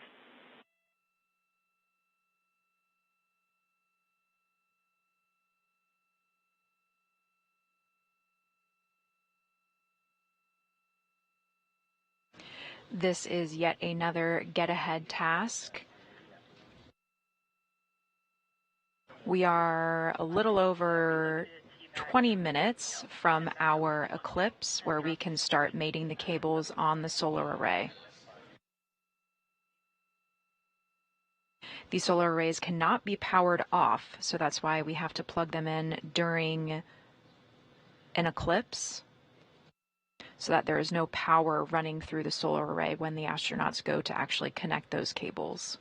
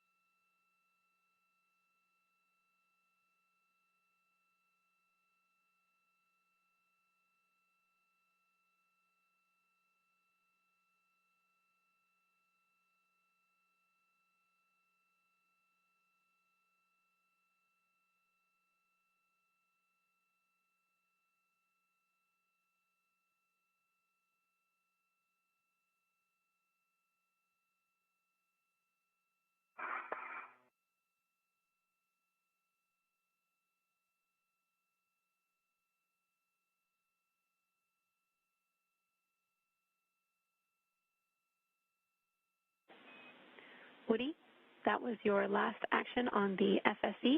You can stow crew lock bag T on the port Cedar cart. Go T on the port Cedar cart. Copy. Thanks, Janice. NASA astronaut Woody Hoburg is now going to move that tool bag over to the cart, and then he will make his way back to the solar array installation station. Good safety tether configure. Standby 1. Take your time. We still have 20 minutes to our working eclipse start.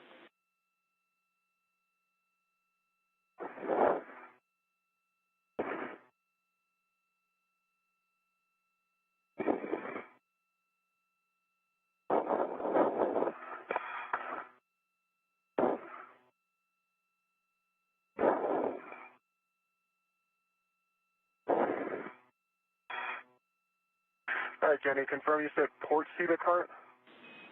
Affirm. Okay. Thank you.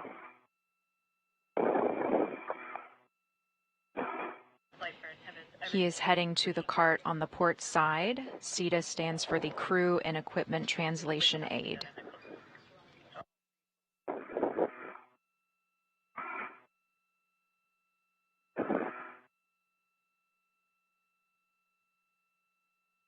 That orbital night time is less than 20 minutes away.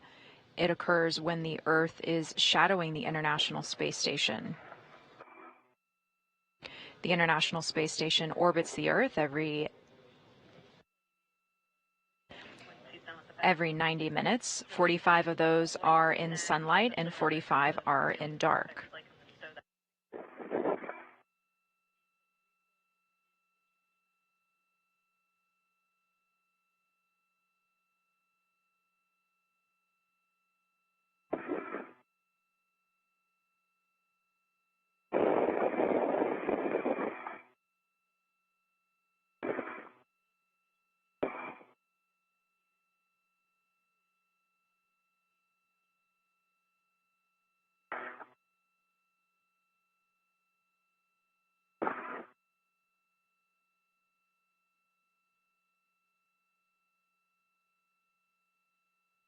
This is live helmet camera footage from NASA astronaut Woody Hoburg. This is his second spacewalk.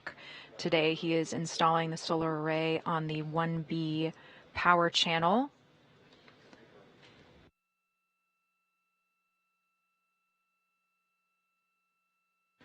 On June 9th, he worked with NASA astronaut Steve Bowen to install another solar array at the 1A power channel.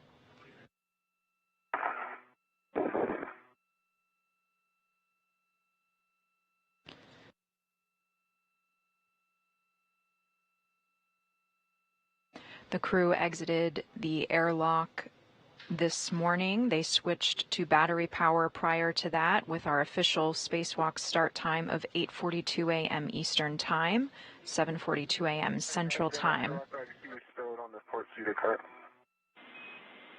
Copy. Crewlock bag T stowed on the port CETA cart. We're going to take this opportunity before you start translating to do another socket swap, such that we have the 6-inch that's currently on your mini workstation on your PGT, and the remaining socket, the 2-inch, should be in your trash bag. Copy that, and work. NASA astronaut Woody Hoburg is going to be doing a socket swap. He needs a different size socket for these upcoming tasks on the solar array. PGT is that pistol grip tool or that drill that he will be using.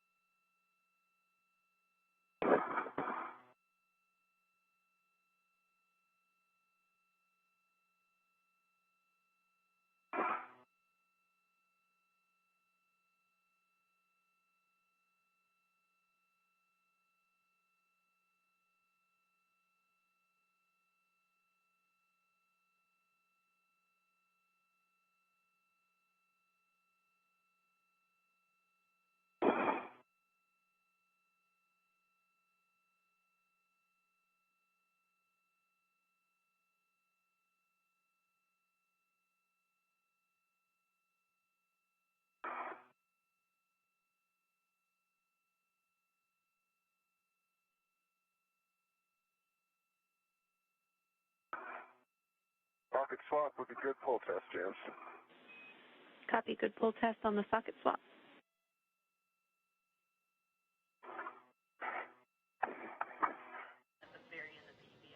The space station is currently flying 257 statute miles over Nigeria.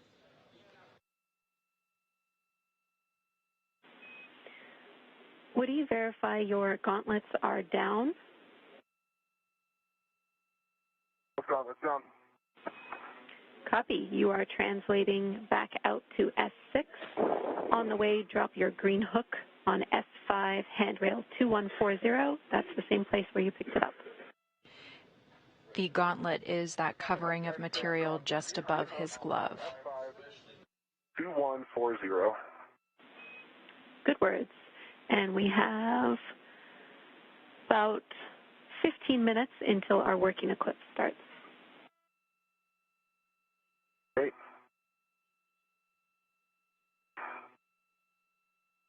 That time of year where day is longer than night. That matter's there, not here.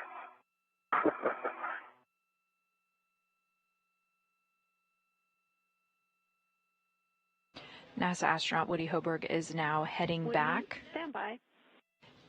Is now heading back to the workstation for the solar array. So, in the other direction.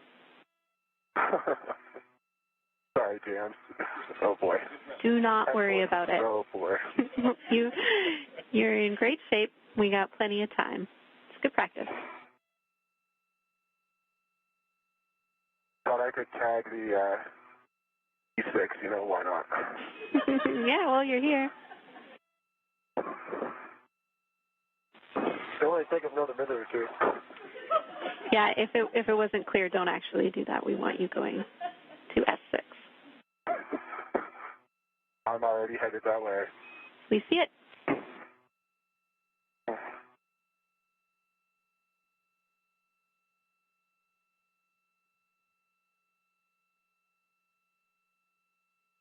You don't need CETA cart brakes yet, do you? No. Okay, great.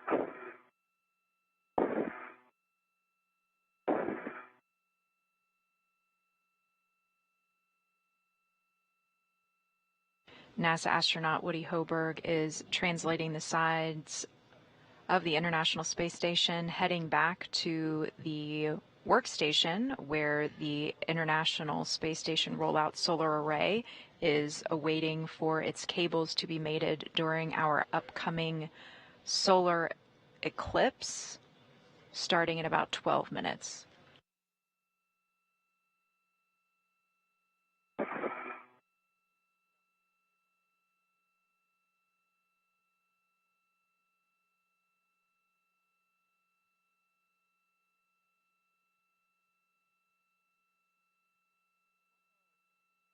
Okay, and James, just confirming, 2140, I'm expecting that outboard of the Sarge, which I just crossed, gauntlets down. A-firm, it should be on S5, and it's on the second A-frame that you encounter.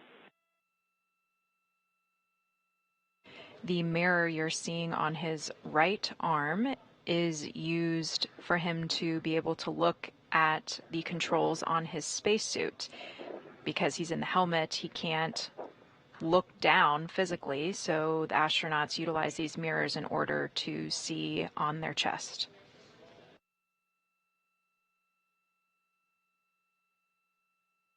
Because of that mirror, those controls are backwards on the spacesuit if you were just to look at them straight on.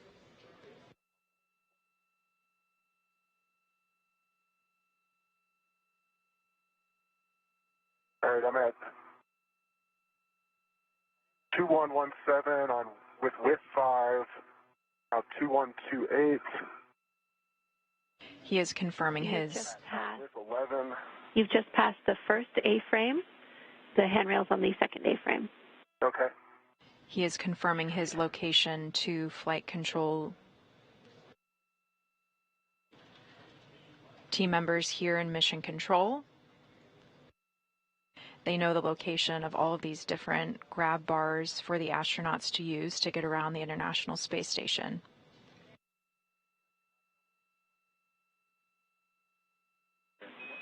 Oh, it is, okay, it is right by with 11. Got it. A-firm, it should be... Just hidden on the backside. Should be near your right hand. That's it.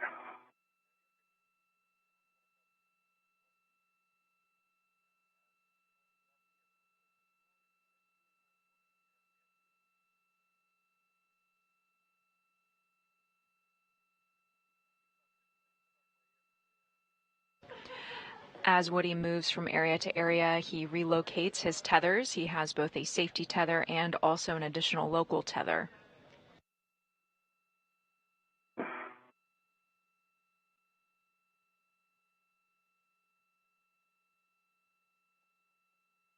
Okay, Jenny, green hook's on 2140.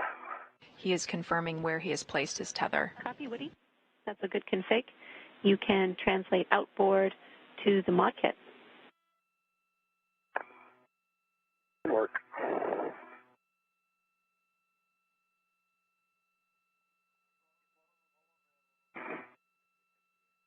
A beautiful view of the Earth below. The space station is currently flying over Angola in Africa.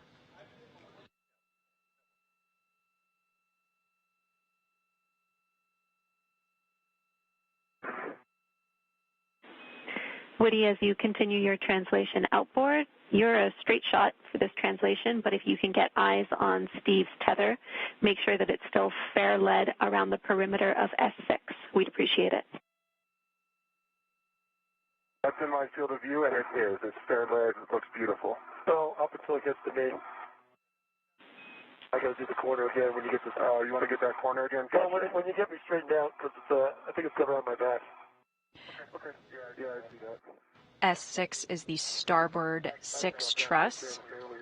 This is where we are installing the solar array today. Backside is this APFR again. For fair leading. Copy, Woody. We agree. APFR is the adjustable portable foot restraint. And Articulating Woody, you can foot reinstall restraint. your rich man's fair lead for your tether as well, if you need to keep it clear. The APFR does essentially the same thing. You guys are good with that? Copy, Woody. We're fine with that. Okay. Thanks so much. And you can see NASA astronaut Steve Bowen coming into view on NASA astronaut Woody Hoburg's helmet cam. You can see that somehow my tether, my safety tether, and my keyring extender ended up where I expected it to be. Okay. Coming in to take a look.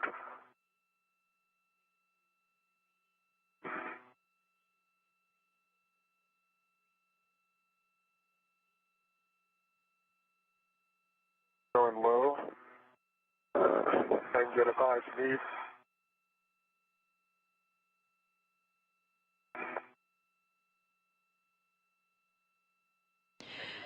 There are a couple of cables that the crew can work on pre-eclipse. They are the J cables. You will hear call-outs for those coming up. Thanks a lot. Absolutely. And we are about 6 minutes out from that working eclipse. Just put it on the corner. Oh, man. Let you do it just to keep our, yeah, that we won't cross again. Yeah.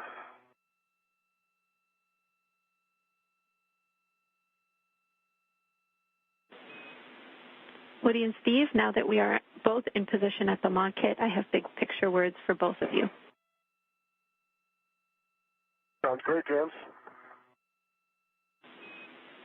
We are 6 minutes from our working eclipse time and 6 minutes from a data LOS.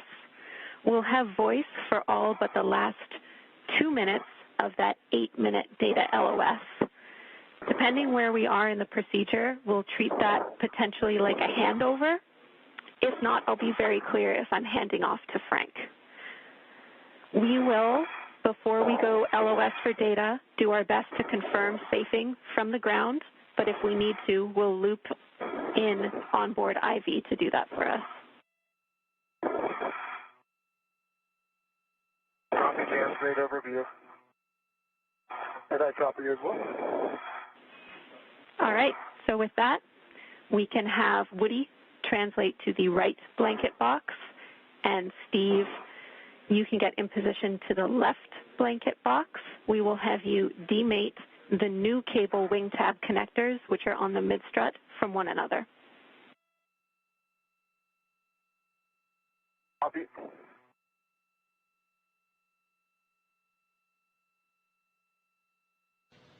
They are going to be unconnecting these first sets of cables. Words also from Mission Control Houston that even with our upcoming expected loss of signal, the team is still going to be working. You should see P7 Alpha and J7 Alpha and P21 Alpha, J21 Alpha. On board, they have NASA astronaut Frank Rubio as their support.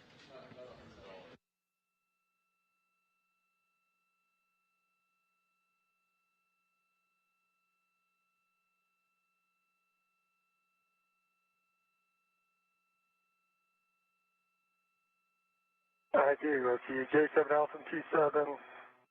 And where's the other connector? There it is. Copy, Steve. You have the right connectors. Woody, you should have... And James, I'm demating... You go ahead. P9 Alpha, J9 Alpha, and P23 Alpha, J23 Alpha. That's what I've got.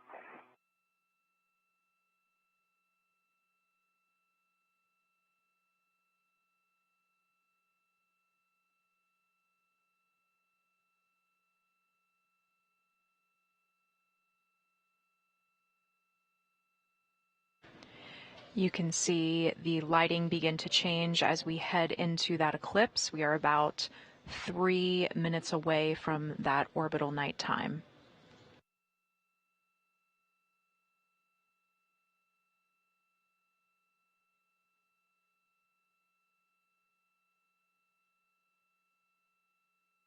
This is the 8th spacewalk out of the International Space Station this year in support of its assembly, maintenance, and upgrades. And this is the 6th International Space Station rollout solar array to be installed on the station. On June 9th, this exact team worked to install the solar array on the opposite side of the station.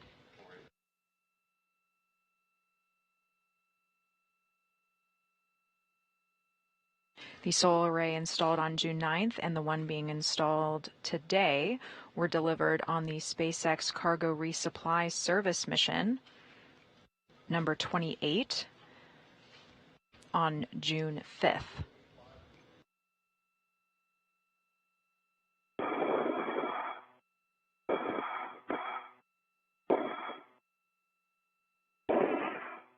Hi, Jenny. My cables are demated and I'm in position.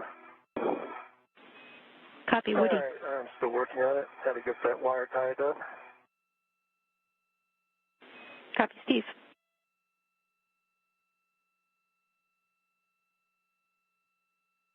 And James, I've got a ret to that cap that we're going to be demating eventually. Copy, okay, Woody. My cables are disconnected. To make some sliding movement here, get some clearance on the panel connectors. Okay. Give me a beacon 3.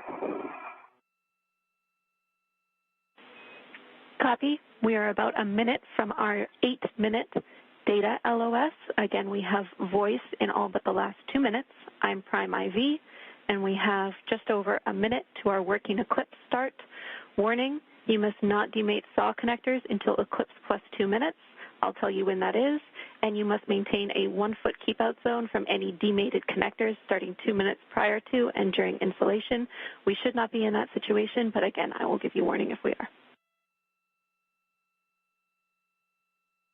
Copy, James. Copy.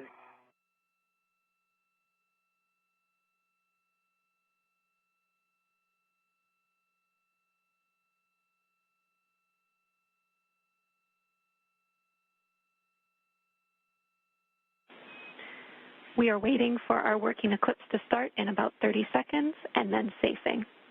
So stand by. These cables you are seeing on your screen are ones that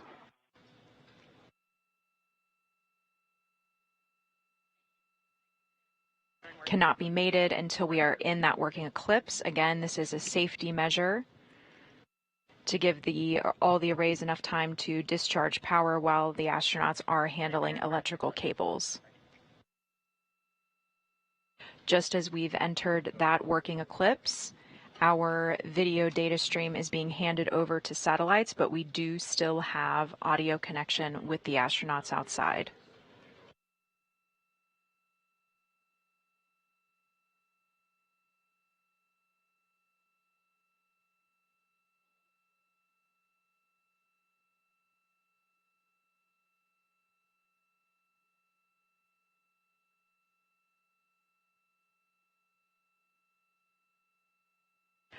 Brandon Lloyd is the flight director here in the room. He had the final call on all of these work ahead items that the astronauts completed today because they have been so efficient and working ahead of schedule.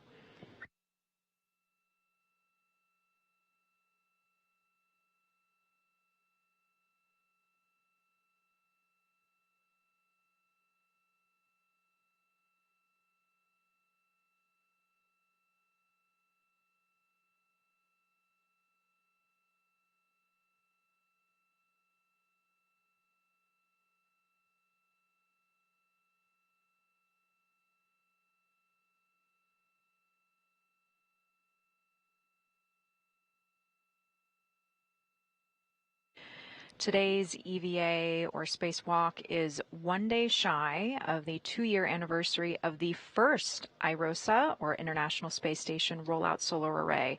That first installation was on June 16th of 2021, and here we are about 2 years later completing that 6th solar array installation.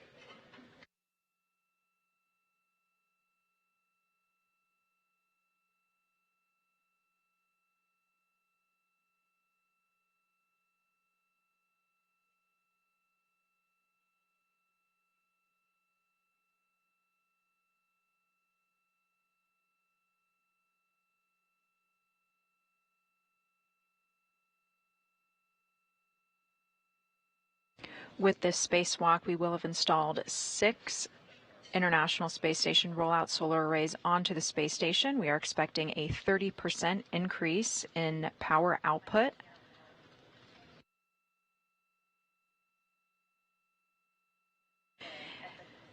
These new solar arrays are rolled out in front of the legacy arrays, but the legacy arrays will continue to produce power as well.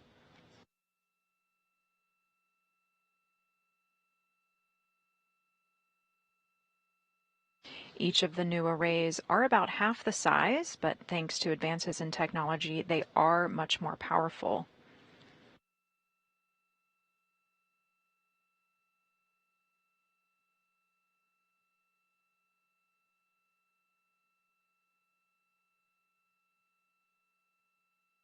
This new setup with IROSA and the legacy arrays will increase that power production capabilities to a combined total of more than 250 kilowatts.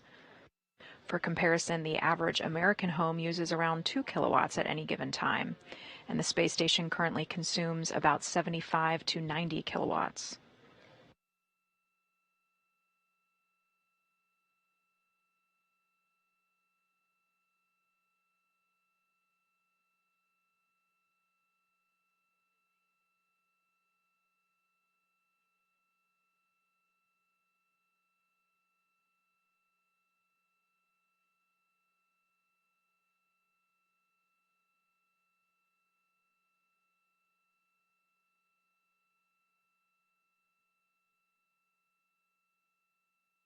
This is the 6th International Space Station rollout solar array to be installed. However, NASA and Boeing have a plan in place for a 4th set of rollout arrays to further augment the International Space Station's power supply. These arrays, which would be the 7th and 8th to be installed on the space station, are targeted to be delivered in the 2025 timeframe. So until then, the space station will be running with these 6 IROSA combined with those legacy solar arrays.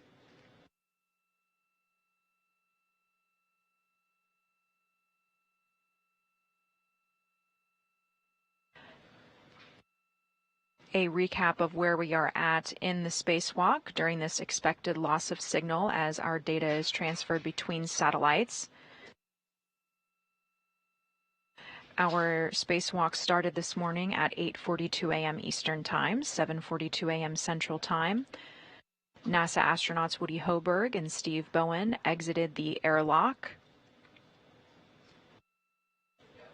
They released the solar array from its flight support equipment area and relocated it to its current work site at the 1B power supply. This is on the starboard 6 truss.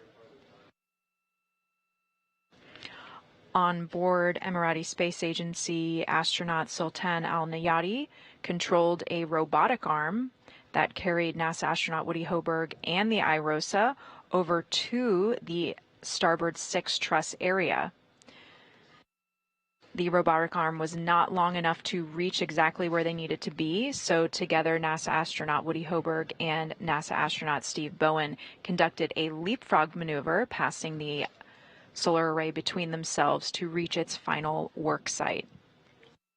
The team worked very efficiently and was ahead of schedule, so the flight control team here that you are seeing a live view of made the decision for the team to conduct some work ahead cleanup activities that were on their schedule to be done after the solar array installation.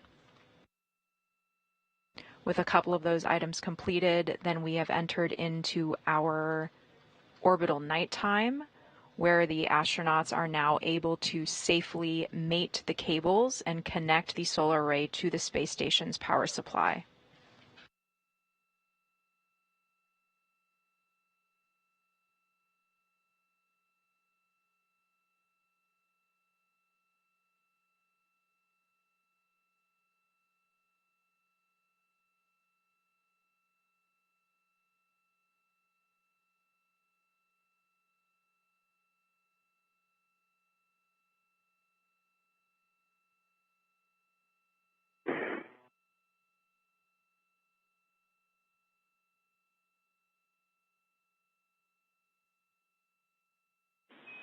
Houston's back with you on 1.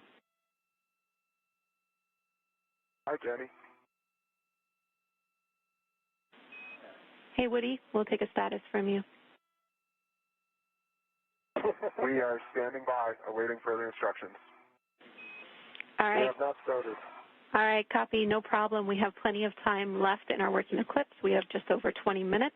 That was an unexpected voice LOS. The team's looking into it. In the meantime, I can confirm safing is in place, so let's get started. Woody, you can either start with the cap to P23 or the SAW cable P9. We need one of those disconnected from the panel. Let me know which you choose from. And likewise for Steve, we're looking at P7 or P21. P7 didn't work for Steve. SAW cable P9 demated. Copy. Woody, P9 demated from panel P9. Each of the cables have different numbers. Connect P9 alpha to panel P9. I'll take your checks. Copy. P9 alpha.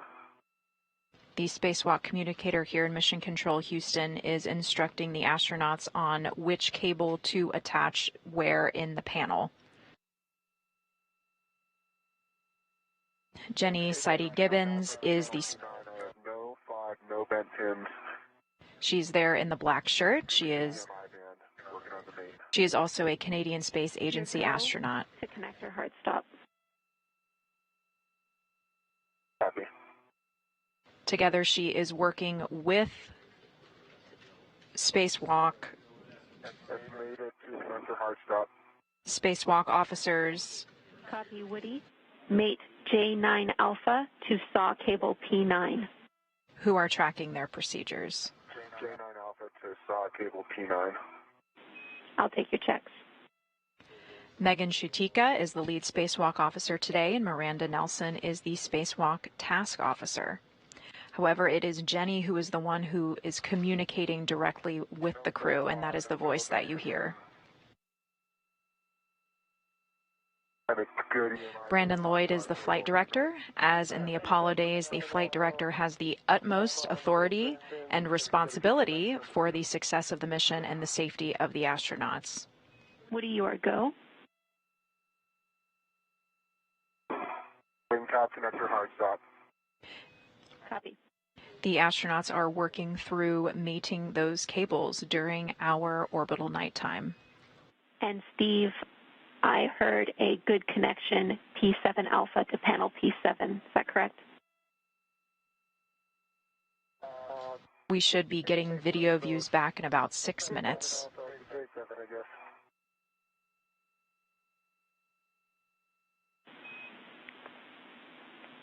Copy, Steve, and that's to connector hard stop. You can now make P7 alpha to panel P7 if not done already.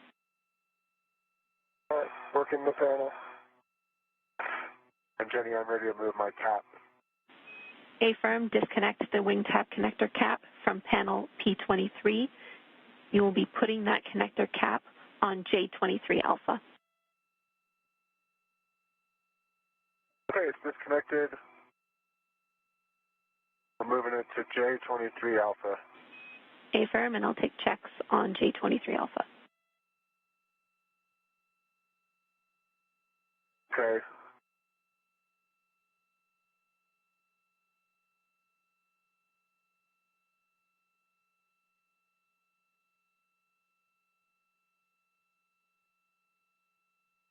J23 alpha, no fog, no bent pins. And there's no EMI band on that side. The cap jam has a small black rubber insert that kind of came dislodged when I pulled the cap off. I pushed it back into the cap. I think it's in a good config for me to mate. A-firm, Woody, you are go. Okay, caps to hard stop. All right, P7, J7 alpha to the panel is complete. There's a good EMI band, well, good pins, and it's all the way to hard stop. Copy, P7 alpha made it to panel P7. Steve, you can move on to disconnecting SAW cable P21 from panel P21. SAW stands for Solar Array Wing. P23 alpha to panel P23. These are the cables on the solar array.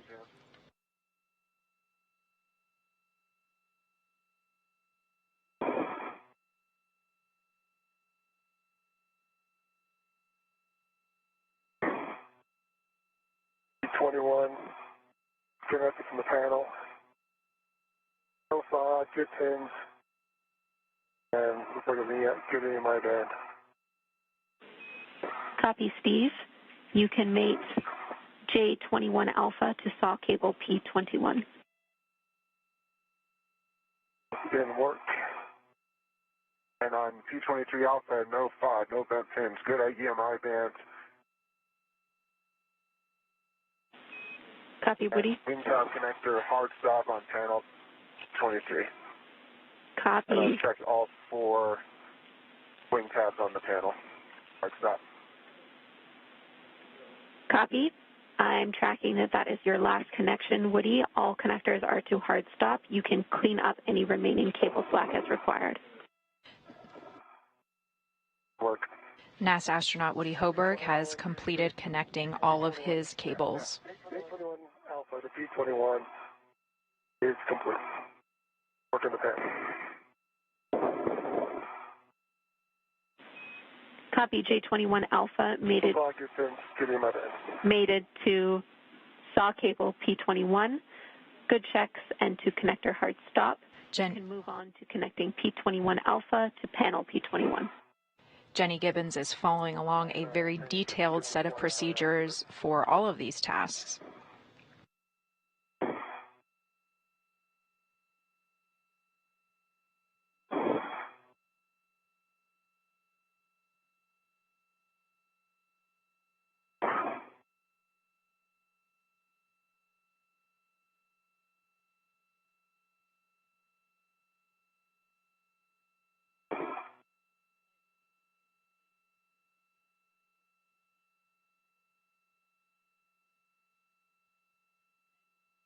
She is speaking with the flight director right now.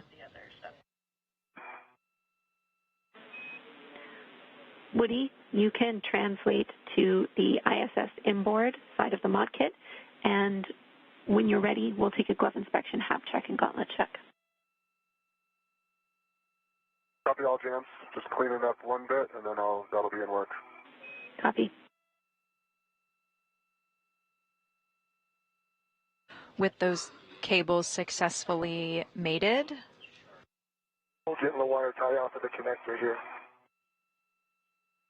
Correction, we're waiting on one more cable from NASA astronaut Steve Bowen. On the middle strut. Now it's free.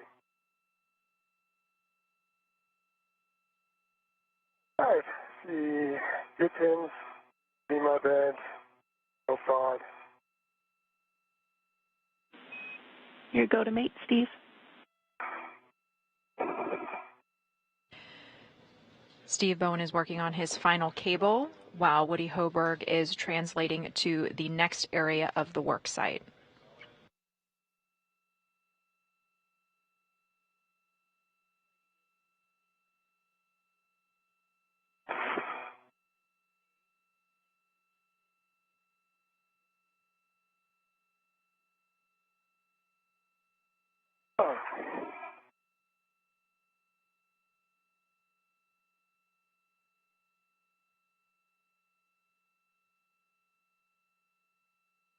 All right, I've got the P21 Alpha to the panel, to the hard stop. That looks like a good mate.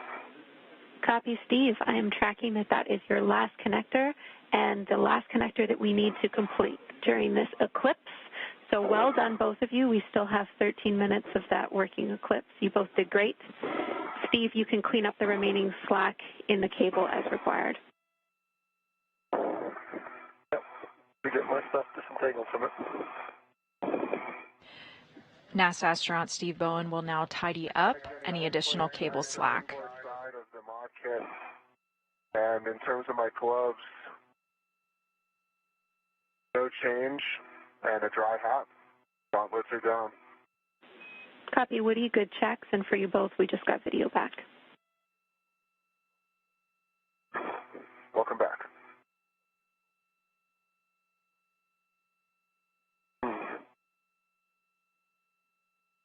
And we have our live video views back after we translated our data stream to in between satellites as the International Space Station orbits the Earth. NASA astronaut Woody Hoburg just conducted a glove, gauntlet, and HAP check. HAP is a helmet absorption pad. This is in the back of the helmet. The crew uses this to determine if there's any excess water in their helmet. All things looked good for Woody, and he is now... Three twists on 2 parts of that. Just get the slack, he's picked up pretty well, just the bundle here. I think I'm complete. Copy, Steve. You can probably let me know.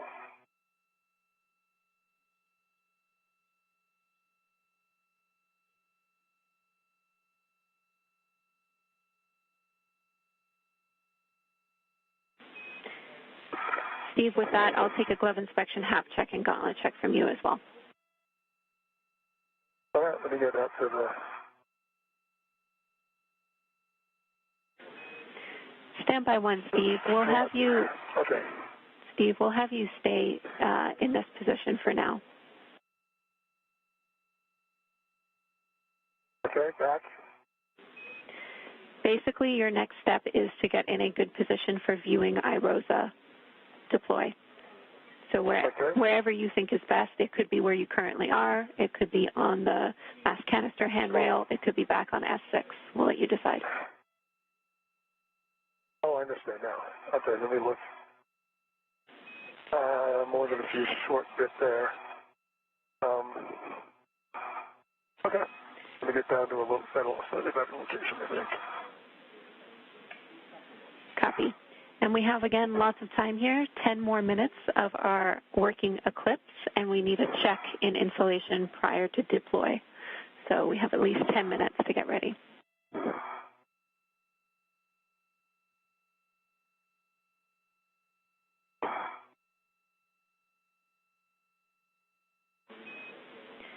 And Steve, let's send you back to the blanket box to check that all the connectors are mated to hard stop. We are unaware of whether we might have bumped one out of position.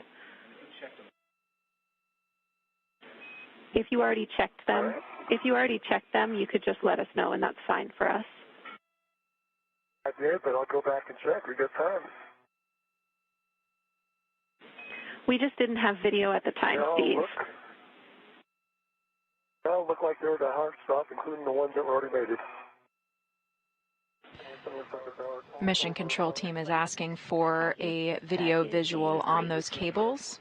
Great config, Steve. Thank you for triple checking for us. On those cables, just to make sure that everything looks good, being that we did not have video views during that mating process. We can get to see things.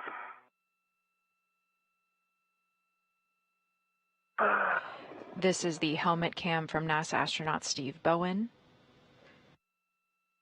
He is going to get in a good position to view the rollout of the solar array. He is looking at his teammate today, NASA astronaut Woody Hoburg. Woody Hoburg has the red stripe on his spacesuit today. He is EV1, and Steve is EV2.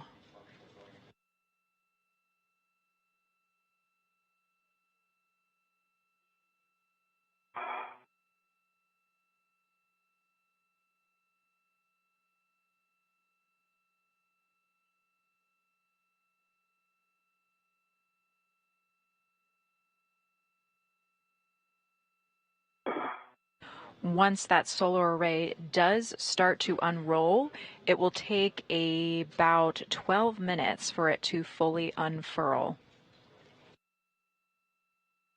Okay, Kenny, do you have video? How does that look? We do have video, and that looks great, Steve. Thank you. Okay, I'll see if I can make myself stable here then.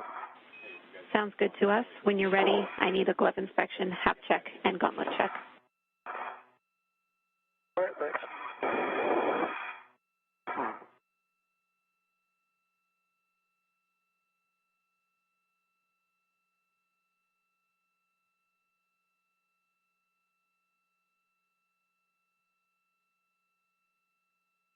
And half is dry. Gauntlets are down. White glove is good. Can see NASA astronaut Steve Bowen conducting his glove check. And left glove is good. He is inspecting it for any unexpected damage. Everything looks good.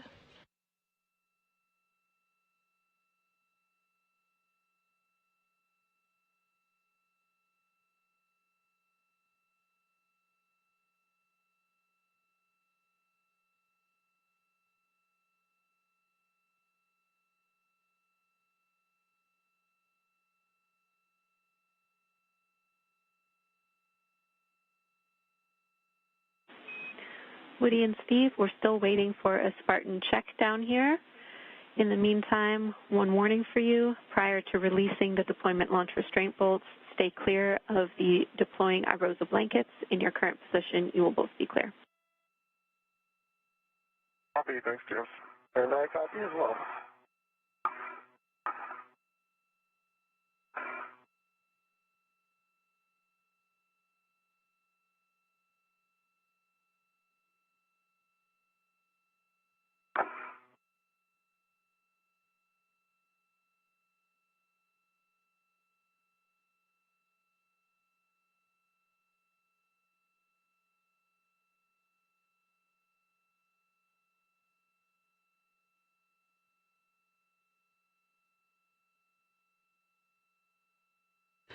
A little bit ago, you heard the call out for Spartan. That is a console position here in Mission Control Houston.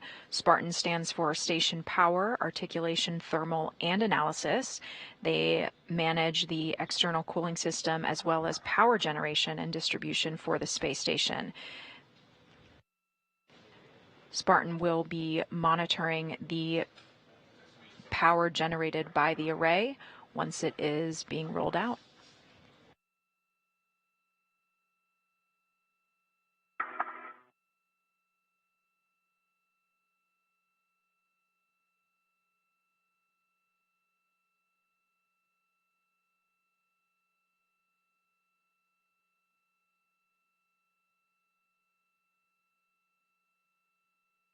The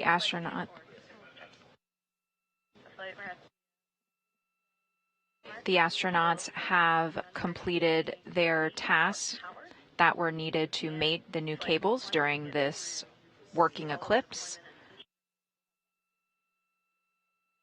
They are waiting until orbital sunrise to actually start unfurling the solar array.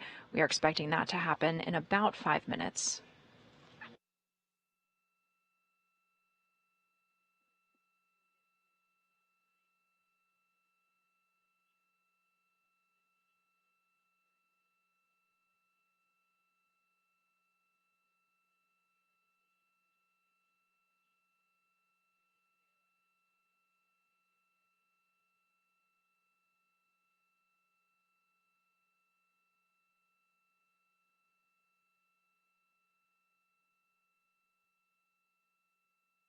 Here is a graphic showing the location of where the astronauts are right now. They are on this iROSA, or International Space Station Rollout Solar Array 1B. On June 9th, this same duo, NASA astronaut Woody Hoburg and NASA astronaut Steve Bowen, installed and rolled out successfully the solar array on the 1A power channel. Woody and Steve, we're still waiting for another 3 to 4 minutes until we're in insulation, but I have an updated PET for you. We are 4 hours into a 7-hour, 30-minute EVA with the limiting consumable being Woody's battery. Following our deploy steps, we have about 15 minutes of cleanup, which is faster than you were expecting based on your study time because of the get-aheads we did earlier. And the team is reassessing what we will be doing after that. Thanks, Jeff. Copy. For your information, we are also looking into why our SHA-SS comm path didn't allow us to speak to you during that data LOS, made it into a full LOS for us. For your awareness, we have another one of those coming up where we should have SHA-SS, but we're going to try and address the problem before then. We might be handing over to Frank for that time if we need to. Copy. Thanks, James. Mission Control team confirming that that expected loss of signal of video extended. We don't have to worry about that potential LOS for a while. That's over an hour away. Extended momentarily to unexpected also on the voice side.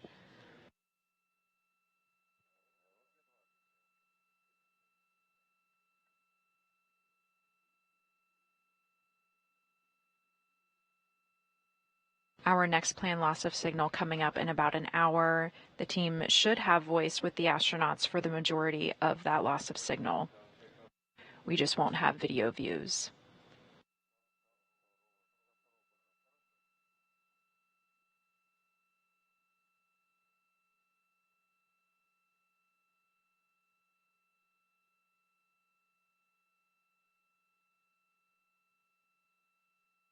We are just over 4 hours into today's spacewalk, and the crew has already worked ahead on additional tasks that were planned.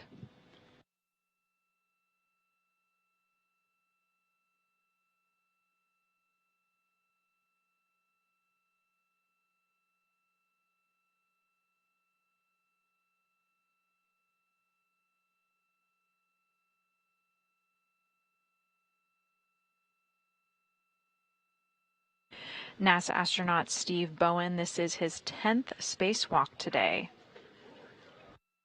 And it is Woody Hoburg's second spacewalk. They launched together as part of the NASA Crew 6 mission. They arrived to the space station on March 3rd of 2023.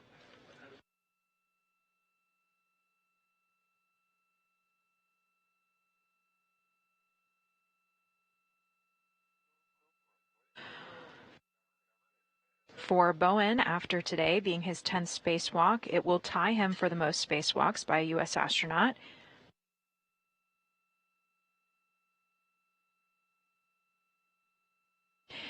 He will be then tied with Mike Lopez, Alegria, Bob Behnken, Peggy Whitson, and Chris Cassidy.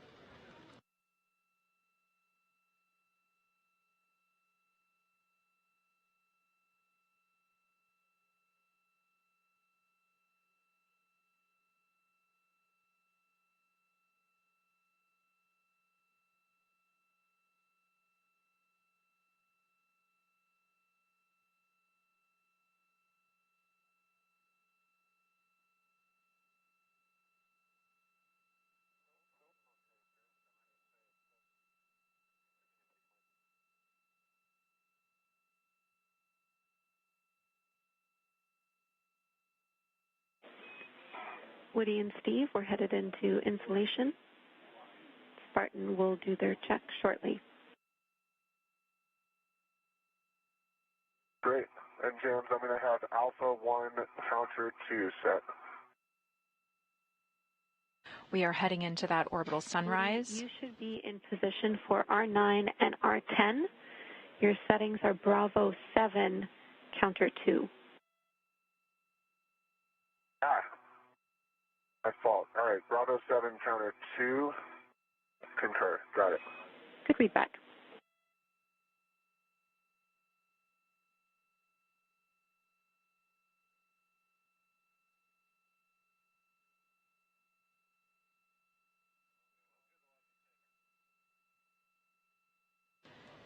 Next up, they will release the launch restraint bolts, which will allow the solar array to unroll.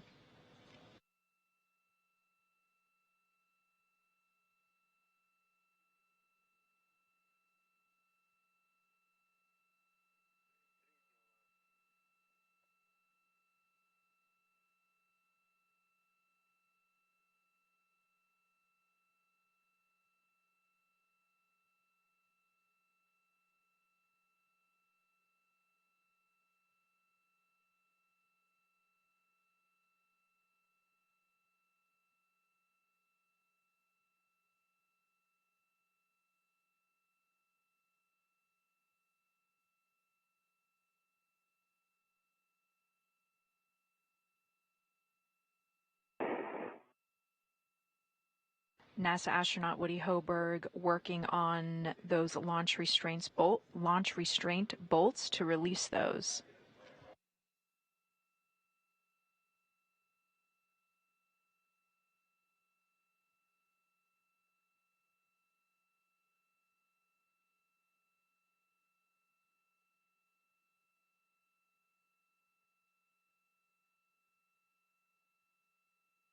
And this live view from NASA astronaut Steve Bowen's helmet camera. He has positioned himself to have a good view of that solar array unfurling.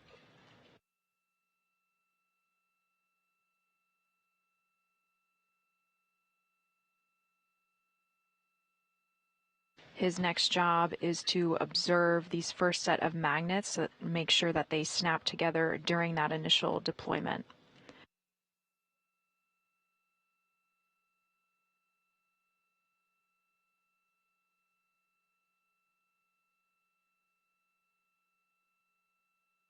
There are magnets along the rim of the solar array that actually aids with helping it to unfurl.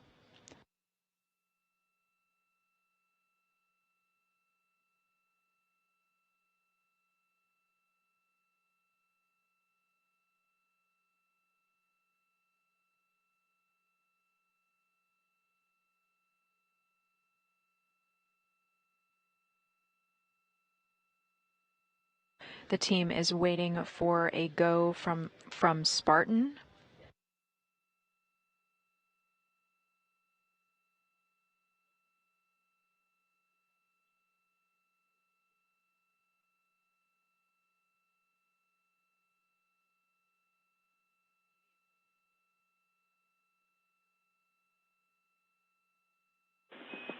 All right, Woody and Steve, we have the check that we need. So with that, we are go for deploy. Steve, you stay in position. Woody, you can release R9 and R10. The white line will appear when the bolts are fully released. Expect 17 to 20 turns each.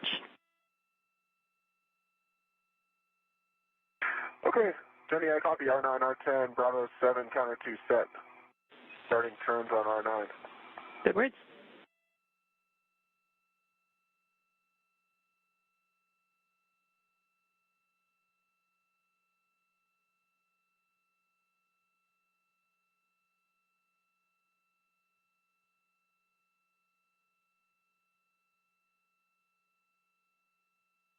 NASA astronaut Woody Hoburg is utilizing his pistol grip tool, or his spacewalk drill, to loosen those restraint bolts.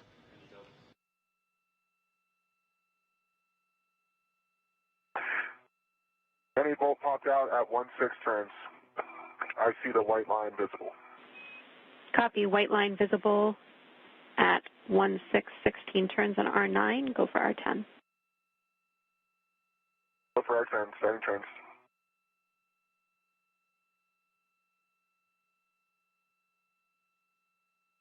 This is the final bolt that needs to be released.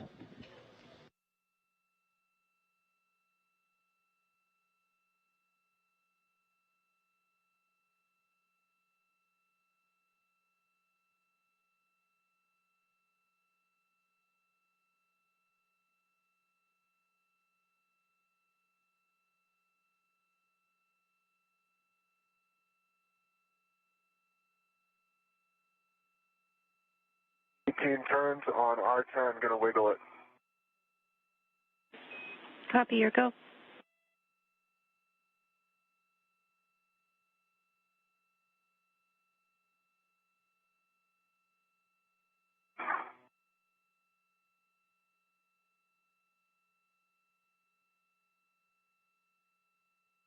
Yeah, not coming out like the last one with a wiggle.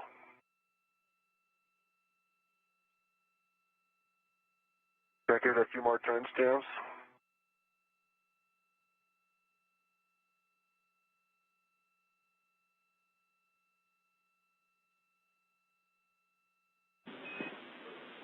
Stand by one, Woody.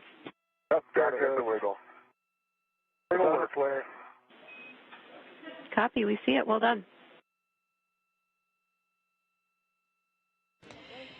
And with those restraint bolts released, you can see the solar array begin to unroll. It is aided by those magnets that snap together. This is the helmet camera view from NASA astronaut Steve Bowen. It will take about 12 minutes for the solar array to completely unfurl.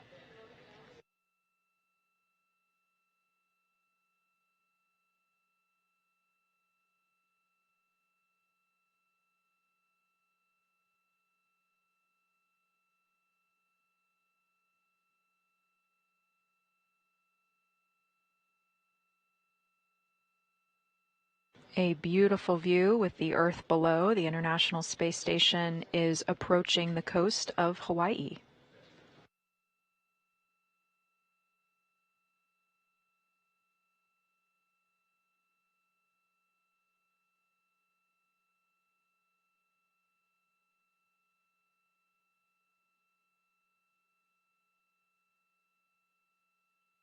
There's 5 magnets on my side are faded. Copy, Steve. We see that in your HECA as well. Thank you. That's a firm flight. NASA astronaut Steve Bowen confirming that he sees those magnets have properly engaged, with another confirmation from the flight control team here in Houston. He is going to remain in that position to keep a good visual on the solar array as it rolls out.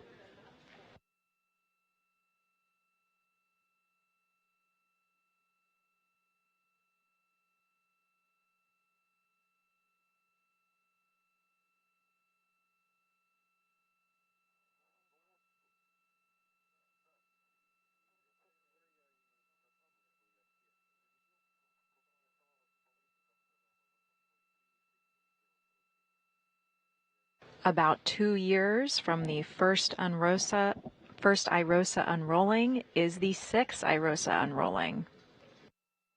Again, that first IROSA, or International Space Station rollout solar array, was installed on June 16th of 2021.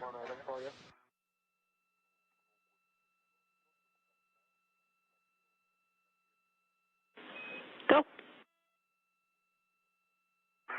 Jenny, there's some white rectangles that pop out in the center of IROSA as it's rolling out, and it looks like maybe the fifth one up, the right-hand side one, did not fully pop over.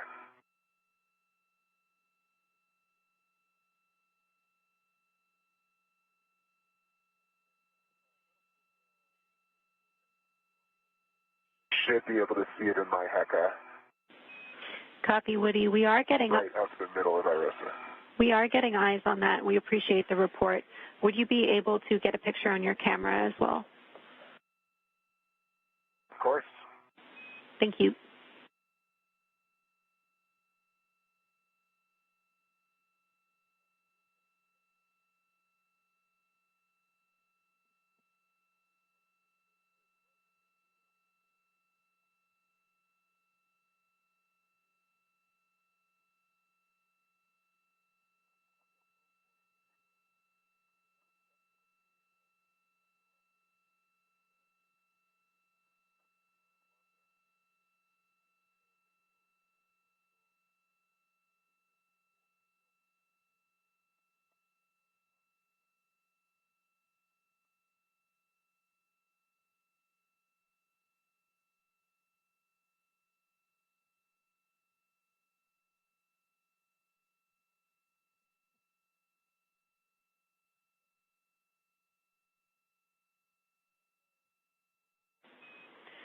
Woody and Steve, we're about halfway through deploy. We'll let you know when we can get moving again after deploy is complete.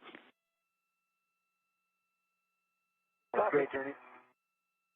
After the solar array is deployed, the team will then proceed to tension it or make it be pulled tight.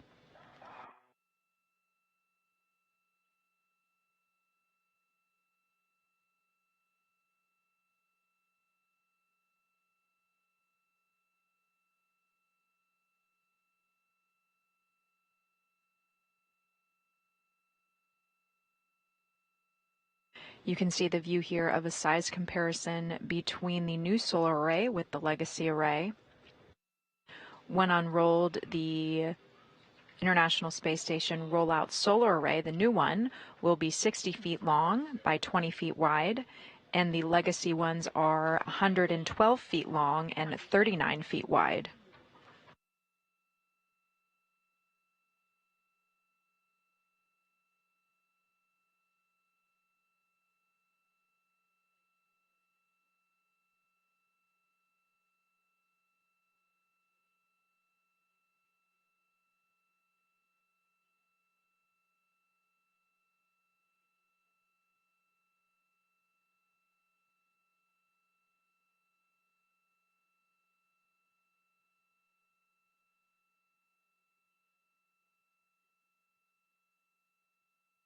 To the left is the SSRMS, or the Space Station Remote Manipulator System, also known as the Canadarm2. It is a contribution from the Canadian Space Agency. It helps move supplies, equipment, and even astronauts during spacewalks like the one today.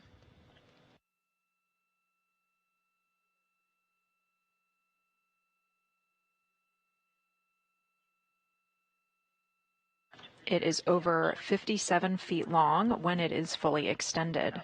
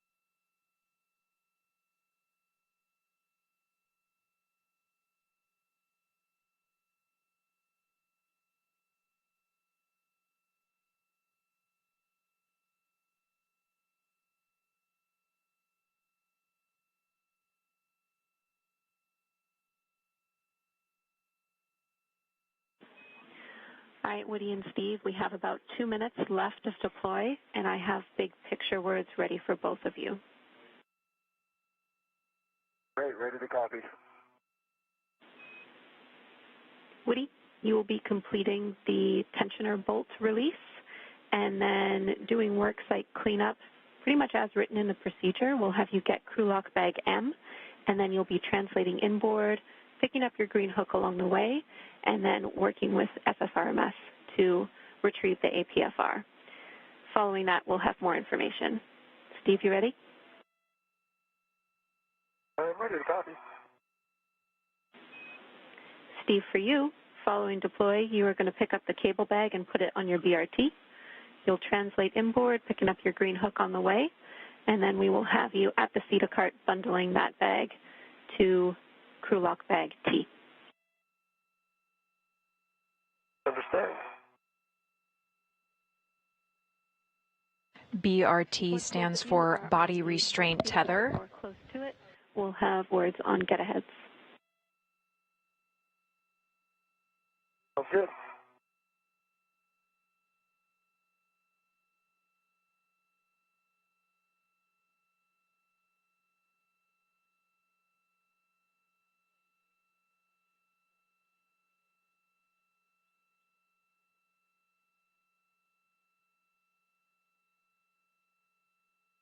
The 6th International Space Station solar array is completing.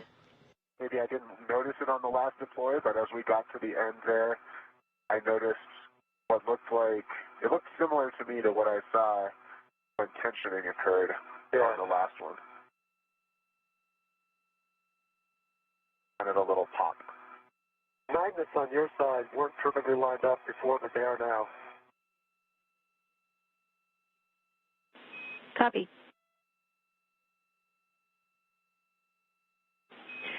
And we think that that pop is normal. Copy. Great. Okay, with that, deploy is complete.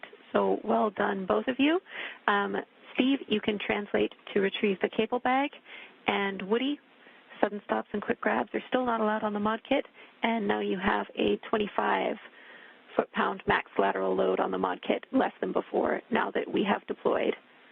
You can get in position for the tensioner bolts. Copy, Jenny. NASA astronaut Woody Hoburg will be releasing those tensioner bolts. That is going to pull the solar array tight. Meanwhile, NASA astronaut Steve Bowen is going to start with some cleanup activities. And Woody and Steve, can either of you confirm that the magnets on the other side that Steve was not looking at have snapped together successfully? They have. I can see them from here. All the magnets. On the first side I can see clearly. The rest I watched at the end. They all snapped right into place at the very end. That was part of what that tensioning that Woody just mentioned was. All right, thank you. We'll take that. That check is good for us. Steve, again, you're headed to the cable back. All right, going to cable bag. And Jenny, I have Alpha 1, Counter 2 set. R11. Good settings. You will be releasing these 5 to 6 turns. A white line will be visible when released. Copy, starting turns. NASA astronaut Woody Hoburg is turning those tensioner bolts. You can see movement on the solar array as it is pulled tight.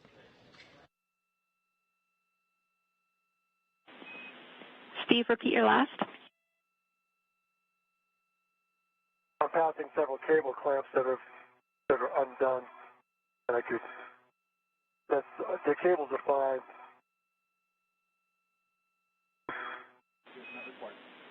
Okay, Steve, we copy. You can close those if you want, but it's not required.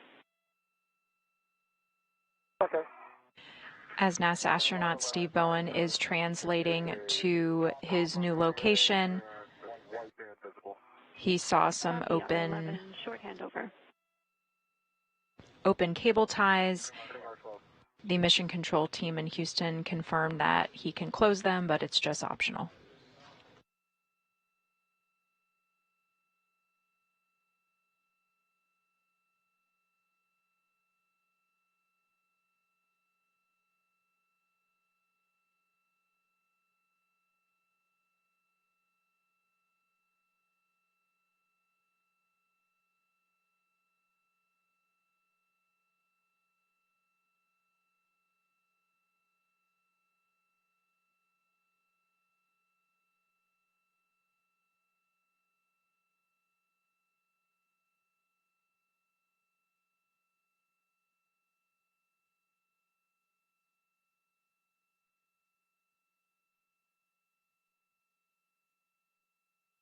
Jenny, you back? Back with you, Woody. Okay, I waited for you guys for R12, but I'm ready to start turns. Here you go. Oh.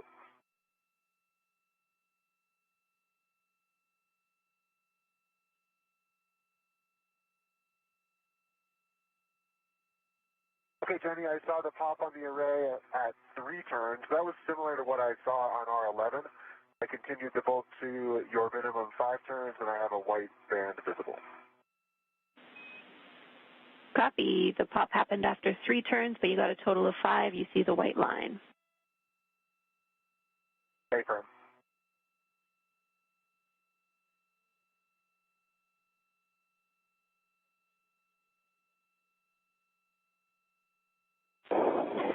All right, Woody, those are good bolts. You can verify that all the MLI on the mod kit is in place. No metal should be showing from the struts or collar bolts. Sounds good. Looking.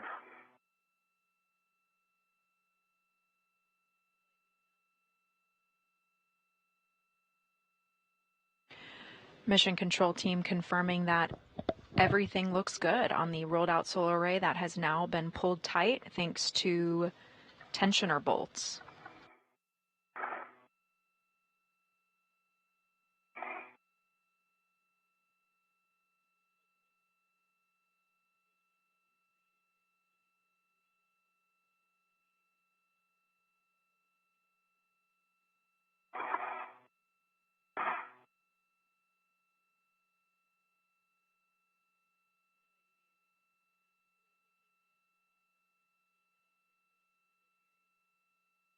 Okay, Jenny, I have wheel back to my BRT on a rep, and I'm picking it up.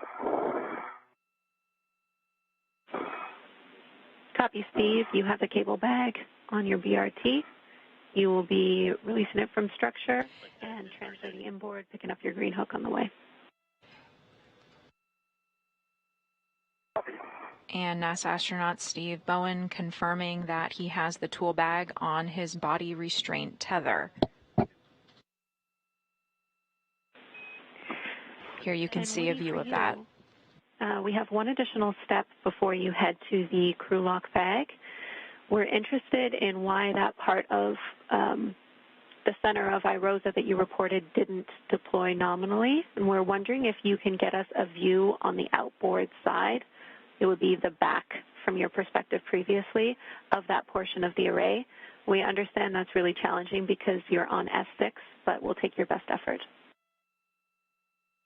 Okay, I'll see if I can do it. Jenny, do you have in my HECA this piece of MOI?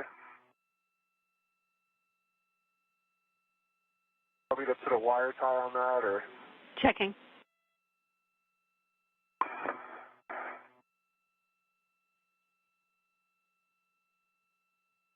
There's no metal exposed.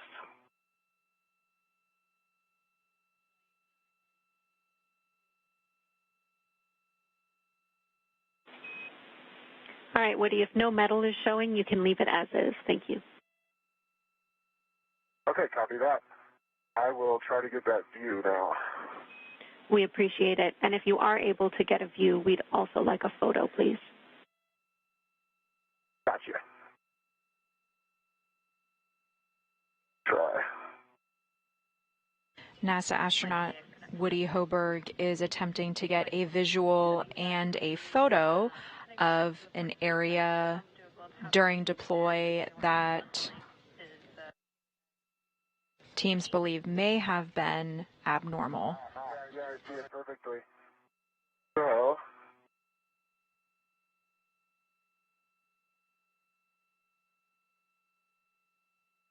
and I think what we're dealing with is on the back side of the array, there are some yellow foam strips, and it looks like that white rectangle is just caught on the edge of one of the yellow foam strips. All right, we see it in your HECA. Thank you so much, Woody. Okay, I'll get you some photos. HECA is the helmet cam. That is the live view you are seeing right now. We see you pulling out your camera, and we appreciate it. We will take some photos of that. Thank you, Woody. Yeah, of course, no problem.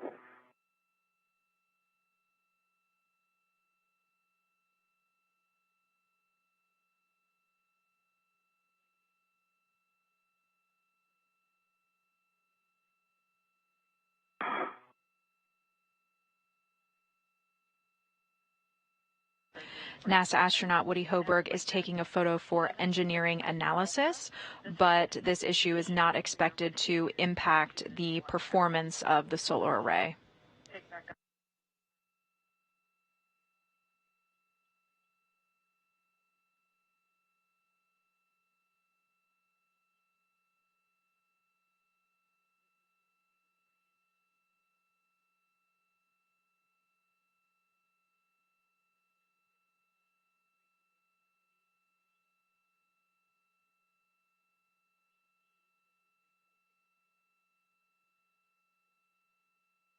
Okay, I think I got some good shots, James. Great. Thank you, Woody. We appreciate it. Your next step is to release the scoop from the mounting bracket with the adjustable equipment tethers on it, and you'll be stowing that in the crew lock bag. Copy. Okay, I have retrieved my green hook. Continuing my translation inboard. Copy and concur, Steve.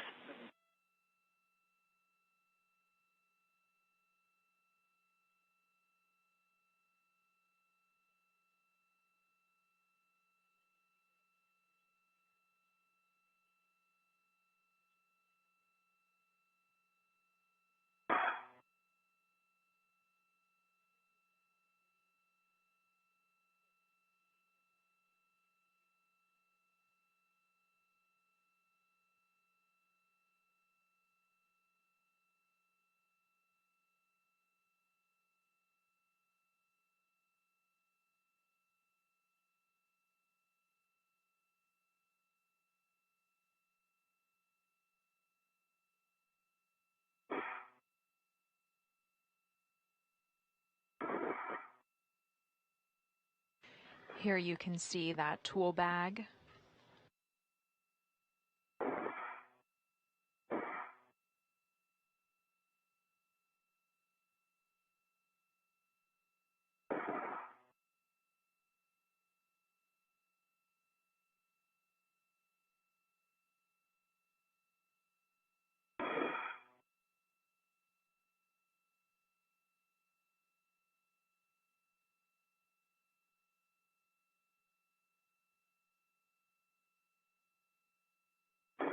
He is putting the scoop inside of the tool bag. And the scoop is a handling aid.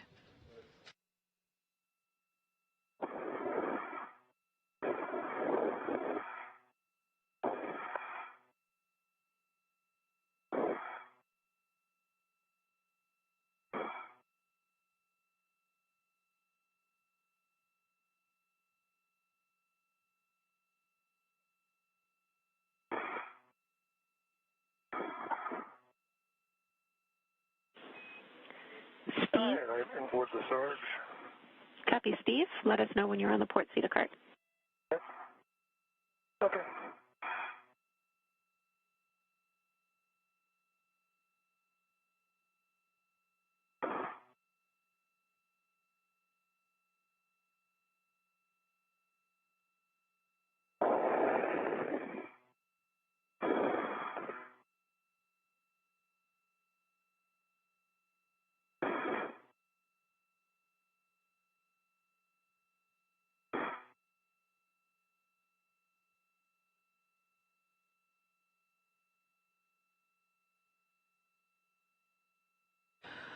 We are just over 4.5 hours. We are at 4 hours and 33 minutes into the 265th spacewalk out of the International Space Station in support of its assembly, maintenance, and upgrades.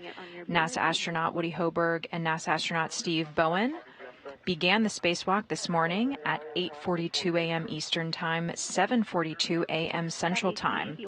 After they exited the airlock, they released the solar array from its flight support equipment area. They then relocated it to the starboard truss at the 1B power supply. The team transported the solar array with the robotic arm called the Canada-2 arm. Woody Hoburg flew on that robotic arm with the solar array and then passed it off to Steve Bowen in a leapfrog maneuver to get it to its workstation.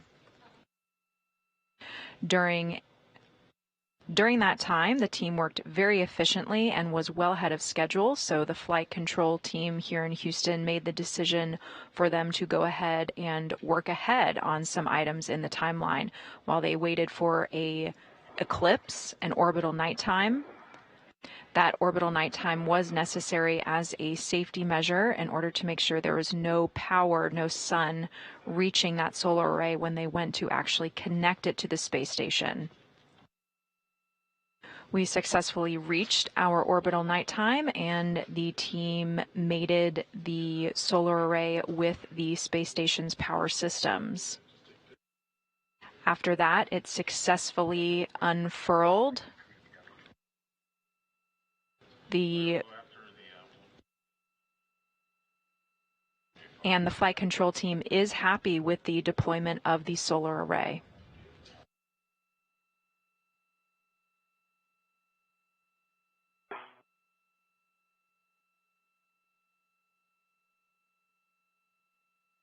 The team is still well ahead of schedule and is now completing their additional cleanup activities.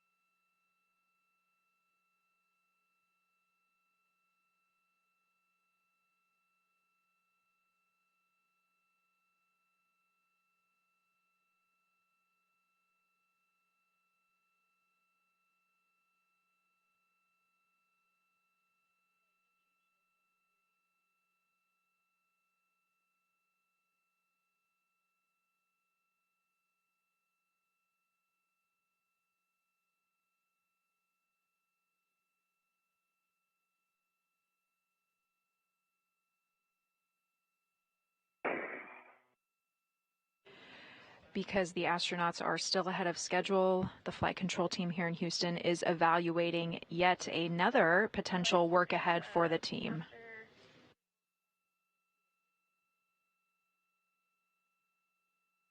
They are both currently headed to the Port CETA cart. CETA stands for the Crew and Equipment Translation Aid. This is a cart, and it is on the port side of the space station.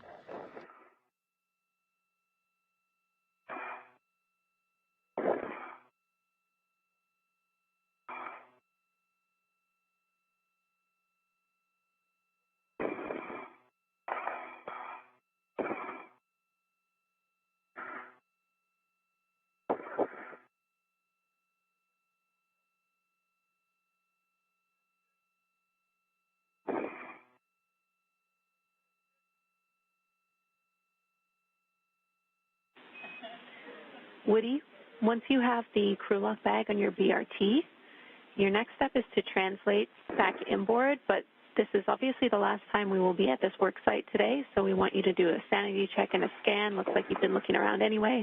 Make sure we haven't forgotten anything. Right, sounds good, Jenny. Stand by one.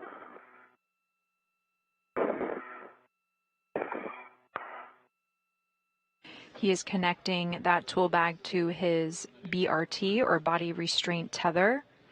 The mission control team asked for one final visual of this workstation before they leave it for the day after a successful solar array deploy. All right, looking around.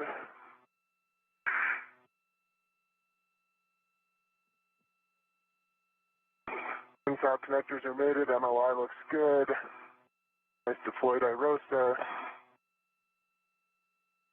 Got crew lock bag T with me, and I'm leaving the APFR, Jenny, in with 31.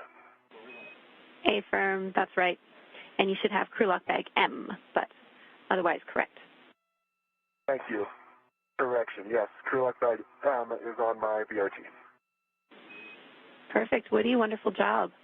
You can clean up any sort of fair lead you might have out there because your next step is to translate inboard and pick up your green hook. Copy that. Thanks.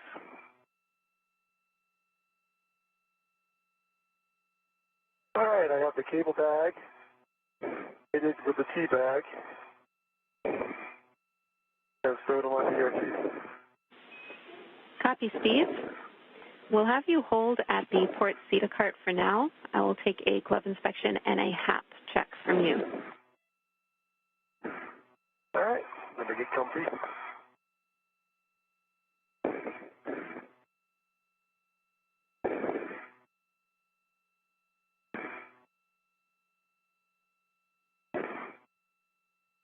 That's a good half a fry. Copy your check, Steve.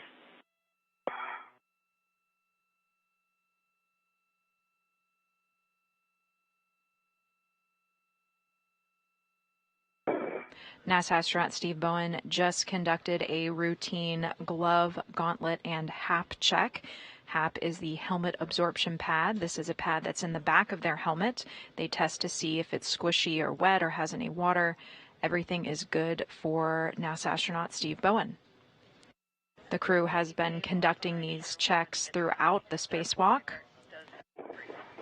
We are currently 4 hours and 40 minutes into today's spacewalk and well ahead of schedule.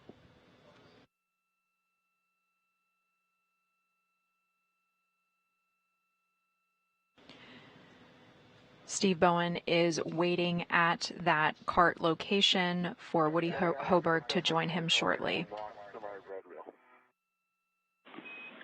Copy, Woody. Continue your translation inboard. Once you are on the inboard side of the starboard Cedar cart, we'll have you tap the brake pedals twice. Copy all. I have big picture words for both of you. Steve, you're stationary. Woody, you ready? Yep, ready to copy, Jay.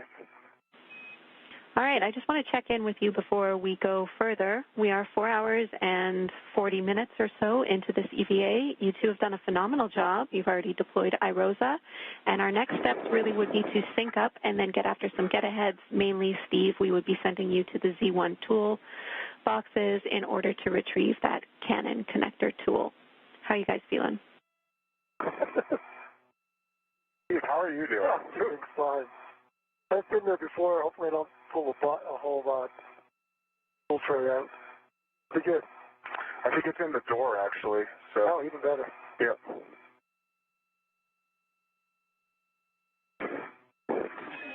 We think that's a yes. And is that the yes? Yeah, Jenny, I'm doing great as well. So happy to keep going. Okay, great. Anything you guys need. We're really glad to hear it again. You two have done a wonderful job.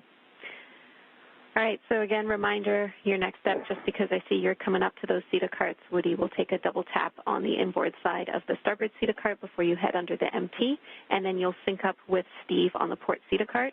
You'll need to be further inboard than Steve in order to make our tether routing work. So once you get there, just make sure your tethers are deconflicted, and then you will actually pass Steve and continue your translation inboard. All right, got it. And Jenny, do we want to clean up the tether config and get it back to the airlock as the staging, or we'll just deal with that later?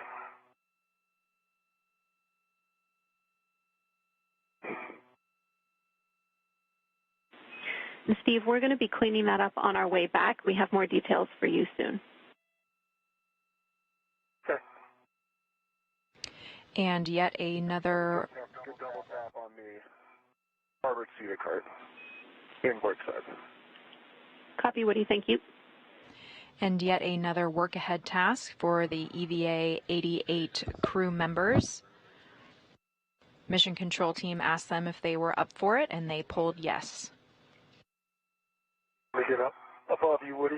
Yeah, let me take a look at the tether situation. Okay, so... Yeah.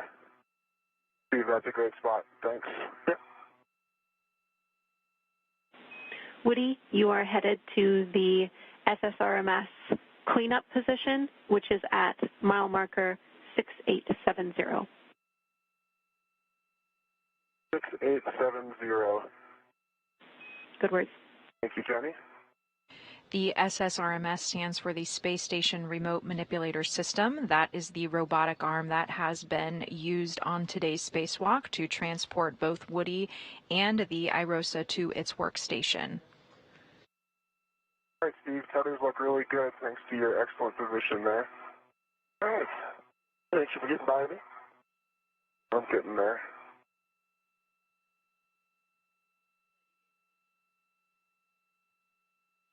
Do you want this Cedar cart break as well, James? I'll get it. No. Okay. Yeah, that's right. Steve's the last one to leave that Cedar cart, so you can just continue. Steve will get it later. Okay, Steve, one sec. You just make sure I'm well clear of your tether. Yeah, I'm watching it. That's the way it leads. It'll clear here. Stand by. There we go.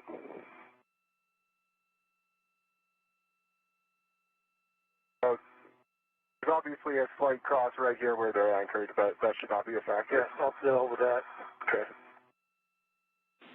Houston following along and agrees.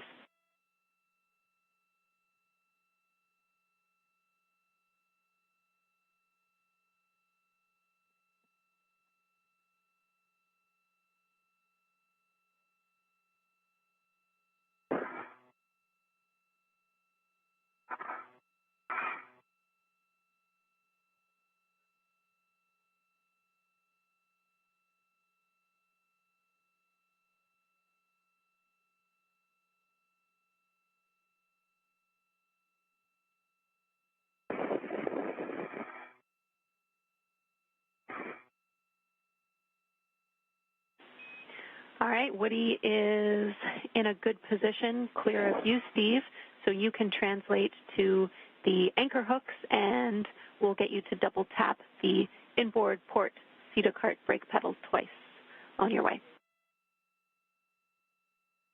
All right.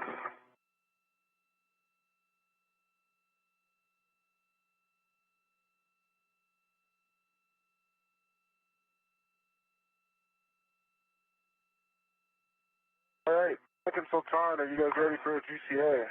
They're published. Absolutely, Woody. We are ready for bringing the arm for the APFR removal position, and we are expecting station aft about 1 meter, 70 centimeters. That sounds perfect, Sultan. Go for station aft. All right, starting motion. Copy. And Jenny, I double tap the starboard. CETA cart brakes.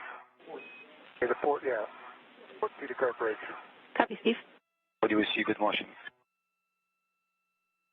Concur, Sultan. Good motion.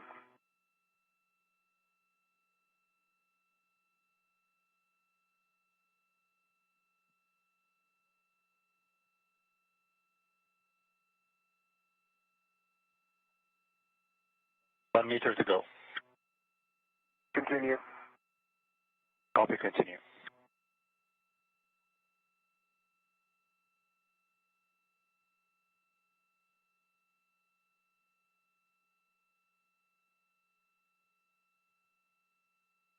Half a meter to go. Continue. Copy, continue.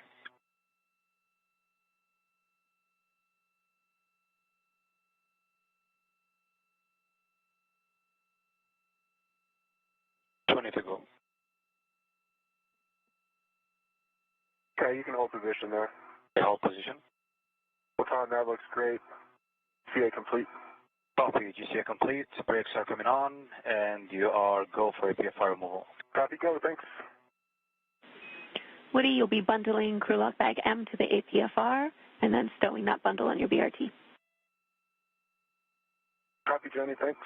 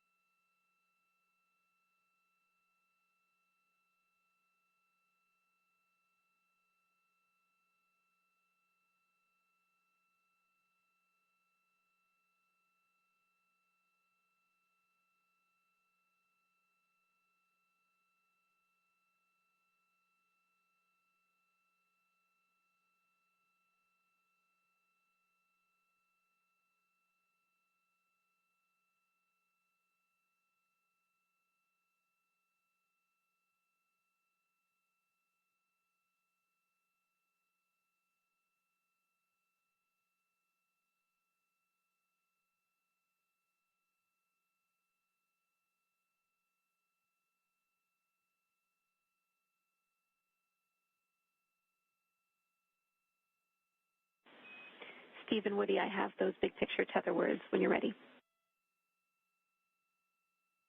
Ready to copy.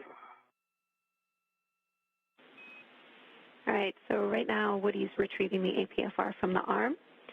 Steve, you're going to stay at the anchor hooks, and Woody's going to translate back to the airlock, establish a good load path to the airlock, and Steve, I will talk you through picking up the anchor hooks. You'll head back to the airlock as well, and then establish your anchor hooks on the forward and aft external D-rings. So we will no longer be in a slingshot configuration. Your anchor hooks will be back at the airlock. And then Steve, I'll send you to Z1 for the toolboxes. And Woody, you'll be going to ESP2 to drop off the APFR.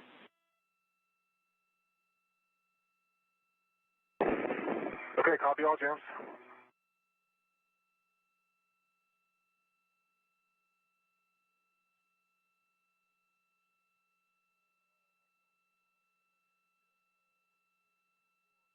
Two different tasks coming up. NASA astronaut Steve Bowen is going to take charge on another work ahead item. He'll be heading to a toolbox to retrieve a connector tool for use on a future spacewalk. Meanwhile, NASA astronaut Woody Hoburg is going to be repositioning a foot restraint.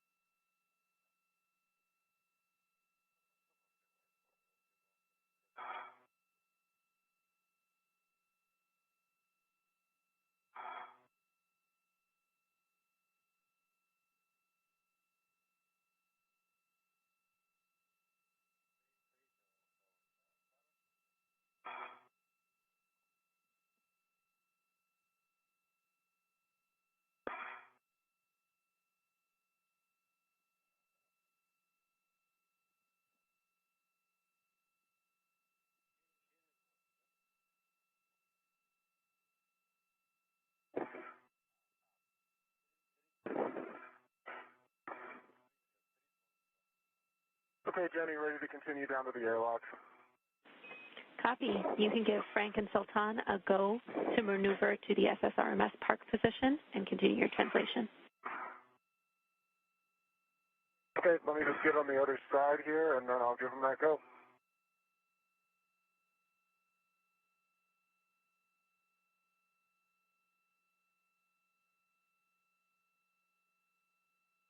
Frank, Sultan, your go for park. Woody, we copy. Brakes already off, and we are moving the arm right now. Copy, go.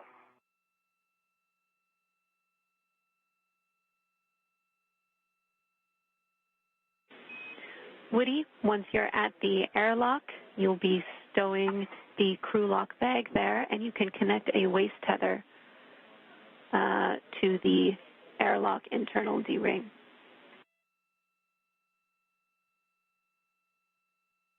Okay, airlock internal D-ring.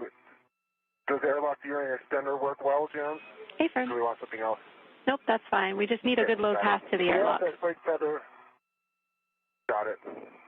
Remember, we have that waist tether already stationed there, so we can do this pretty easily. Yeah, copy, Steve, but I'm continuing later. Yeah, that's true. Steve, our arms in motion. Now we need to go. All right. Steve, I can talk you through picking up the anchor hooks when the time is right.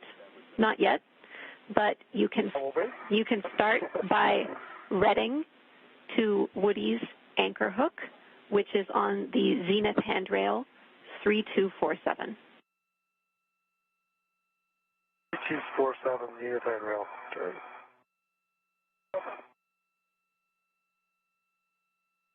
The robotic arm is in motion. It is being operated by fellow crew members inside Emirati Space Agency astronaut Sultan Al-Nayati and NASA astronaut Frank Rubio. Meanwhile, back at the airlock, you just saw the thermal cover being opened, and that is inside the Quest airlock. This is the crew lock portion of the airlock.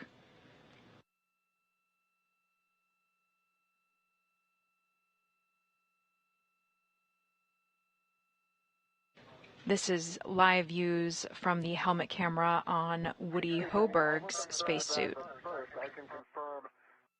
Right waist tether, gate closed, locked, black on black to the airlock D-ring extender. And I've double-checked that small hook, also gate closed, locked, black on black to my right D-ring extender. Copy, Woody. That's a good load pass to the airlock. So you can give Steve a go to put your anchor hook on his red reel. Steve, you have a go. All right. I've got a red to Woody's anchor hook, taking his anchor hook going to my red reel. Good words.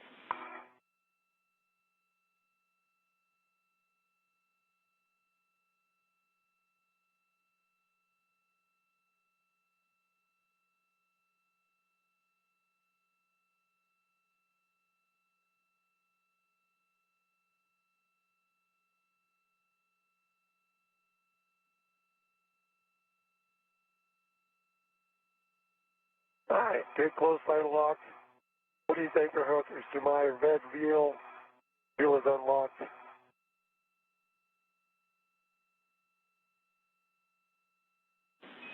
Copy, Steve. That is a good config. You now have a good load path back to the airlock. You can retrieve your anchor hook from handrail 3246 and stow it on your mini workstation. Handrail 3246. My hook coming off next to my mini workstation.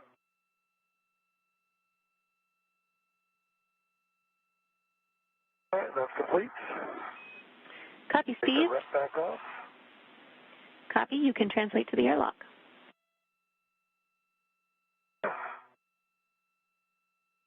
Airlock bag M stowed in the airlock. Copy, Woody. The tool bag is successfully inside of the airlock. The astronauts will be taking that back inside with them today.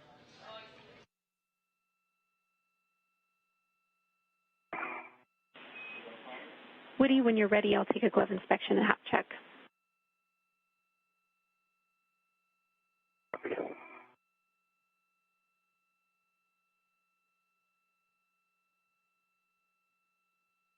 All right, starting my translation back.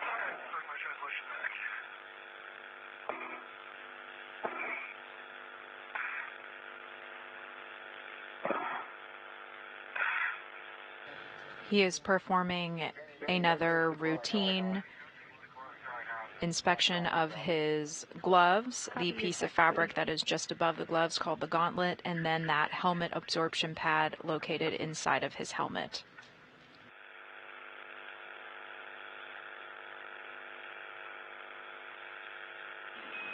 Woody and Steve, we're working on our comm configuration for the next data LOS. I'm going to perform a comm check on Shaw SF now.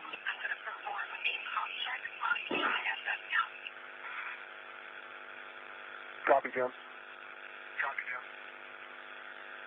Red now to you, sir.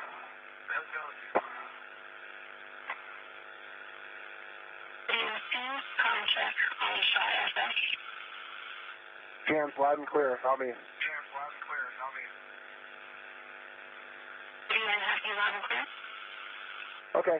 And we do have an echo.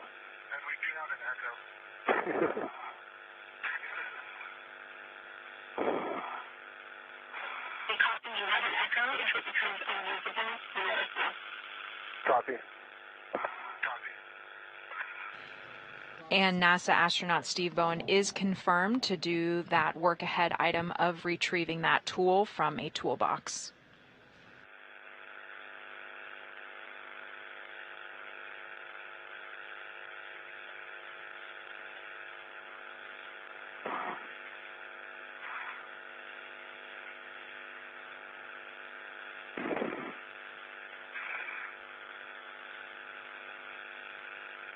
This is live video views from NASA astronaut Steve Bowen's helmet camera as he works to retrieve that tool.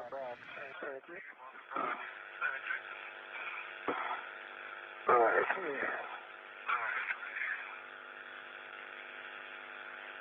that you're back at the airlock, you can place your anchor hook on the forward external airlock signal. I hook to the forward external D-ring. Okay, stand by. I'll get myself stable.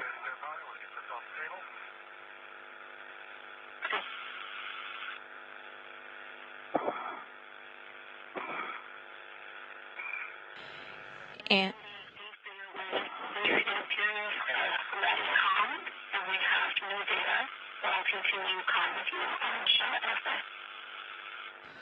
we are in an expected loss of signal right now. All right, my gate closed, flight locked, I'll be forward. D-ring.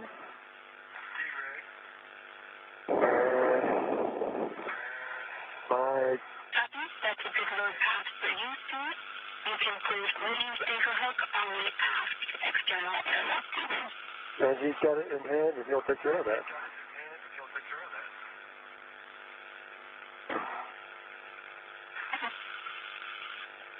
I need that to be tight. Yeah, let me hold that. There you go. All right, yellow hook, get close line lock, yellow lock. Hook, get close line lock. What do you, anchor hook is gate code slider lock on the aft D-ring. Rails are unlocked. All right, that's a good load path for both of you. William, you can release the waist tether from the airlock when you're ready. Steve, at this time, you can still break the cable bag and clear up that down in the airlock. Yep, I like to go still DT bag. You want them on the locker, or do you want me to put them in the airlock?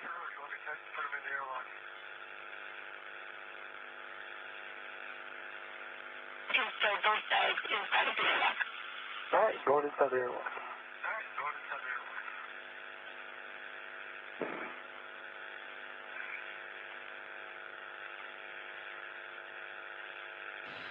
You can see NASA astronaut Steve Bowen released that tether, and he is now going inside of the airlock. And Jenny, confirm I'm headed out to ESP2 with the APFR. Mr. Woody will be translating around the starboard edge to the forward side of ESP2. Copy. Starboard edge, forward side. Steve, our tethers look clear. I'm heading out. Sounds good. I'm going to get the bags off the BOT. We are in an expected loss of signal for our video views, but the team does still have audio connection with the crew.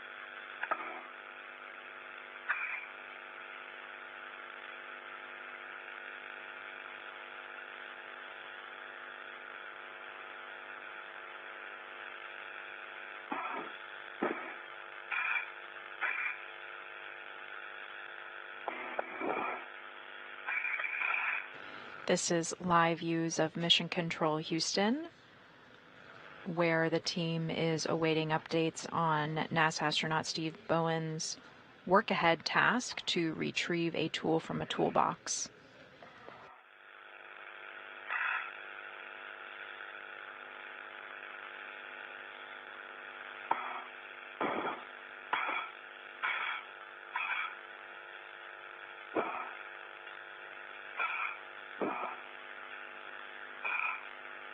And I have one airlock rep.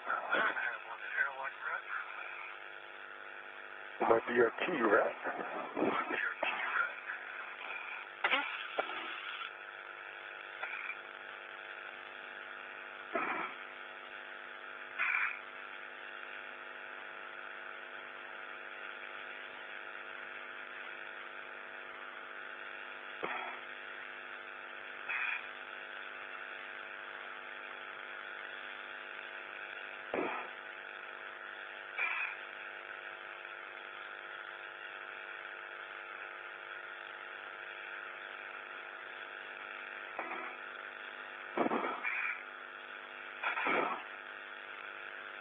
All right, they're stowed inside.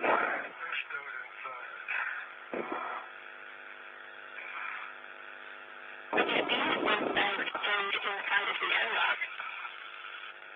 You can translate into the flight Z1 toolbox. We'll have you on the aft side of the station.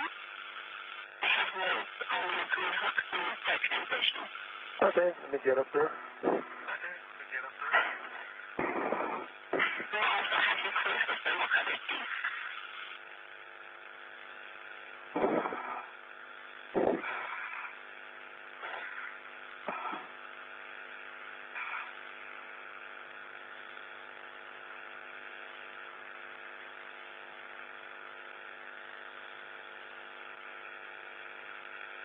Jenny, I'm at width 4.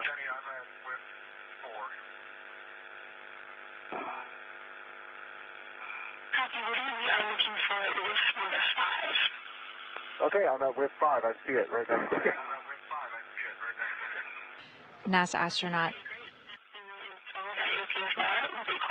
NASA astronaut Steve Bowen is making his way to the toolbox with navigational help from Mission Control here in Houston.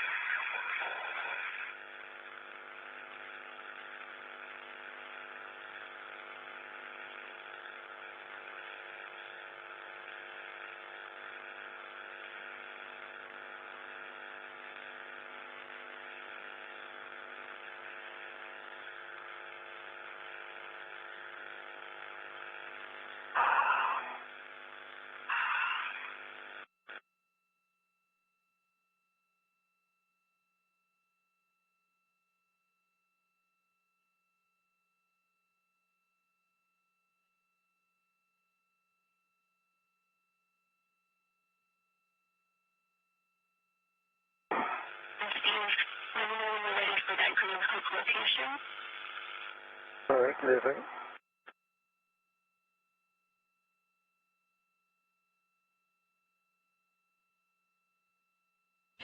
And with our expected loss of signal, Clocking 6, locking collar, black on black, good pull twist test. Switch knob block can be depressed. Current setting 6, Papa Papa, box 6. NASA astronaut Woody Hoburg is installing that foot restraint system in a new area and is calling out that status to the mission control team.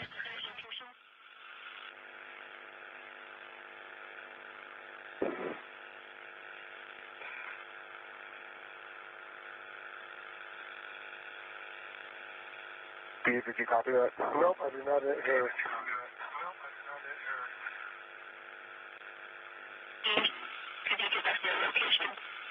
My location is on top of the toolbox.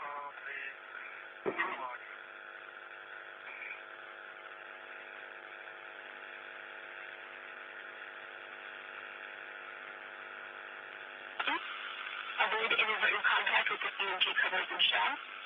Toolbox surfaces may have known environmental strikes, and the toolbox does not meet crew translation mode while it is open. Understand. Box is not for translation. And I am at the IAPFR and different ingress.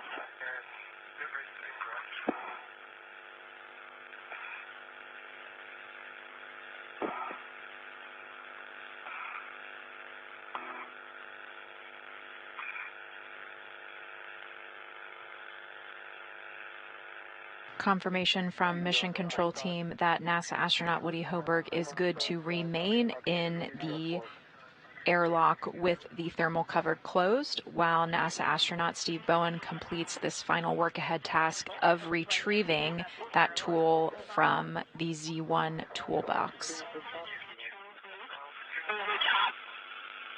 Over the top of the CNG, Yep, heading up top of Z1.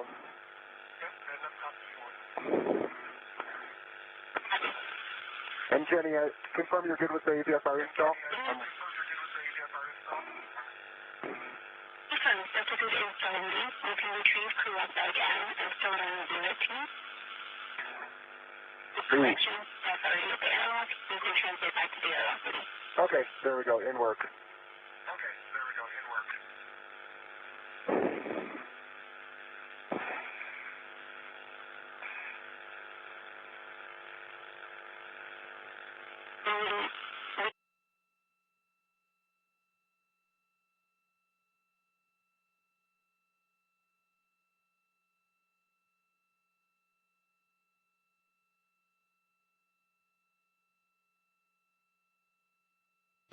We are now in an expected loss of signal for both video and audio feeds. We'll take this time to recap where we are in today's spacewalk, EVA 88, with NASA astronauts Woody Hoburg and Steve Bowen.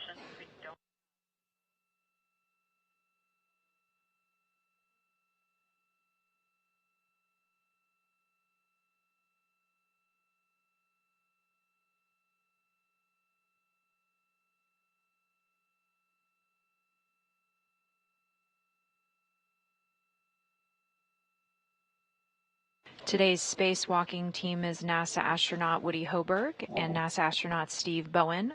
For Hoburg, this is his second spacewalk, and for Bowen, this is his 10th spacewalk.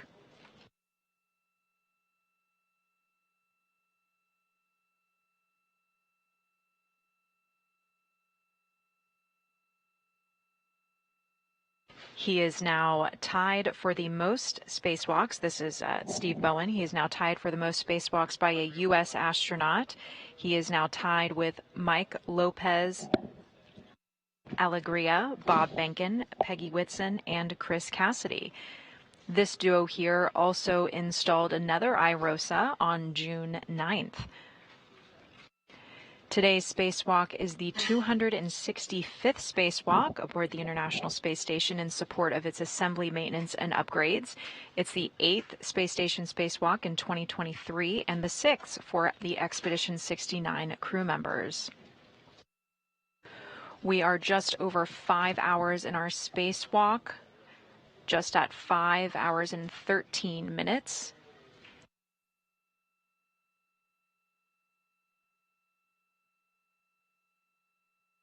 We began this morning at 8:42 a.m. Eastern Time, 7:42 a.m. Central Time. That marked the moment where astronauts Woody Hoburg and Steve Bowen switched on to battery power.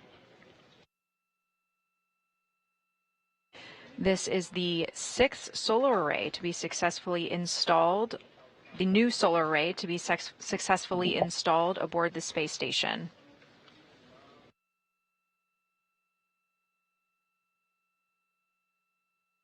Timeline of events today: after the astronauts exited the airlock, they proceeded to the flight support equipment area. This was the area where the solar arrays were delivered to.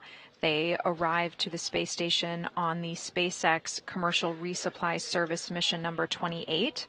That was on June 5th. Today, the astronauts released the solar array from that flight support equipment area, and then NASA astronaut Woody Hoburg took hand of it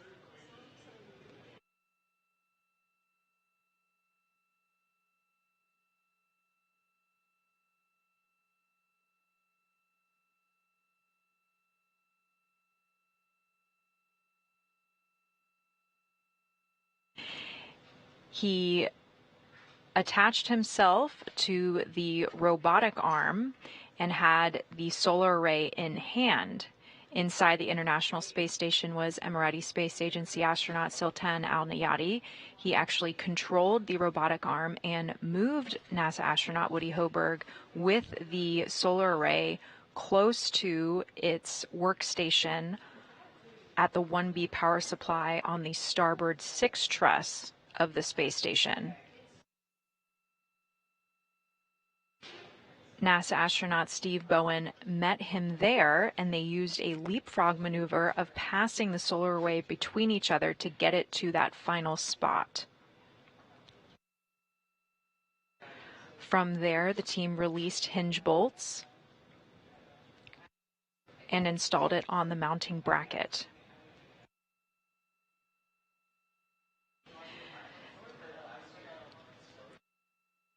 The team made excellent time, and it was decided by the flight control team here in Houston for them to go ahead and proceed with some work ahead tasks that were already planned in the timeline.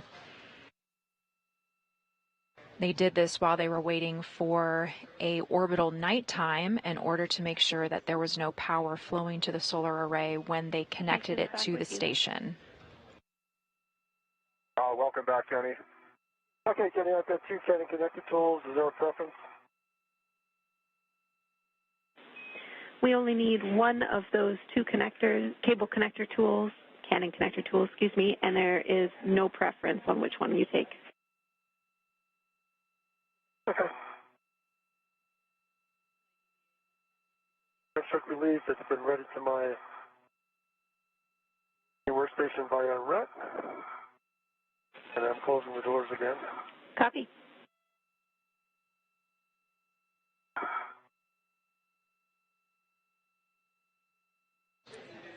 The team successfully connected the new solar array to the space station and then successfully deployed it, with the mission control team happy with the array's deployment. After cleaning up their work site, there was then time for yet an additional work ahead task.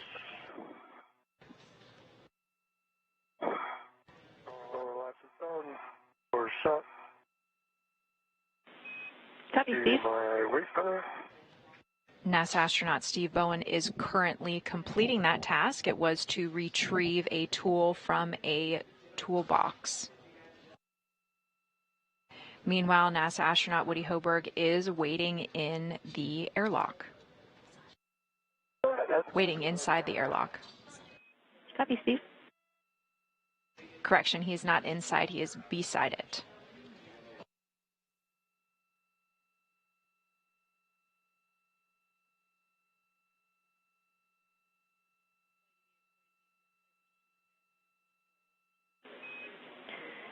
Steve, can you verify you closed at least one of those door latches? Both closed. Copy. I closed both latches. That's great. Thank you, Steve. You can translate back to the airlock. Back. And with confirming that that toolbox is secure, NASA astronaut Steve Bowen is on his way back to the airlock to meet NASA astronaut Woody Hoburg.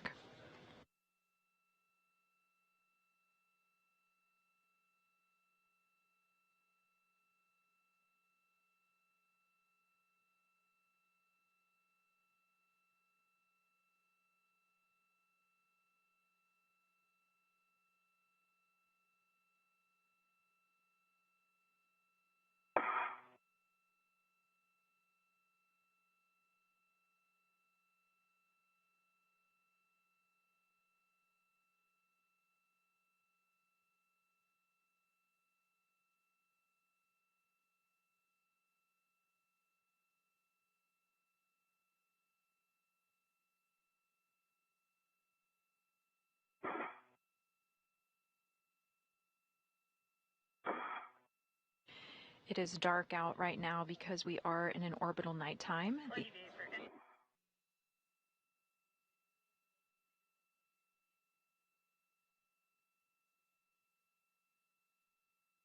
The International Space Station orbits the Earth every 90 minutes, providing the crew with 45 minutes of daytime and 45 minutes of nighttime.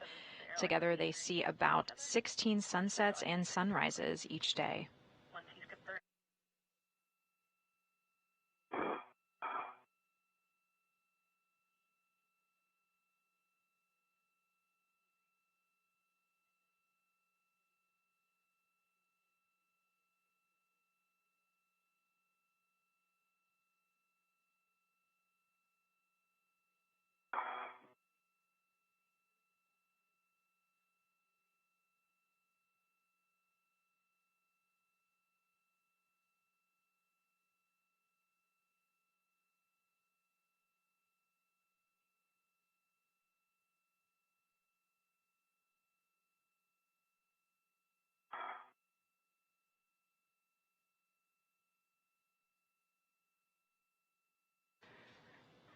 Retrieving this tool is the final task on today's spacewalk.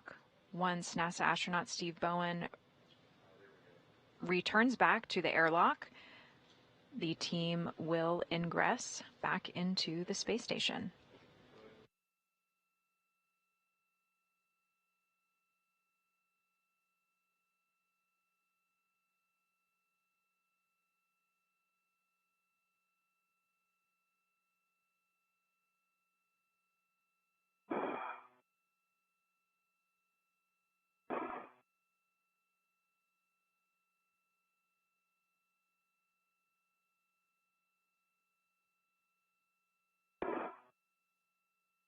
All right, we're in back.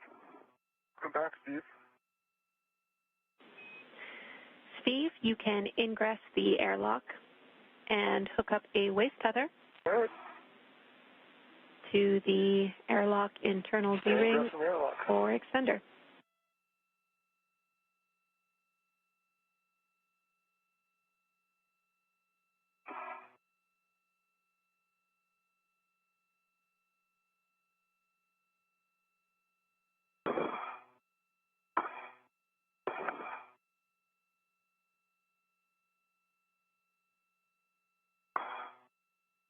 And Steve, I've already got that double waist tether down for myself. Excellent.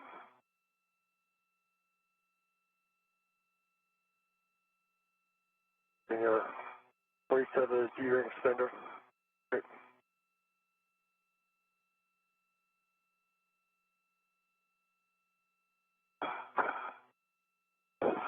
NASA astronaut Steve Bowen is back inside the airlock. He is tethering himself to it.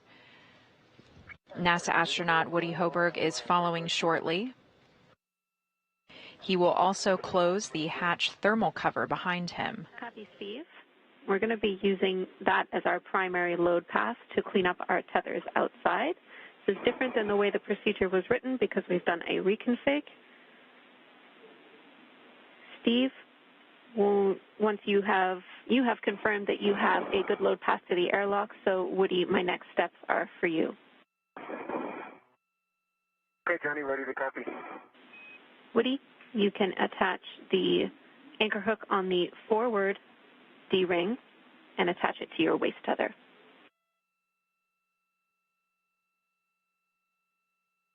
Okay, so Steve, you're safe, right? I am safe. All right, picking up your anchor hook. Affirm.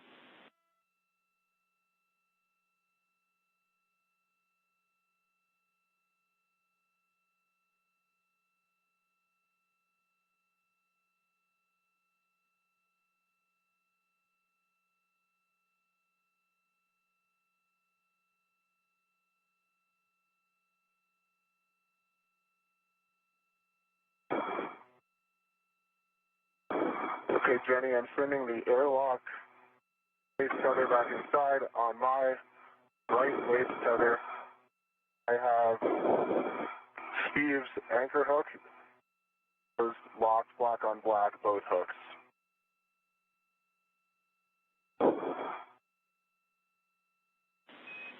All right, Woody, that is a good load path to Steve and to the airlock, so you can take your anchor hook, which is on the aft external D-ring, and stow it on your mini workstation. All right, Jenny, I concur. It works.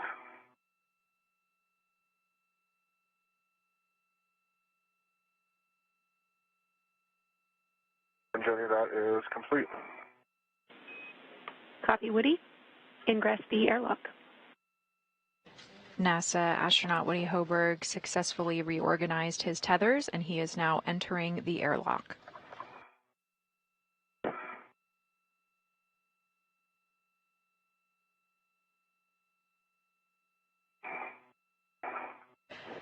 After that hatch thermal cover is in place and the hard shell hatch has been secured, our repressurization process will occur of the crew lock.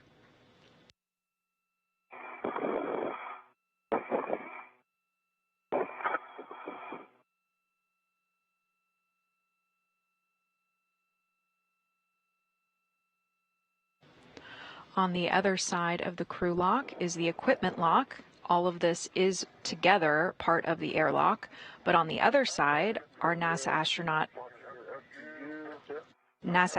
Frank Rubio. Coming toward me. Just going to wait for it. Excellent.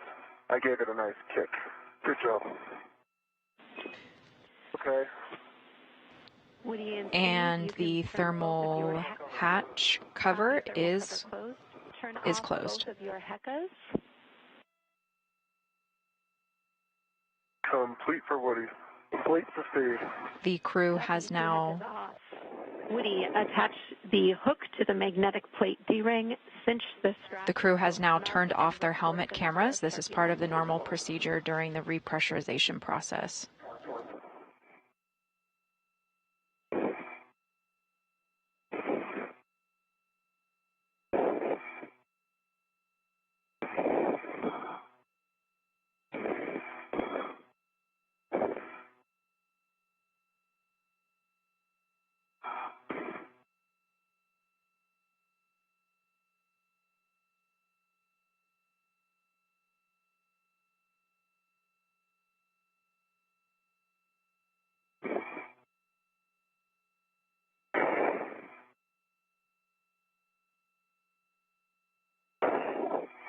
Okay, that is snug with 7 lines visible. Copy, Woody. Check the thermal cover magnet is engaged. It is engaged. All right, you can both remove your SCUs from their stowage pouches, remove your DCM covers and Velcro to your DCM, and connect to your SCUs. Okay. Steve, I might need a little more room for the hatch eventually. That's all right. Once I get the SCU on, I'll twist away.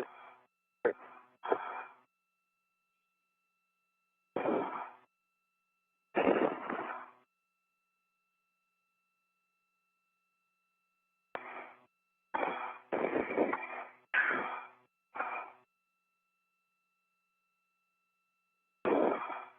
All right, SCU installed, EV2.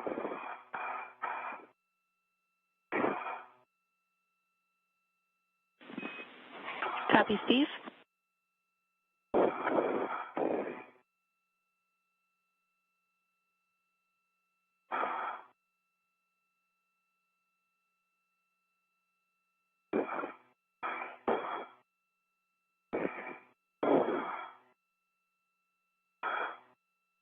All right, let me get myself down and in. That might help a little bit, Woody. 1 sec.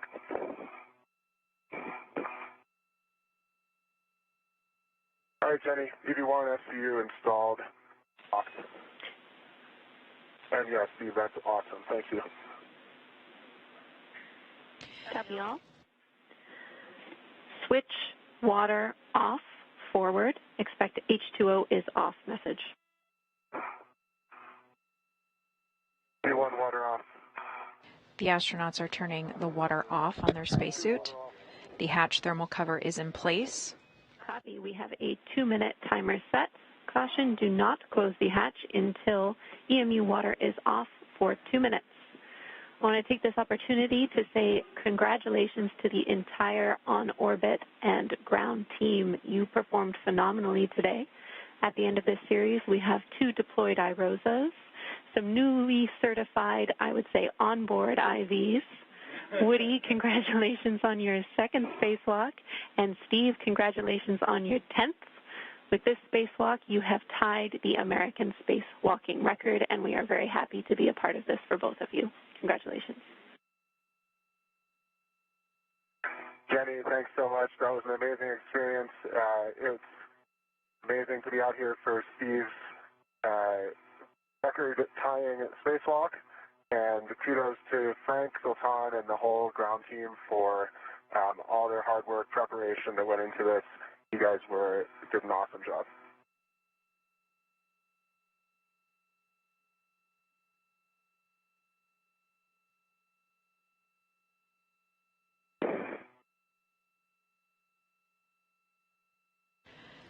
some kind words between NASA astronaut Woody Hoberg and Jenny City Gibbons, who was the spacewalk communicator with the crew today. Okay, that gives me time. Houston, station on 1 for next move.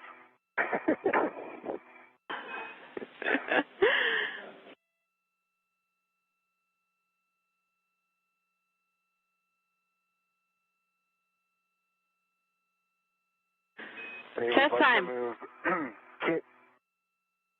Okay. I'd like to move King to Bravo 2, King to B2, Spartan to move. Congrats on the new array. Getting a well played down here. Thank you both.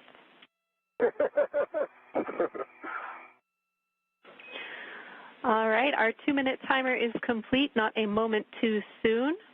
Verify that the handle is in a position per the hatch decal. Verify the outer hatch is clear of hardware, and close and lock the hatch.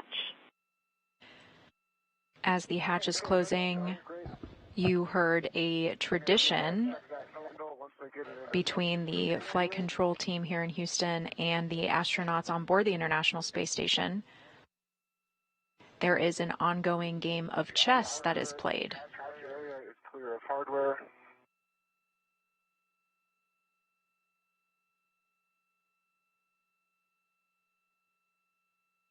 Every day they each make a move on that chess game. Copy.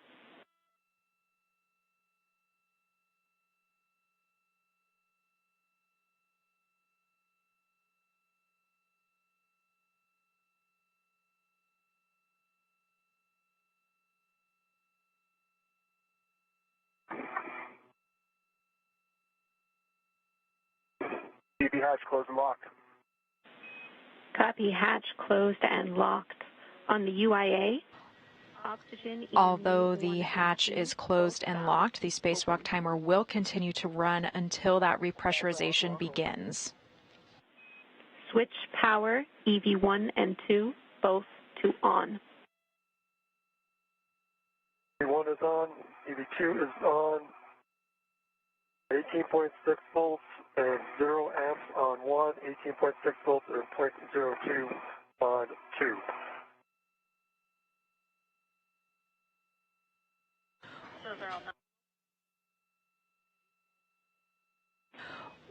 Copy all, Steve.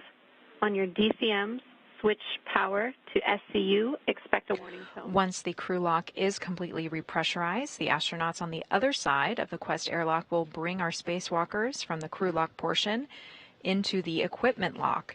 They will help them doff their suits, and their safers will also be removed.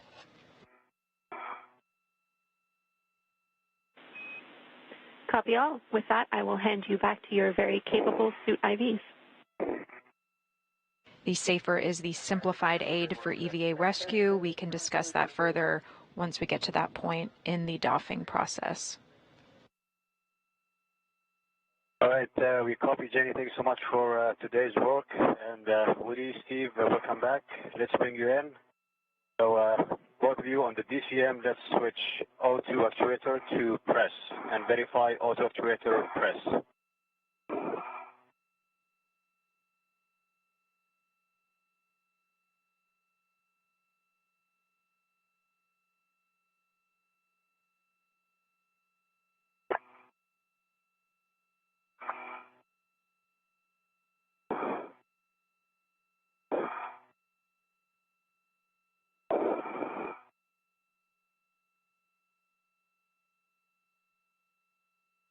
EV2's in press.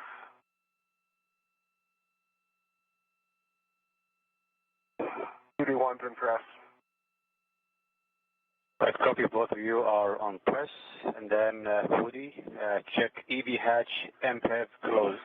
EV hatch MPEV is closed.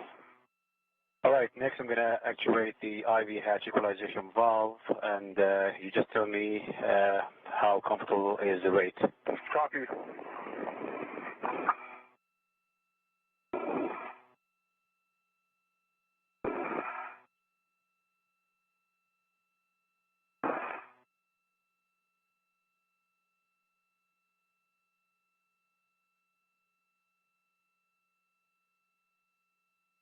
How is that going?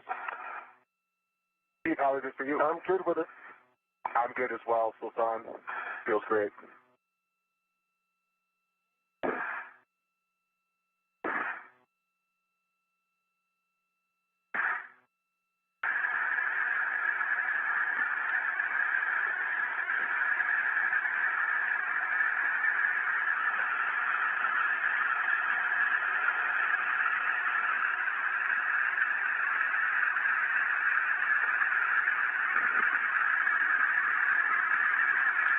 Our official end time for today's spacewalk is 2:17 p.m. Eastern Time, 1:17 p.m. Central Time, for a total duration of 5 hours and 35 minutes. Here, Steve, we're full up at 4, expecting a left on. Copy. You are hearing the noise of the repressurization process.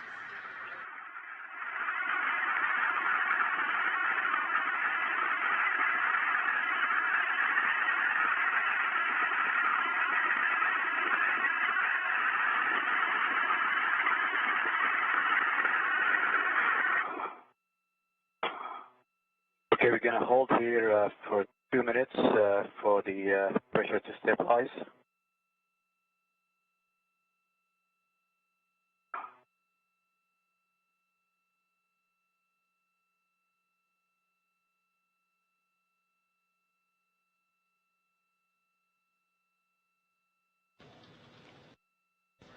The crew lock portion of the airlock is currently at about 5.1 psi, and we are going to hold here for it to stabilize.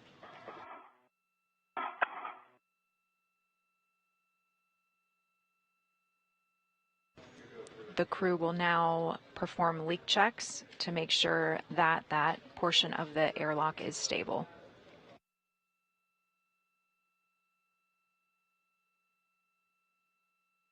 You are seeing Emirati Space Agency astronaut Sultan Al Nayati on the equipment lock portion of the airlock.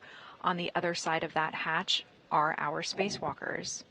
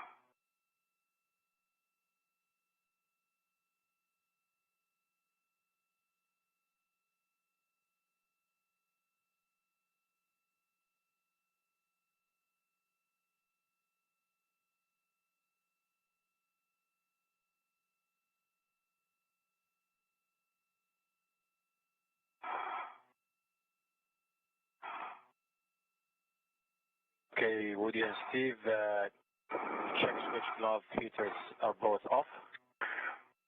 Glove heaters off, EV1. Off, EV2. And check if you have any contaminations on those gloves and report to Houston. Negative contamination. No contamination, EV2. The negative contamination. So on the DCM, take auto actuator to IV. Auto actuator IV, EV2.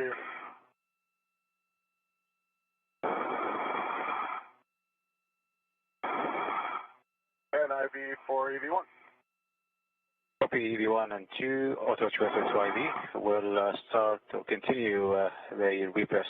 Sounds great.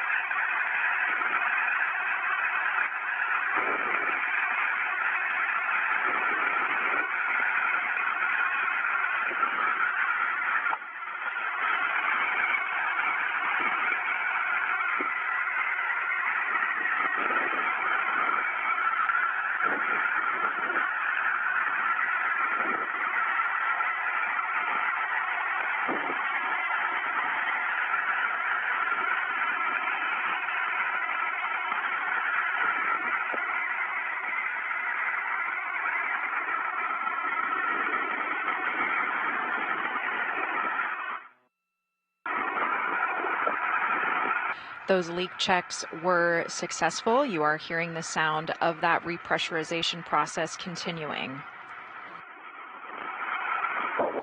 We are approaching 10 psi.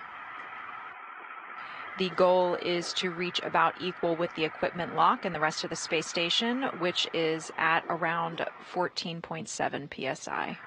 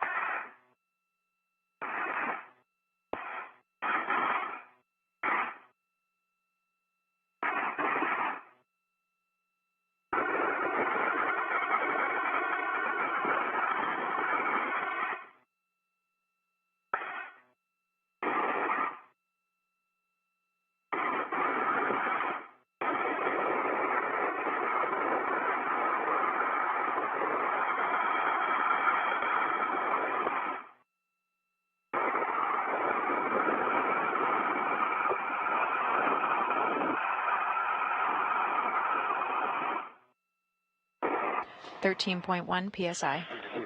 When the pressure is equivalent to 0, expect an alert on. Copy. Copy, Sultan.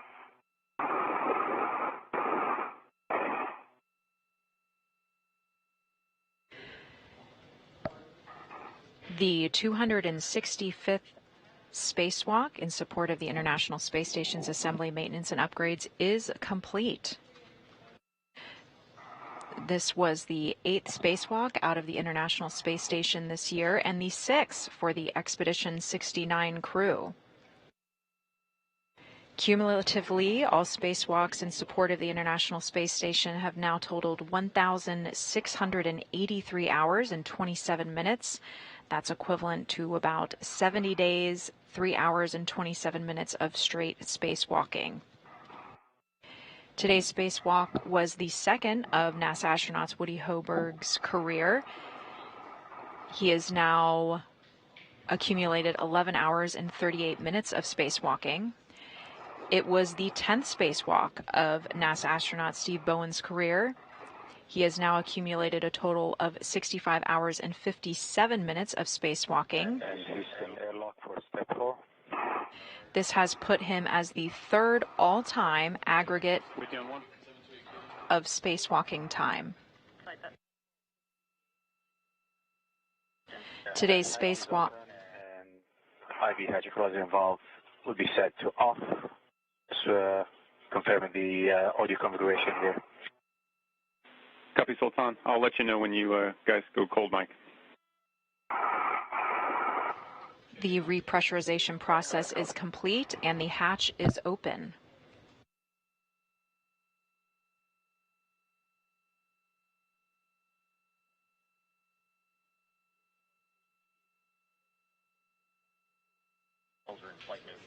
NASA astronaut Steve Bowen is entering first into that equipment lock area, being greeted by his fellow Expedition 69 crewmates.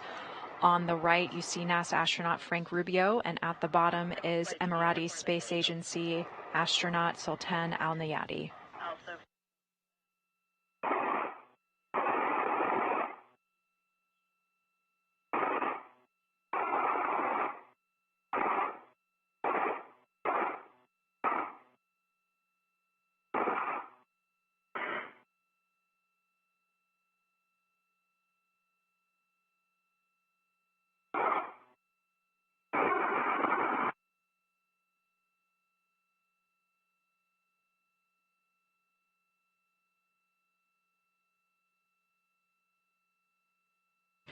Rubio and Al Nayati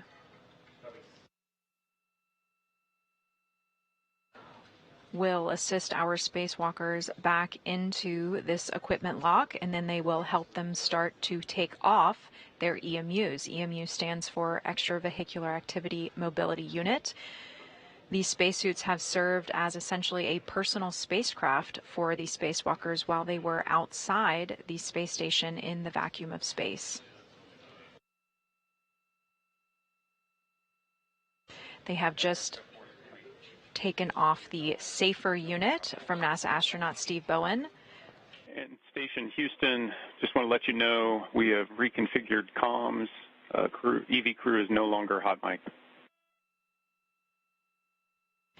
SAFER stands for Simplified Aid for EVA Rescue. This is not their life support unit. That is a different backpack on the spacesuit. SAFER is essentially a life jacket for spacewalks. It has small thrusters that the astronaut could use in the unlikely event that they become untethered from the space station.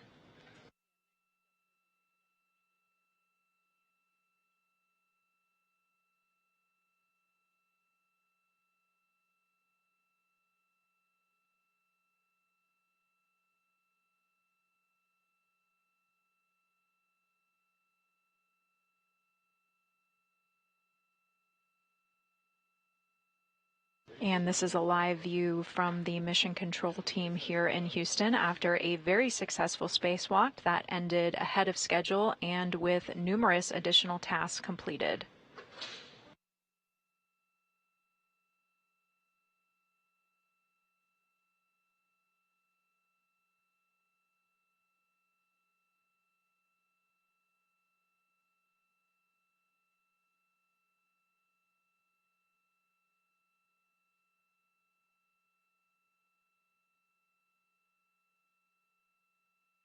NASA astronaut Steve Bowen is safely secured to the side of the equipment lock. He is waiting on now his crewmate, NASA astronaut Woody Hoburg, to be retrieved from the crew lock.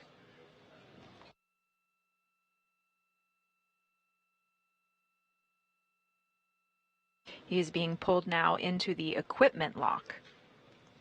Both the equipment lock and the crew lock are a part of the airlock.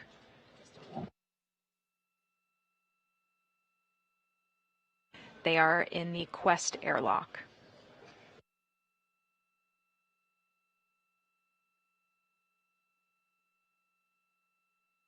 The other airlock on board the International Space Station is called the Poisk airlock.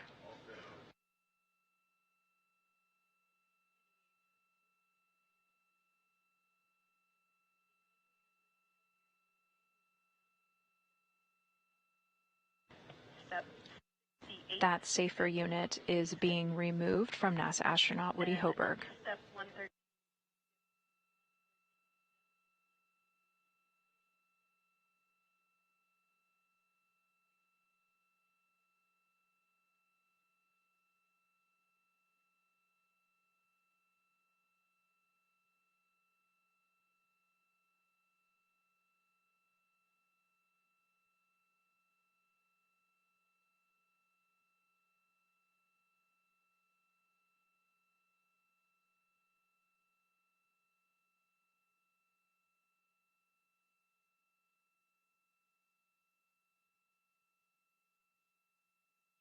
NASA astronaut Frank Rubio making sure that Woody Hoburg is secure on that equipment lock wall.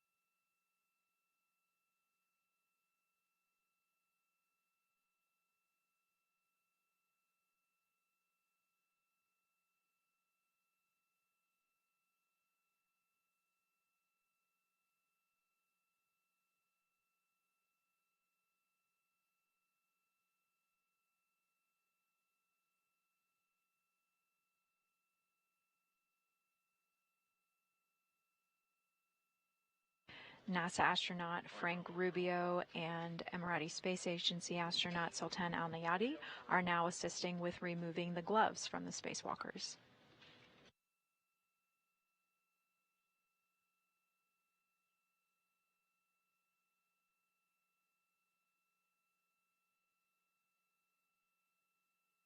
After they remove the gloves, they will move on to removing helmets. Once those helmets are off, we will wrap our coverage for today.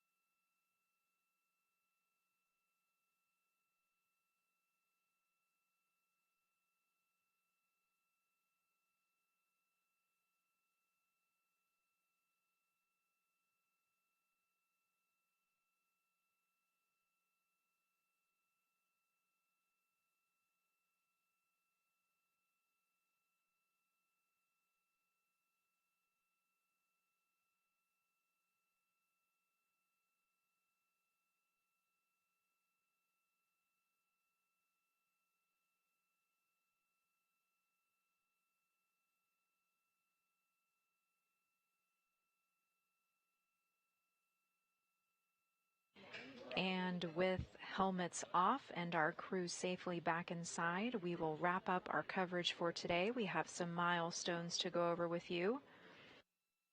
This was the United States EVA 88. Our start time this morning was 8:42 a.m. Eastern Time, 7:42 a.m. Central Time, with an end time of 2:17 p.m. Eastern Time, 1:17 p.m. Central Time, for a total spacewalking time of 5 hours and 35 minutes. NASA astronauts Woody Hoburg and Steve Bowen successfully installed the 6th International Space Station Rollout Solar Array to augment power generation for the 1B power channel on the station's starboard 6 truss structure. Today's installation of the 6 IROSA is only 1 day shy of the 2-year anniversary of the first IROSA installation that happened on June 16th, 2021. Our next spacewalk is going to be a Russian EVA number 59. That is going to take place on Thursday, June 22nd.